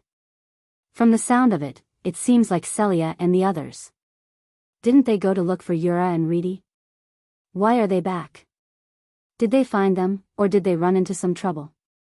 The girl called Scarlet vigilantly raised the halberd in her hand, or rather, the halberd. If Brando was here, he would definitely be able to recognize the halberd. Apart from the foot-long, pitch-black blade, the spindle-shaped blade was one of the most eye-catching features of the weapon. The sharp edge of the blade spread out along the golden edge, making it look exceptionally beautiful. However, beautiful things were always dangerous. This halberd was known as Lightning Lance, Logos, and was one of the most famous drops in the Chablis region. It was a must-have weapon for spear mercenaries. Even though it was only a level 25 halberd, its price had always been high on a few famous trading websites. There was no other reason other than the 1% chance that the user of this halberd would receive the Lightning Whisper special effect when attacking. The effect originated from the elementalist's spell of the same name. It would grant the user 10% lightning damage, which was equivalent to increasing the user's elemental damage by 10%. That was why the spear mercenaries had a tactic. They would first use the lightning lance to activate its effect, then use it with the mercenaries' instant battle preparation skill to instantly switch to their main weapon, Asterisk. They would then use the wind elemental sensing potion, attribute strengthening crystal and other consumable items to deal damage. Asterisk. The difference between a mercenary and a warrior was that a warrior focused on technique while a mercenary focused on battle. The latter viewed their weapons as tools. This was the so-called elemental damage type. However, it was rumored that the Lightning Lance, Logos, was owned by a spirit knight in the northern forest of Chablis. How did it end up in the girl's hands was an unsolved mystery. If Brando saw it now, he would probably be surprised as well. The first Lightning Lance, Logos, appeared in the year of the Swift, 377. Before the year of the Summer Leaves and Flowers, 375, the forest to the north of Chablis was still occupied by lizardmen bandits, wasn't it? Scarlet raised her head and saw a few people rushing out of the forest. She frowned. To the girl, the Grey Wolves mercenaries had a different meaning. She was an orphan who was adopted by Cabot, and this mercenary group was more like a huge family to her. Every time she fought, it was not for money, but to protect her family. However, other than fighting, she felt that she didn't know what else to do. There was only battle. However, for the past 11 years, the Grey Wolves mercenaries had been winning again and again. Everyone's confidence grew day by day, and gradually, it became a sense of honor. But this pride was met with a painful blow tonight. Scarlet did not understand where these enemies came from, but there was no doubt that they were extremely difficult to deal with, and their fighting spirit was terrifyingly tenacious. She had a bad premonition in her heart. Nervousness and exhaustion made her young heart pound in her chest. What's wrong? Scarlet, Yura has been found. The young girl let out a low sigh, and her eyes flashed. She put down her halberd and swung her long hair. Then, she pressed her hand against her hair and asked, "So? What did the leader say? Should we continue forward or retreat?" The crowd snickered. Everyone in the mercenary group knew that the red-haired girl had a good impression of Eek, but the few people involved were kept in the dark. It was a pity that this secret admiration could only be buried in the bottom of their hearts. Since Yura was Eek's fiancée, her relationship with that woman was not necessarily good. But Yura is Xingjian, and she's smart. I think the leader would like her more. Scarlet pretended not to care and snorted lightly. Then, she raised her head and glared at them. "Be careful, your mouths might rot," she said fiercely. But the laughter grew louder. Someone said amidst the kind laughter, "Scarlet, the leader has decided to advance to the northeast. You, Reedy, and Roller, the three captains, will each lead a group to pave the way. We'll go with you, okay?" Scarlet suddenly grinned. Why do you want to go with me? You have ulterior motives, don't you? Why would we? The few who were seen through quickly waved their hands. She raised her head and glared at one of the youths, who quickly lowered his head. Idiot. Scarlet snorted inwardly. Up to you. She turned around and answered. The youths looked at the girl's back blankly for a moment. They did not understand the girl's worries. The strength of paper cards far exceeded their expectations, but why didn't Captain Makarov give the order to retreat? Why did he insist on carrying out the original plan? Was it because he had a card up his sleeve, or was it because of some other reason? Scarlet pressed her hand against her chest, feeling her heart beating rapidly. But since the leader had given the order, she had no grounds to disobey. She could only rely on the halberd in her hand. She tightened her grip on the halberd. It was a gift Eek bought from a merchant for her 15th birthday. She had long since made up her mind to fight with this halberd until the very end, even if it meant losing her life. Sometimes, she even felt that this was the meaning of her life. But after walking for a while, she thought of something else. She tilted her head and asked, I remember that the merchant was camping here. Why don't I see him? Maybe, they got separated, the youths hesitantly answered as they followed her. After all, they were not the demaned Wolf Makarov's trusted subordinates. In fact, not everyone in the Grey Wolves mercenary group knew of his identity. Most of them thought that they were only in a temporary alliance on the surface. Scarlet frowned. Then let's search in this direction. Is that, all right? Why not? The Grey Wolves mercenaries can't be called a traitor. Scarlet replied. The youths behind her laughed again. She was obviously soft-hearted, but she had to find a dignified excuse. They were willing to follow her mostly because they wanted to see her make a fool out of herself. Of course, it was mostly out of goodwill. But just as Scarlet finished her words, another strange laughter came from the forest. The laughter sounded like the squeaking of the scarecrows that the mercenaries had seen in the manor of the nobles in the flatlands east of Randner. It was hollow, dull, and filled with a sense of terror. Scarlet's expression changed as she looked up. She immediately saw the person wearing a black robe with red edges standing on top of a tree. On the other side of this person, there was a huge green beast entrenched on top of a black pine tree. The monster had the head of a goat, and a pair of fleshy wings drooped down, revealing spiked black metal chains wrapped around its wings. When did it come? Scarlet was shocked and frowned. Even though she did not know what it was, she knew that it was a tough opponent. Little girl. The disciple wearing the black robe laughed and said with a sharp voice, You said someone got separated from here? It has nothing to do with you. Scarlet raised her axe and gritted her teeth. In this ambush, the Grey Wolves mercenaries lost a team of sentries, and one of them was her sister who had a good relationship with her. Even though mercenaries were used to life and death, it did not mean that she could live peacefully with the enemy who caused it. Life and death were the mercenaries' choices. But an enemy was an enemy, and she could not live under the same sky. It doesn't matter. It seems that one of my comrades died in the hands of those people. I'll vent my anger on you first. The disciple laughed strangely and said, Abichils. With a clang, a pitch-black iron chain swept through the air towards the young girl. Scarlet grunted and sent the chain flying with her spear. However, the strength of the response from her arm made her secretly surprised. It was only one blow, but it had already made her entire right arm faintly numb. However, her performance was also out of the expectations of the disciple. Silver rank. Makarov's subordinates are indeed filled with hidden dragons and crouching tigers. I didn't expect a little girl like you to have such strength. There are many things that you can't imagine. Logos, lightning arrow. Scarlet clenched her teeth and thrust her spear at the disciple. A bolt of lightning flashed and drew a long arc along the edge of the spear. With a crackling sound, the arc of lightning crossed the distance of dozens of meters and leaped towards the disciple of the black flames.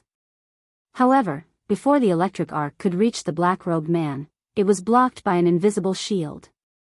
Electric sparks flew in all directions, and the bark of the pine tree beside the disciple was immediately scorched black. However, the disciple himself did not move at all. Even the corner of his robe was not blown by the wind. A grade 2 magic weapon. How rare. The disciple clicked his tongue after a while. Scarlet's heart had turned cold. She took a deep breath and felt that her limbs were cold. But after a moment of fear, she felt anger rising from the bottom of her heart. She turned around and saw her companions pulling out their weapons and preparing to join the battle. She could not help but yell, "Run! What are you all doing?" "Scarlet, leader, you." The youths were stunned. "Run. I'm not his match. Ask the leader to bring people to save me." "That's a good plan." The disciple grunted and raised his hand. The monster in front of him immediately shot out another chain. This time, the target was the youths. Damn it. Scarlet gritted her teeth and threw her spear at the chain. With a loud bang, the chain and the spear bounced off in opposite directions. Scarlet immediately raised her hand and a streak of lightning flashed between her and the spear. In the next moment, the spear flew back to her hand. It was as if the spear and the weapon were connected. Elemental resonance. The disciple screamed. To be continued. If you want to know what will happen next, please go to www.chidian.com to read more chapters. Support the author, support the original reading.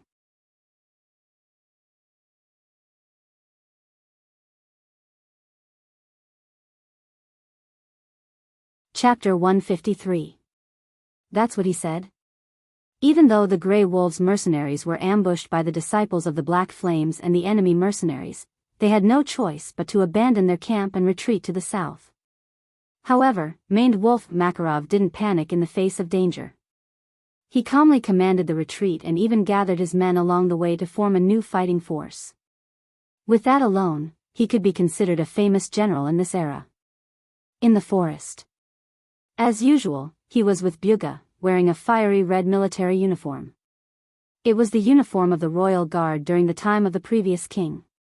Since Makarov was the captain of the royal guard, this uniform had been his symbol ever since.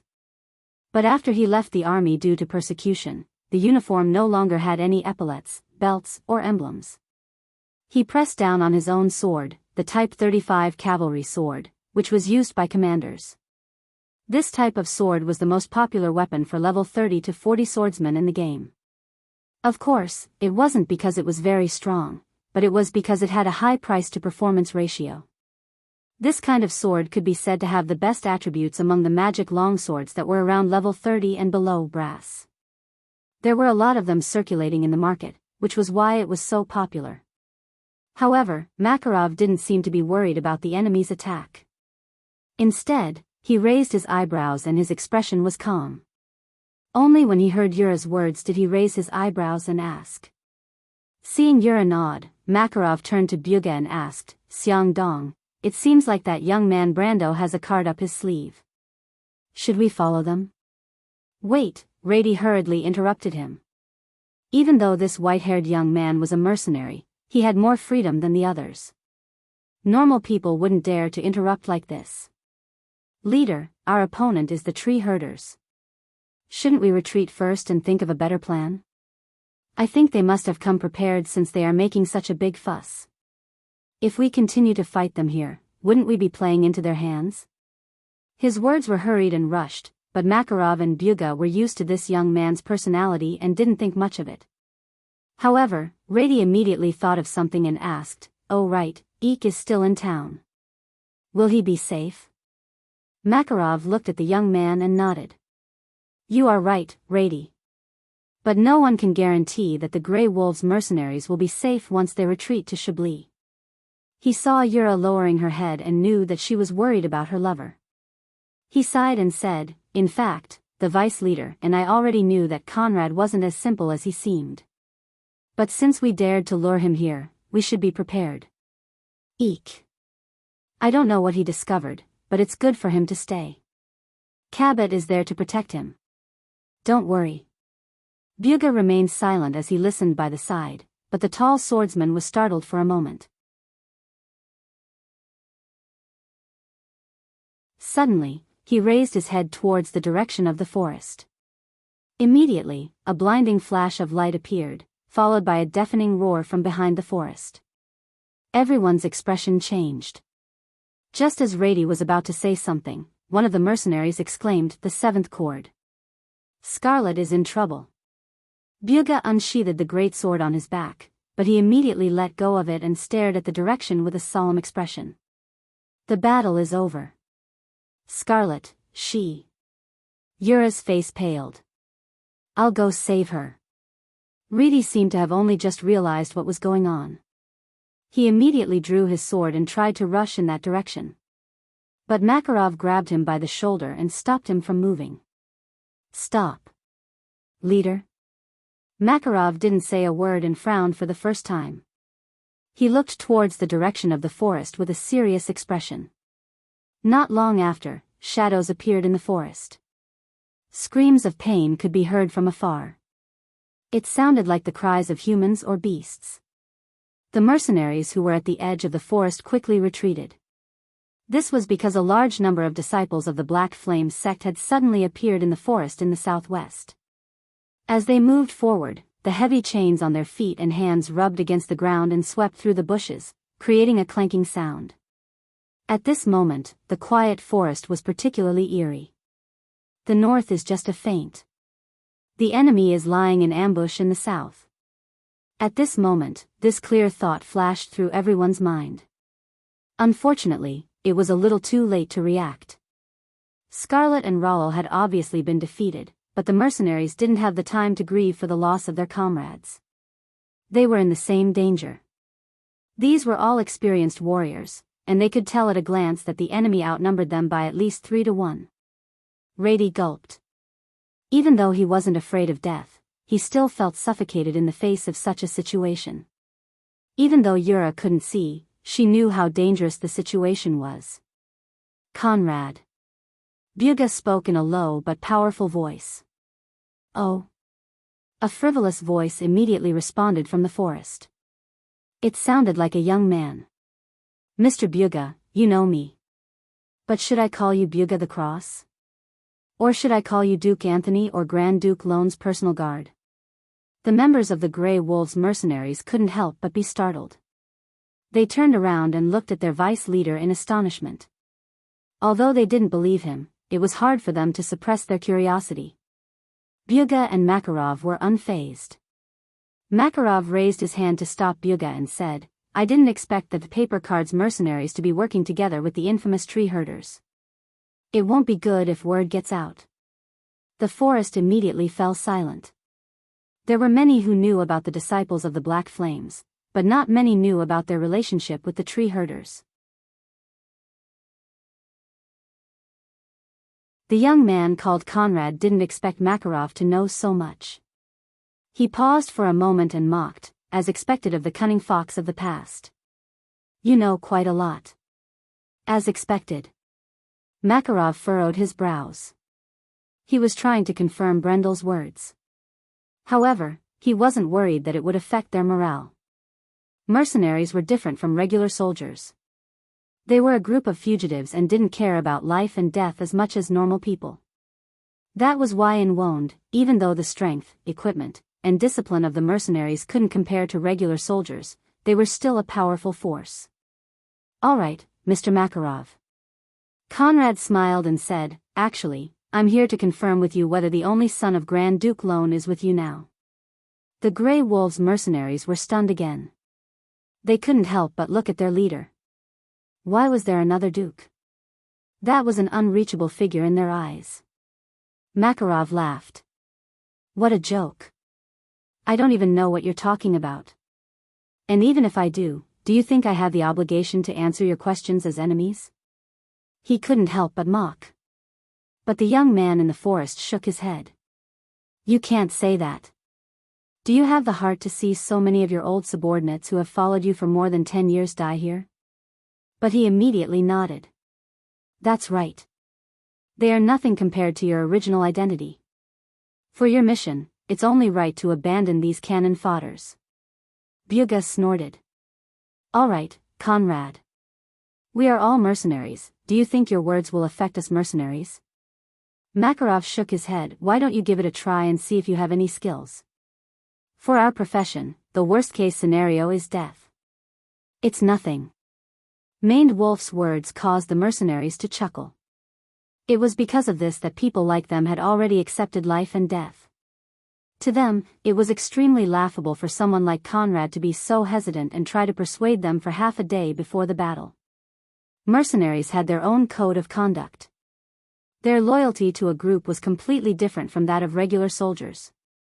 Therefore, the other party's attempt to sow discord was laughable in their eyes. As if to express their thoughts, the mercenaries drew their swords and prepared for battle. The sound of metal clashing could be heard in the forest. On the other side, in the dark forest that blocked out the starlight. That damned old man. The young man called Conrad cursed. He glanced at the injured red-haired girl beside him and snorted. That old fox Makarov isn't easy to deal with. Too bad our target isn't him. Otherwise, I wouldn't have bothered to waste my breath on him. Since we know he won't say anything, why don't we just kill him? A man covered in a black robe beside the young man said in a low voice.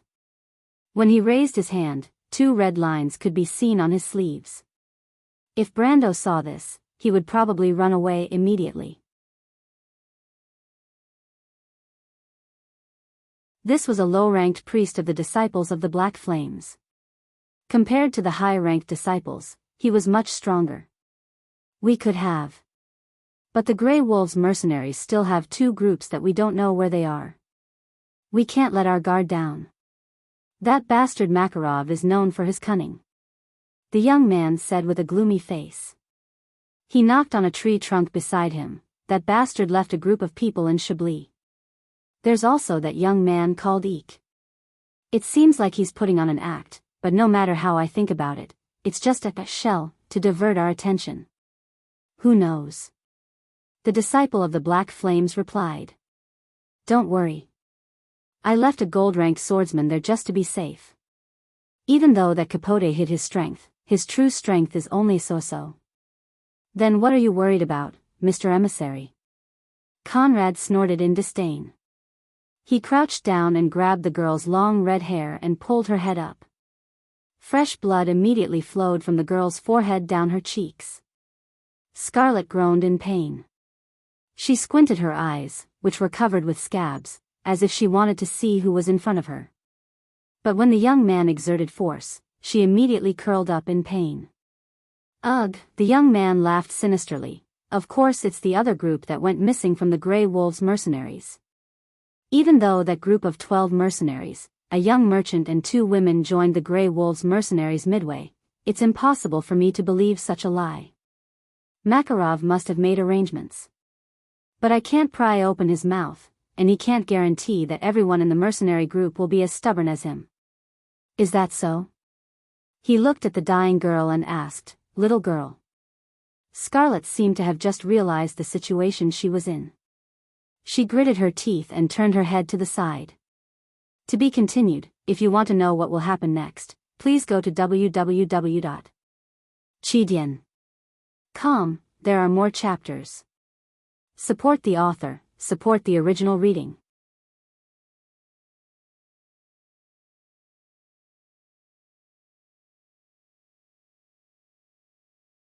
Chapter 154. What? Not going to say?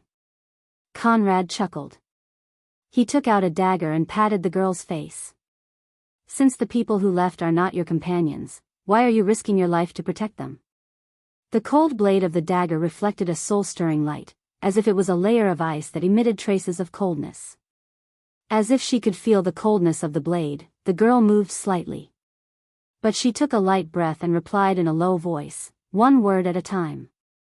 Not being able to defeat you is my own responsibility. My own matter, I alone am responsible. Only the weak will rely on putting others in danger to protect themselves. I am different from you. Her half-opened eyes seemed to be burning with flames as she answered. Is that so? Conrad was not angry. But I don't have much patience. You have to know that there are 70 to 80 people in the Grey Wolves mercenaries. Not everyone is willing to keep their mouths shut for strangers like you. They are mercenaries. I remember that mercenaries don't have to be so loyal. Since that's the case, the final result will not change. Why are you so stubborn? I don't take pleasure in killing people. That's why I'm giving you a chance. Little girl, you don't want to go to your weak Lady Martha and cry, right? Scarlet's eyelashes moved. The young man waited for her answer. But the girl only clenched her teeth and shook her head. Others are others. I am myself. That was her answer. Then we can only meet again, little girl. Scarlet tensed up at that moment. Her face turned pale. She was only an ordinary person. Even if she was a mercenary who was used to seeing life and death, she would still feel fear at the last moment. But this fear did not defeat her determination. She clenched her teeth and did not speak. Her hands were clenched into fists as if she had accepted her fate. 2 streams of tears flowed down from the corners of her tightly shut eyes. Conrad turned around. The dark bishop from the Black Fire sect who had been standing behind him nodded his head. It was just as Conrad had said. The Grey Wolves mercenaries were already in their hands. As for the captive, there was no need to care about this one. Moreover, according to the definition of a mercenary, although these desperados were willing to risk their lives in battle, they would not easily give up their lives for some meaningless perseverance. Makarov and Byuga had to keep it a secret, but the others didn't. The 2 of them knew this very well. The young man picked up the dagger and stabbed towards the girl's chest. The dark divine priest of the Black Fire sect looked at this scene coldly, as if the blood that bloomed like a flower did not represent the passing of a life, but was merely a beautiful painting that was worth admiring. He heard a cracking sound coming from the red-haired girl's throat. Scarlet seemed to be trying her best to grab onto something at the last moment, but she suddenly opened her eyes. Her gaze gradually became empty and then lost its light. Her consciousness and strength were rapidly leaving her body, but at the last moment, she couldn't help but wonder if that person knew that she was already dead. It turned out that life was so fragile. She suddenly felt extremely sleepy, but at the same time, she felt someone put something on her chest. What is that? What is that? Conrad turned around and saw the dark divine priest of the Black Fire sect in a black robe place a dark red gem that emitted a faint light in the middle of the girl's chest. A few rays of light that resembled the roots of a plant extended from the gem, and the black light seeped into the wound below the dagger. The light then spread along the girl's blood vessels to her limbs, and soon, a layer of faint red mist covered the entire body. Blood of God, Lord Emissary. The dark divine priest answered simply. You want to awaken her into a spirit figurine? No. The dark divine priest shook his head. This woman was able to resonate with her weapon and had the ability to defeat our high-ranked disciple with the strength of a lower silver rank. This means that she has great potential. This potential comes from the fact that she already has such accomplishments at such a young age. The dark divine priest spoke with a hoarse voice under the cloak. I gave her the blood of thunder god Kabai. If she can awaken an emissary, then this gamble will be worth it. High-ranked divine blood? Conrad couldn't help but squint his eyes. How did you get it? A low-ranked dark divine priest like you shouldn't be qualified to receive such an item, right? It's just a coincidence. Luck is also important. Chaos is the law. The dark divine priest replied. The young man snorted lightly and looked down at Scarlet's body. The dark red light had already wrapped around her body into a cocoon of light. The failure rate is also high, he said. Then what we lose is just a high-quality corpse. The dark divine priest replied coldly. Suit yourself. I'm going to attack now. You better stand further away.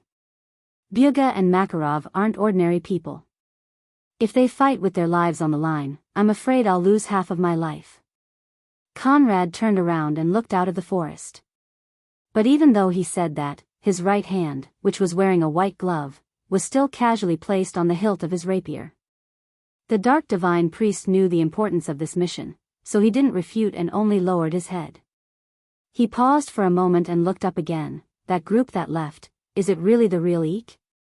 The probability is very high. Conrad walked out of the forest and answered without turning back, it doesn't matter anyway. No matter what, they won't be able to escape. If I want them to die, they will die. The dark divine priest sneered silently.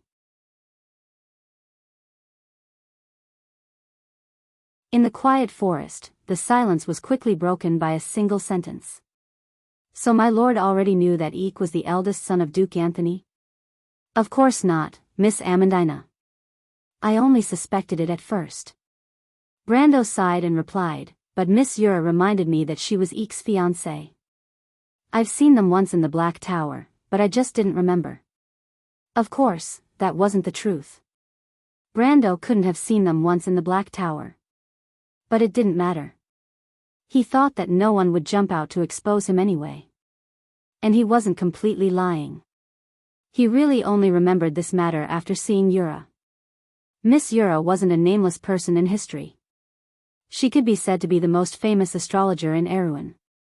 At the same time, her strength was also ridiculously strong. In the history of the Amber Sword, Brando clearly remembered that Yura was a chosen one, and her blindness from birth proved this point. The chosen one was a person who was favored by Martha, but mortals were mortals after all. Their flawed bodies couldn't accept such perfect power. Therefore, when the divine power was born, the body itself would be damaged. In the long history of Wonde, there were only two chosen one who didn't have any physical defects. One was the hero of the Fire Kingdoms, one of the four saints, King of Flames Gretel. The other was born in this era, and now held the cold mercury staff of Madara, the future emperor. Although most of the other chosen ones were famous, they still had their flaws. But at this moment, Yura could become a martial arts master in the future. She could even reach level 150 at her peak after activating her elemental power. She had helped Duke Lone, the Valkyrie, and the Princess Regent to stand on equal footing. Such a fact would only be treated as a joke if it was told. Could it be that her talent as a chosen one was awakened in this battle? Such a thought suddenly flashed through Brando's mind. He wanted to win over this future first-class powerhouse, but it was a pity that Yura had already fallen in love with Eek. Although Duke Anthony was still biased towards the royal family at this time, it was only a matter of time before they broke up. Brando calculated the date and found that he had neither the ability nor the time to change this matter. But he wasn't too worried. After all, Eek and Yura had contributed to the unification of Erewhon in the end. It was a pity that these two geniuses died young, and Yura left behind a daughter in history. He remembered that after the death of the Princess Regent and the Valkyrie, the girl named Ilera Lantanilan Ophelia had once led Owen's last resistance army. But at that time, Brando had already left the front lines of the war with Madara and joined the Church of Night Nation, Grace. Amandina listened to Brando's explanation, but still looked at him suspiciously. Is that so? The whole thing seems to be a fight between two mercenary groups, but it's actually a continuation of the war between the nobles. Maned Wolf Makarov is Duke Lone's retainer? The entire Grey Wolves mercenaries are the bodyguards of that young man called Eek? Then what does the Paper Cards mercenaries want to do? Is it just an assassination? No, most of the people in the Grey Wolves mercenaries don't know about it, Brando said. When Duke Arek was in control of the court, almost all of Duke Lone's family members were killed in an assassination. You should know about this, right? Of course, the blood of the nobles died the coup that took place in the month. How could I not know about it? Amandina's eyes flashed. In fact, Duke Lone already knew about the assassination, so he sent his only son out before it happened. That's why he planned to use the deaths of others to cover for his only son. Brando took a deep breath and answered calmly. Amandina didn't say a word after listening to him. The struggle between the nobles was always so bloody, and from a certain point of view, Duke Lone's actions were understandable. Roman looked at them from not far away, but she didn't seem to be interested in this topic. So they're using their only son to threaten Duke Lone? Amandina thought for a moment and raised her head to ask. That's a sharp reaction, Brando praised. Duke Lone is still the strongest supporter of the royal family. If someone wants to make a move, they'll have to first shake this pillar of the royal family. So? Amandina frowned worriedly. Even though the chaotic situation was an advantage for them, as a citizen of the kingdom, she didn't want to see the worst happen. Less than 3 months. Brando answered. Did he already know about this? Amandina raised her head and asked. She suddenly realized something. He purposely lured the disciples of the Black Flames here. He wants to use the mercenaries as bait? I'm afraid so. The girl took a deep breath. Those were more than 100 lives, and according to Brando, they were his old subordinates who had been following him for at least 10 years. Even though she knew that only cold-blooded people could survive in such a cruel battle, she still couldn't help but feel her hands and feet go cold when she really came into contact with it. She suddenly glanced at Brando and could not help but think, does my lord think the same? However, Brando's gaze was still fixed on the valley below. He knew that there was a problem waiting for him to solve there. If you want to know what will happen next, please go to www.chidian.com and read more chapters. Support the author, support the original reading. Translator, Endless Fantasy Translation Editor, Endless Fantasy Translation.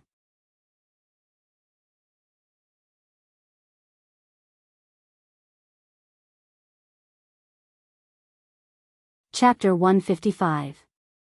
Brendel's gaze fell silently on the quiet valley below, and did not disperse. While the tree shepherds were inevitably plotting against them, he was also looking for a way to break out of the situation. Maned Wolf Makarov had successfully deceived him, the tree herders, and even the players who participated in the plot. He had cleverly sent Duke Lone's only son out of danger.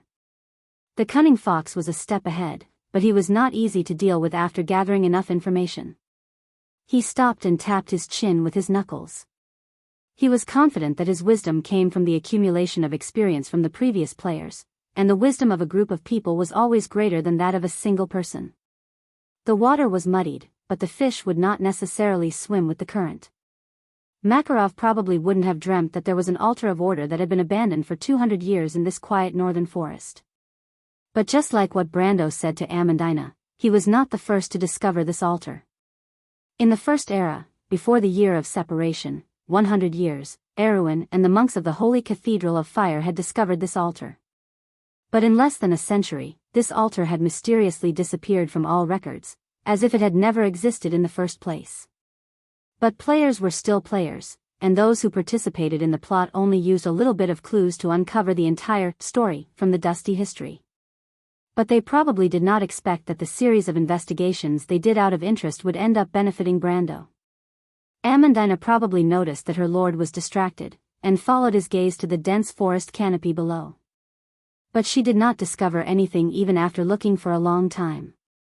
She turned back to look at Brando, and noticed the seriousness on his face. She wisely did not speak again. She had guessed that if Makarov was willing to trap his own people, there was no reason why he would not drag them down with him. She snorted in her heart and subconsciously placed Duke Lone's faction in the list of unwelcome nobles. The group gradually descended into the valley. The 2 mercenaries of Lopez walked in front to clear the path. Their swords made a rustling sound as they chopped down on the branches. Occasionally, the surface of the swords reflected the starlight, and the bright light dazzled everyone's eyes. He paid 2 wealth points from his storage to maintain the mercenaries of Lopez card on the field. Then, he checked the resources that he could use, including the 10 points of water EP that he had saved up in the past few weeks, as well as nearly 150 points of wealth. That was enough. He raised his head and narrowed his eyes. The young man saw that his summoned creature had stopped. The 2 mercenaries looked at each other, unable to believe what they saw. They stopped and turned back to look at Brendel. My lord, what is it?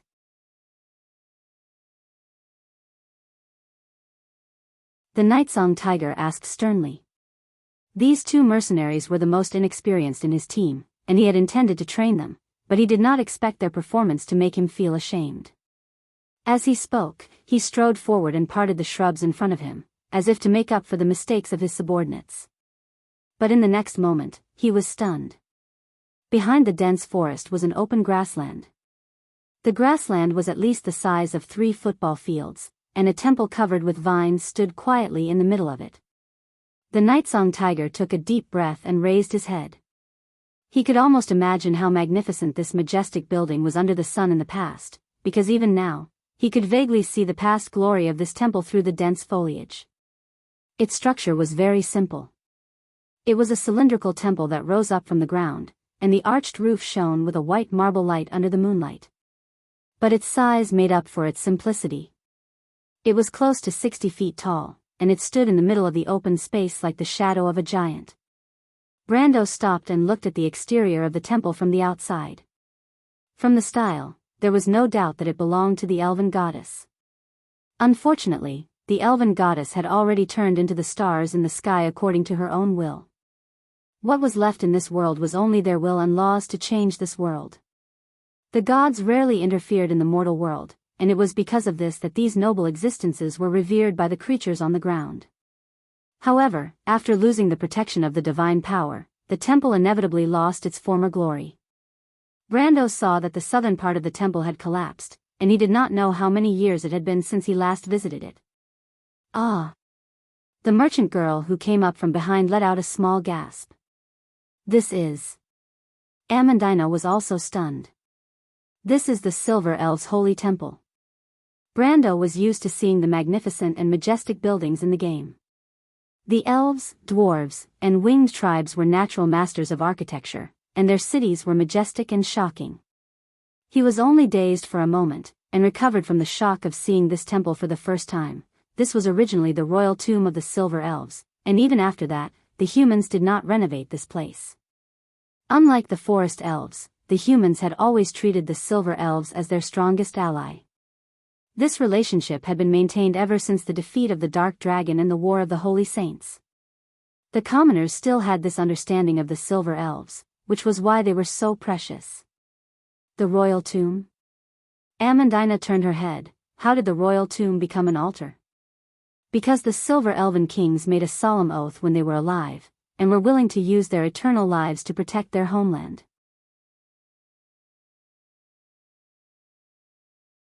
After the elven goddess Shay communicated with Lady Martha, their heroic spirits were allowed to stay here forever. A nest of heroic spirits? Amandina asked. Brando nodded. How did it get abandoned? On the surface, it was because of the war. In reality, it was because the elven kings were unwilling to participate in the war between humans. Erwin's people almost angered Martha, and the truth of the matter was covered up. Brando looked back at Amandina and the Roman. You will not find a single record of this in any of the kingdom's documents. The two girls nodded in unison. They did not ask how Brando knew this, and they knew that the answer would be the truth of the history recorded by the wizards. There's still room for this altar to be reactivated. Brendel's words shocked everyone once again. What? Don't get too excited, it's just a possibility. But only he knew that if the guide did not lie. The possibility of reactivation was 100%. But because of the restrictions of the storyline quest, the creatures that were created could only exist for 30 days. But 30 days was more than enough for the quest. Amandina and the Nightsong tiger were excited after hearing Brando's words. This was a nest of creatures, and even if it was only a possibility of reactivation, the benefits behind this possibility were too great. This information was like a shining treasure chest in front of everyone. It could be filled with gold, silver, and jewels, or it could be empty. But in front of such a treasure chest, most people would not be able to remain calm. The Nightsong tiger licked his lips and asked in a low voice, "What should we do, my lord?" Brando looked at them and pointed at the two mercenaries behind him. You two are elementalists, right? Yes, my lord. The two mercenaries nodded in unison. Do you have crossbowmen? Yes. The Nightsong tiger immediately pointed at 4 people. Is that enough? Yes. Brando said as he took out a coil of rope from his backpack. 4 of you, come with me, I'll arrange the battle strategy. Amandina frowned. Is there going to be a battle? Don't worry, it's just a small ghost night. Brando saw the Nightsong Tiger's face turn green when he finished speaking. He was surprised and asked, what's wrong? My lord, did you say a small ghost night? The Nightsong Tiger asked with a strange expression.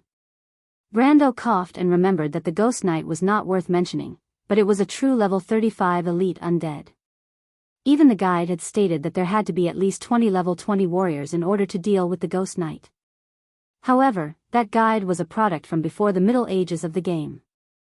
By his time, the player's mindset had already changed. He had at least 9 out of 10 ways to deal with the ghost night.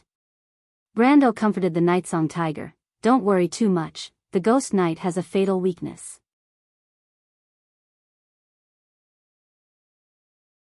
Just listen to my orders, and it won't be difficult to deal with it. The Nightsong Tiger looked at his lord doubtfully. If it was a normal mercenary, he would have turned around and left already. Ghost knights were one of the scariest creatures in the legends of the wilderness. Rumor had it that they dashed through the forest like shadows under the moonlight, quietly taking away the lives of the living. Anyone below the level of a gold-tier swordsman was nothing but a piece of cake for them. Even if there were twice as many Black Iron-ranked mercenaries, they would still be slaughtered, not to mention the 12 of them. But this was also the reason why most people did not interact with these creatures. After all, they were not like players who could revive after death. They could use their lives to gain experience, and NPCs were naturally not as good as players in this aspect. But the Nightsong Tiger was still summoned by Brando, so he nodded. Amandina saw this and confirmed her suspicions about the Nightsong Tiger being a noble's retainer, but she did not point it out. Instead, she asked another question. Isn't this the Elven King's tomb under Martha's protection? Why would an evil spirit appear here? Brando snorted. In the past, the monks of the Holy Cathedral of Fire wanted to protect this lair, and tried to forcefully change the oath of the undead. In the end, the power of chaos took advantage of this and corrupted the altar of order, causing the evil spirit to appear. Legend has it that Martha was enraged by this and indirectly caused the Cipher dynasty to change. Amandina nodded. She did not expect there to be such a legend. My lord, are you talking about that? At this time, the mercenary who had been monitoring the temple suddenly turned around and pointed in the direction of the temple. Brando turned around subconsciously. P.S. I've been writing this chapter since yesterday, and I've been in tears. I've finally gotten back to the dungeon. Half of the month has already passed, but the monthly votes are still far from half. I beg for everyone's support, so that I can get a consolation prize. The pitiful person waiting for the money to go under the knife is on the verge of tears.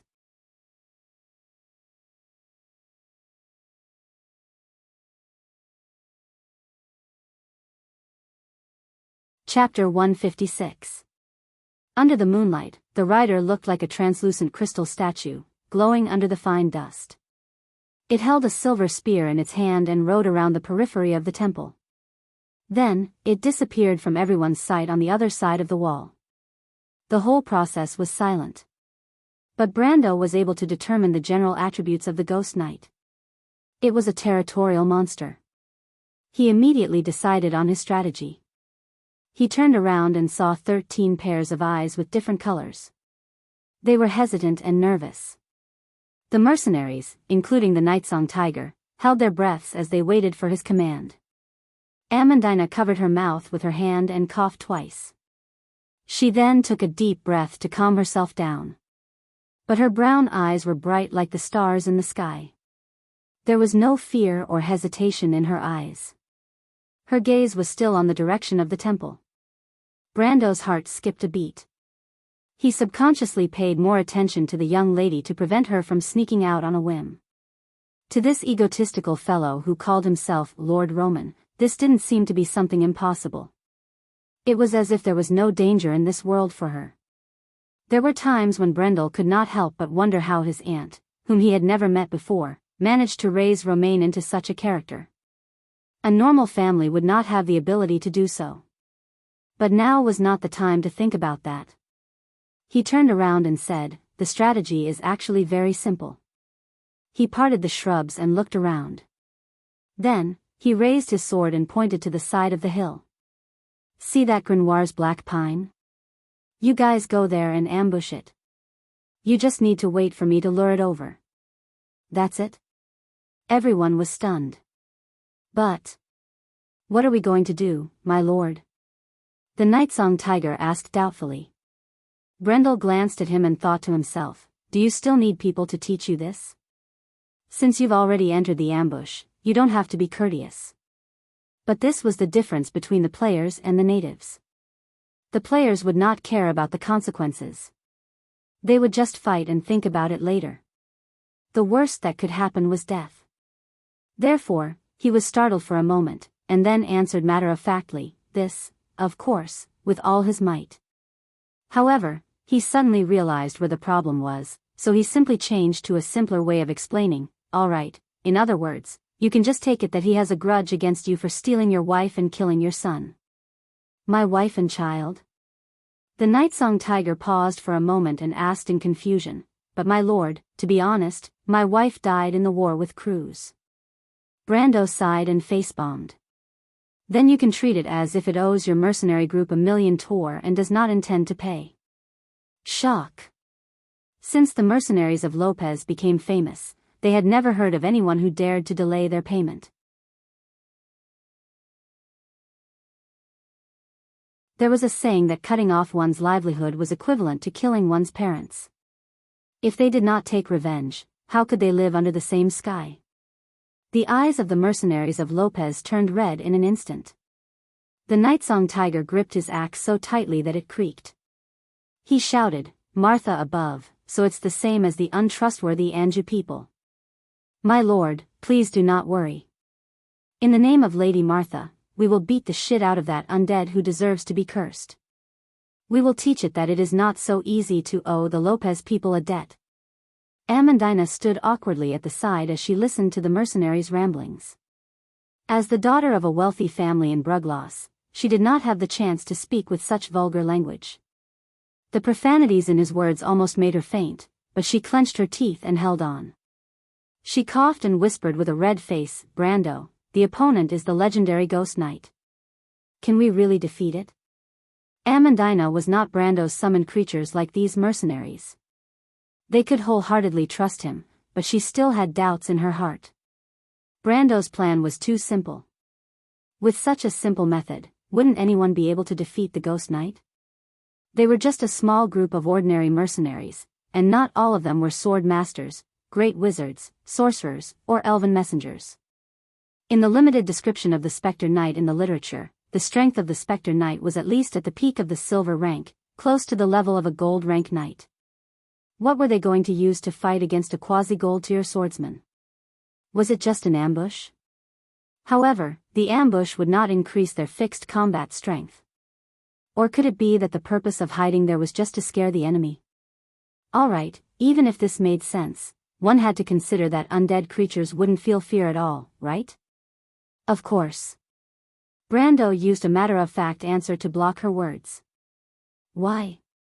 Amandina could not help but ask. "Don't worry, it won't attack us. To be exact, it can't hit us."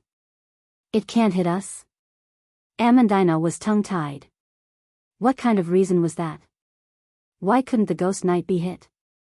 Was it handicapped? Or was it that the knight was actually a pacifist? For a moment, she could not help but feel a little angry. This was not a good time to joke, but she thought about Brando's glorious achievements. It seemed that even the most ridiculous things would become normal in front of him. But the most inconceivable thing was that every time it happened, it proved that he was right. Amandina suddenly felt that she should calm down. But she still could not control herself and complained in a small voice, I can't accept this kind of explanation. I'm your aide, my lord," Brando shrugged. It was really difficult for him to explain. Because there were very few monsters that would patrol along a fixed route, this meant that the Ghost Knight had a very strong sense of territory. But in the game, this type of monster had another name, and that was Lord Monsters. These monsters had a common characteristic, and that was that they would wander around their fixed area. Once they touched the boundary of their territory, no matter what happened at that time, they would immediately turn back. This type of monster was extremely rare in the game, and because of this mandatory setting, it was easy for players to exploit the loopholes in the rules to kill monsters that were much higher level than them. That was why most of the Lord monsters were abnormally fierce, and most of them were long-ranged creatures.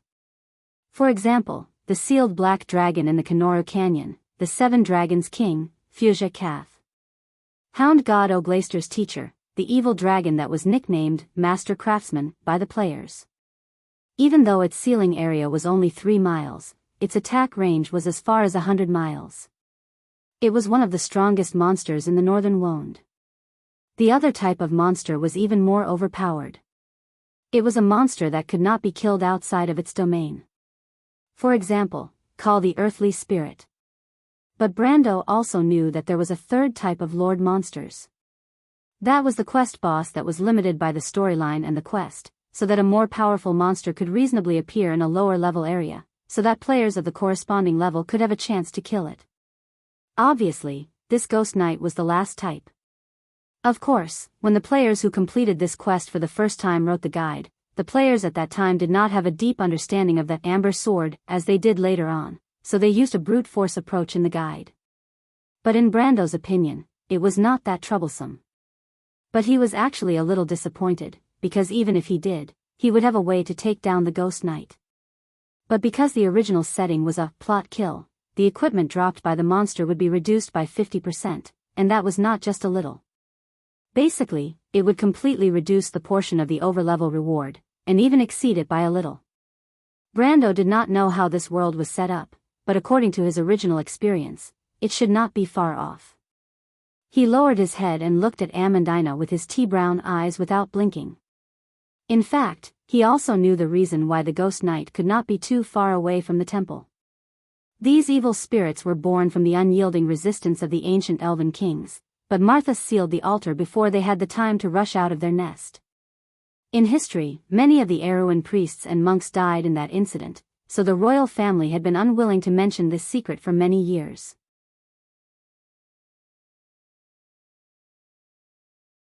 On the other hand, the sealed altar no longer provided magic, so the evil spirits naturally could not maintain it. It was just that this altar seemed to have a trace of life remaining, which prevented it from immediately disintegrating, but it could only hover around the temple. But it was simple to say, but to explain all of this involved the knowledge of the soul and the mana core.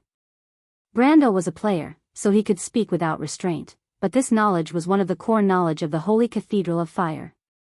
It involved the contract between humans and spirits, and was also the source of their power. He was not a highly accomplished theologian, and if he pretended to be a half-baked wizard with the identity of a Highland knight, it would be fine, but if he opened his mouth and said these things, even if Amandina was a puppet, she would suspect him. Moreover, the girl was so sharp. Maybe it's because I think that the Ghost Knight looks a little friendly, maybe it won't attack us? He finally thought about it and answered with a straight face. Lord Brando. Amandina took a deep breath. All right, Brando patted her shoulder, don't be nervous, learn from the little Roman. Don't worry, when have I ever lied? Learn from the little Roman? Amandina could not help but look back at Amandina, who was looking at the direction of the shrine absent-mindedly, as if she was looking forward to seeing the Ghost Knight again. I think it's often. Amandina sighed and muttered in dissatisfaction. But she also knew that Brando had never said anything wrong, as if he could predict the outcome of everything. Brando smiled, knowing that she was convinced. He waved his hand to signal the others to move, and then borrowed a heavy crossbow from the Nightsong Tiger. When it came to luring monsters, a heavy crossbow was a treasure among the players. But the Nightsong Tiger looked at his actions and frowned, and could not help but ask, My lord, do you want me to lure the undead over? No need, I'm an expert in this field. Brando patted the heavy crossbow confidently, and the string creaked as if he was going to shoot the arrow ahead of time. The Nightsong Tiger's heart trembled as he watched from the side. Why does this young lord look like a layman? If not, he would not have made such a rude request. After all, in Wonde, he would be suspected of looking down on his lord if he said such a thing. In this era where a noble's reputation was more important than their lives, this was a serious crime. But he couldn't just watch as his lord was sent to his death. Fortunately, Amandina could see the worry in the mercenary captain's eyes. She couldn't help but ask in a small voice, "My lord, is there any problem?" Brando looked at her strangely. "What's the problem?" Amandina choked on her words, but she did not immediately roll her eyes. But Brando smiled. "All right, I know what you're worried about. But if there's a ghost night crystal, I'll invite you to the most luxurious inn in Ampere Seal for once." Ghost Knight's crystal? The two of them were stunned. What's that? What does once mean? P.S. Thank you for everyone's support. Please continue to support us.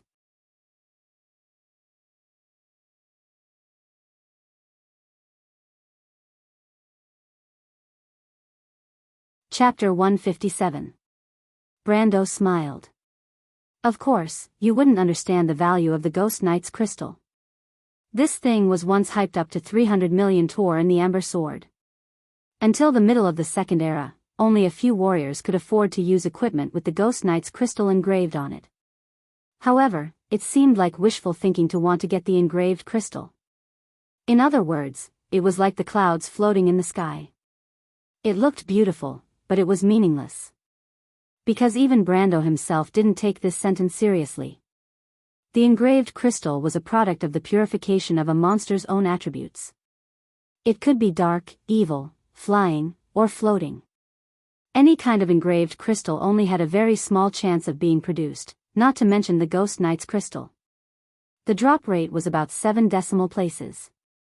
The chance of getting this thing was only slightly higher than transmigrating to another world. He held up the heavy crossbow and asked, "Do you have any magic arrows?" "Yes." The two elementalists in the mercenaries of Lopez immediately answered. The two girls were twins. Their long gray-brown hair was tied into thin braids beside their long ears. They were actually wild elves from the mountains of Orgash. When Brando became a member of the divine force in his previous life, he fought against the undead for a long time in Orgash. He was not unfamiliar with this race. The wild elves were actually the children of the goddess Gaia, so they were closer to the dwarves of the stone race. The two races often had the tradition of intermarriage, and their customs were also very different. However, the wild elves valued martial arts. They were rich in hunters, elementalists, and hunters. These three professions were all offensive professions. It was obvious that their culture was fierce. When the fourth king of Cruz, Longblade Harson, invaded the Lopez Principality, he suffered a great loss at their hands. Although he won in the end, he paid a heavy price. To this day, the people of Cruz and the wild elves were still hostile to each other. It was because of this fierce and open culture that many wild elves came to the human world. The profession they chose was also very fierce, mercenaries. On this point, the Lopez mercenaries were the wild elves, mountain dwarves, and the Lopez mercenaries were the allied forces of the Lopez mercenaries. Therefore, Brando was not surprised to hear that there were 2 elementalists from the wild elves among the mercenaries. If there were 2 war priests, that would be the most shocking thing. The Lopez people and the Kurlutz people were sworn enemies that never interacted with each other. The war priests were elite priests trained by the Cruz people. The organization's predecessor was the Imperial War Missionary Society. The headquarters is the Holy Temple of the King, located in the mountainous highlands of the Haralai region.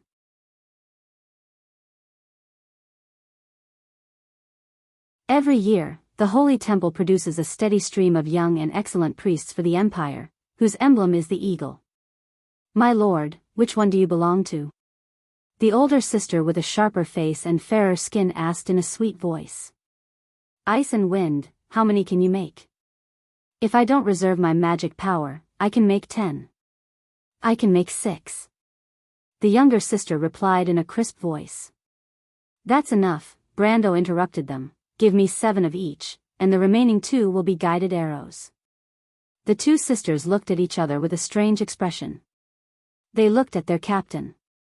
In the end, it was the older sister who asked softly, "My lord, we can understand the wind-binding arrow and ice-rending arrow, but guided arrow.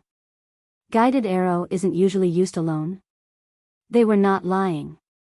Guided arrows were usually used to make expensive double or even multiple magic arrows. After all, high-level magic arrows were expensive and could not be recycled. However, a magic arrow would only be effective if it hit the target. For example, if someone missed a dragon-slaying arrow, it would be a huge loss. Thus, the so-called double magic arrow was born, also known as guided magic arrows. But they had never heard of a single guided arrow being used alone. It was not like the nobles used it to cheat when hunting. But Brando had other plans. He smiled, "It's fine, you just have to do it. There's no need to conserve your mana. After completing my mission, you can rest at the back with Roman and Amandina. The rest of the battle will be left to the others." The older sister nodded. Even though she still had doubts, she knew that human lords were often obstinate and opinionated. So, the more mature elven girl wisely chose to keep her mouth shut. But her younger sister frowned and continued to ask, "But, my lord, Tia." She shouted sternly. The younger sister looked at her sister in surprise. She understood her sister's meaning and kept her mouth shut. Brando was stunned. He could not help but think of the Shire. Sometimes it was hard to believe that these people with their own judgment, memories, and emotions were life forms summoned from a card. If it was someone else, they would not be able to tell at all. But he smiled bitterly. Did he look like a cold and heartless lord? Even though he was a little stern in front of these mercenaries, it was only because of his personality. There was no need for such a big misunderstanding, right? He turned around and saw that Amandina was holding back her laughter. Roman was also looking at him with a smile, as if they were watching a good show. "I say, am I still your lord? Your attitude is not right." Brando complained in his heart, but he still forced a smile on his face. "Don't worry about it," he replied with a dry smile. 14 magic arrows were quickly handed to him. In fact, according to Brando's strength when he was at his peak, he estimated that at most half of the arrows would be enough.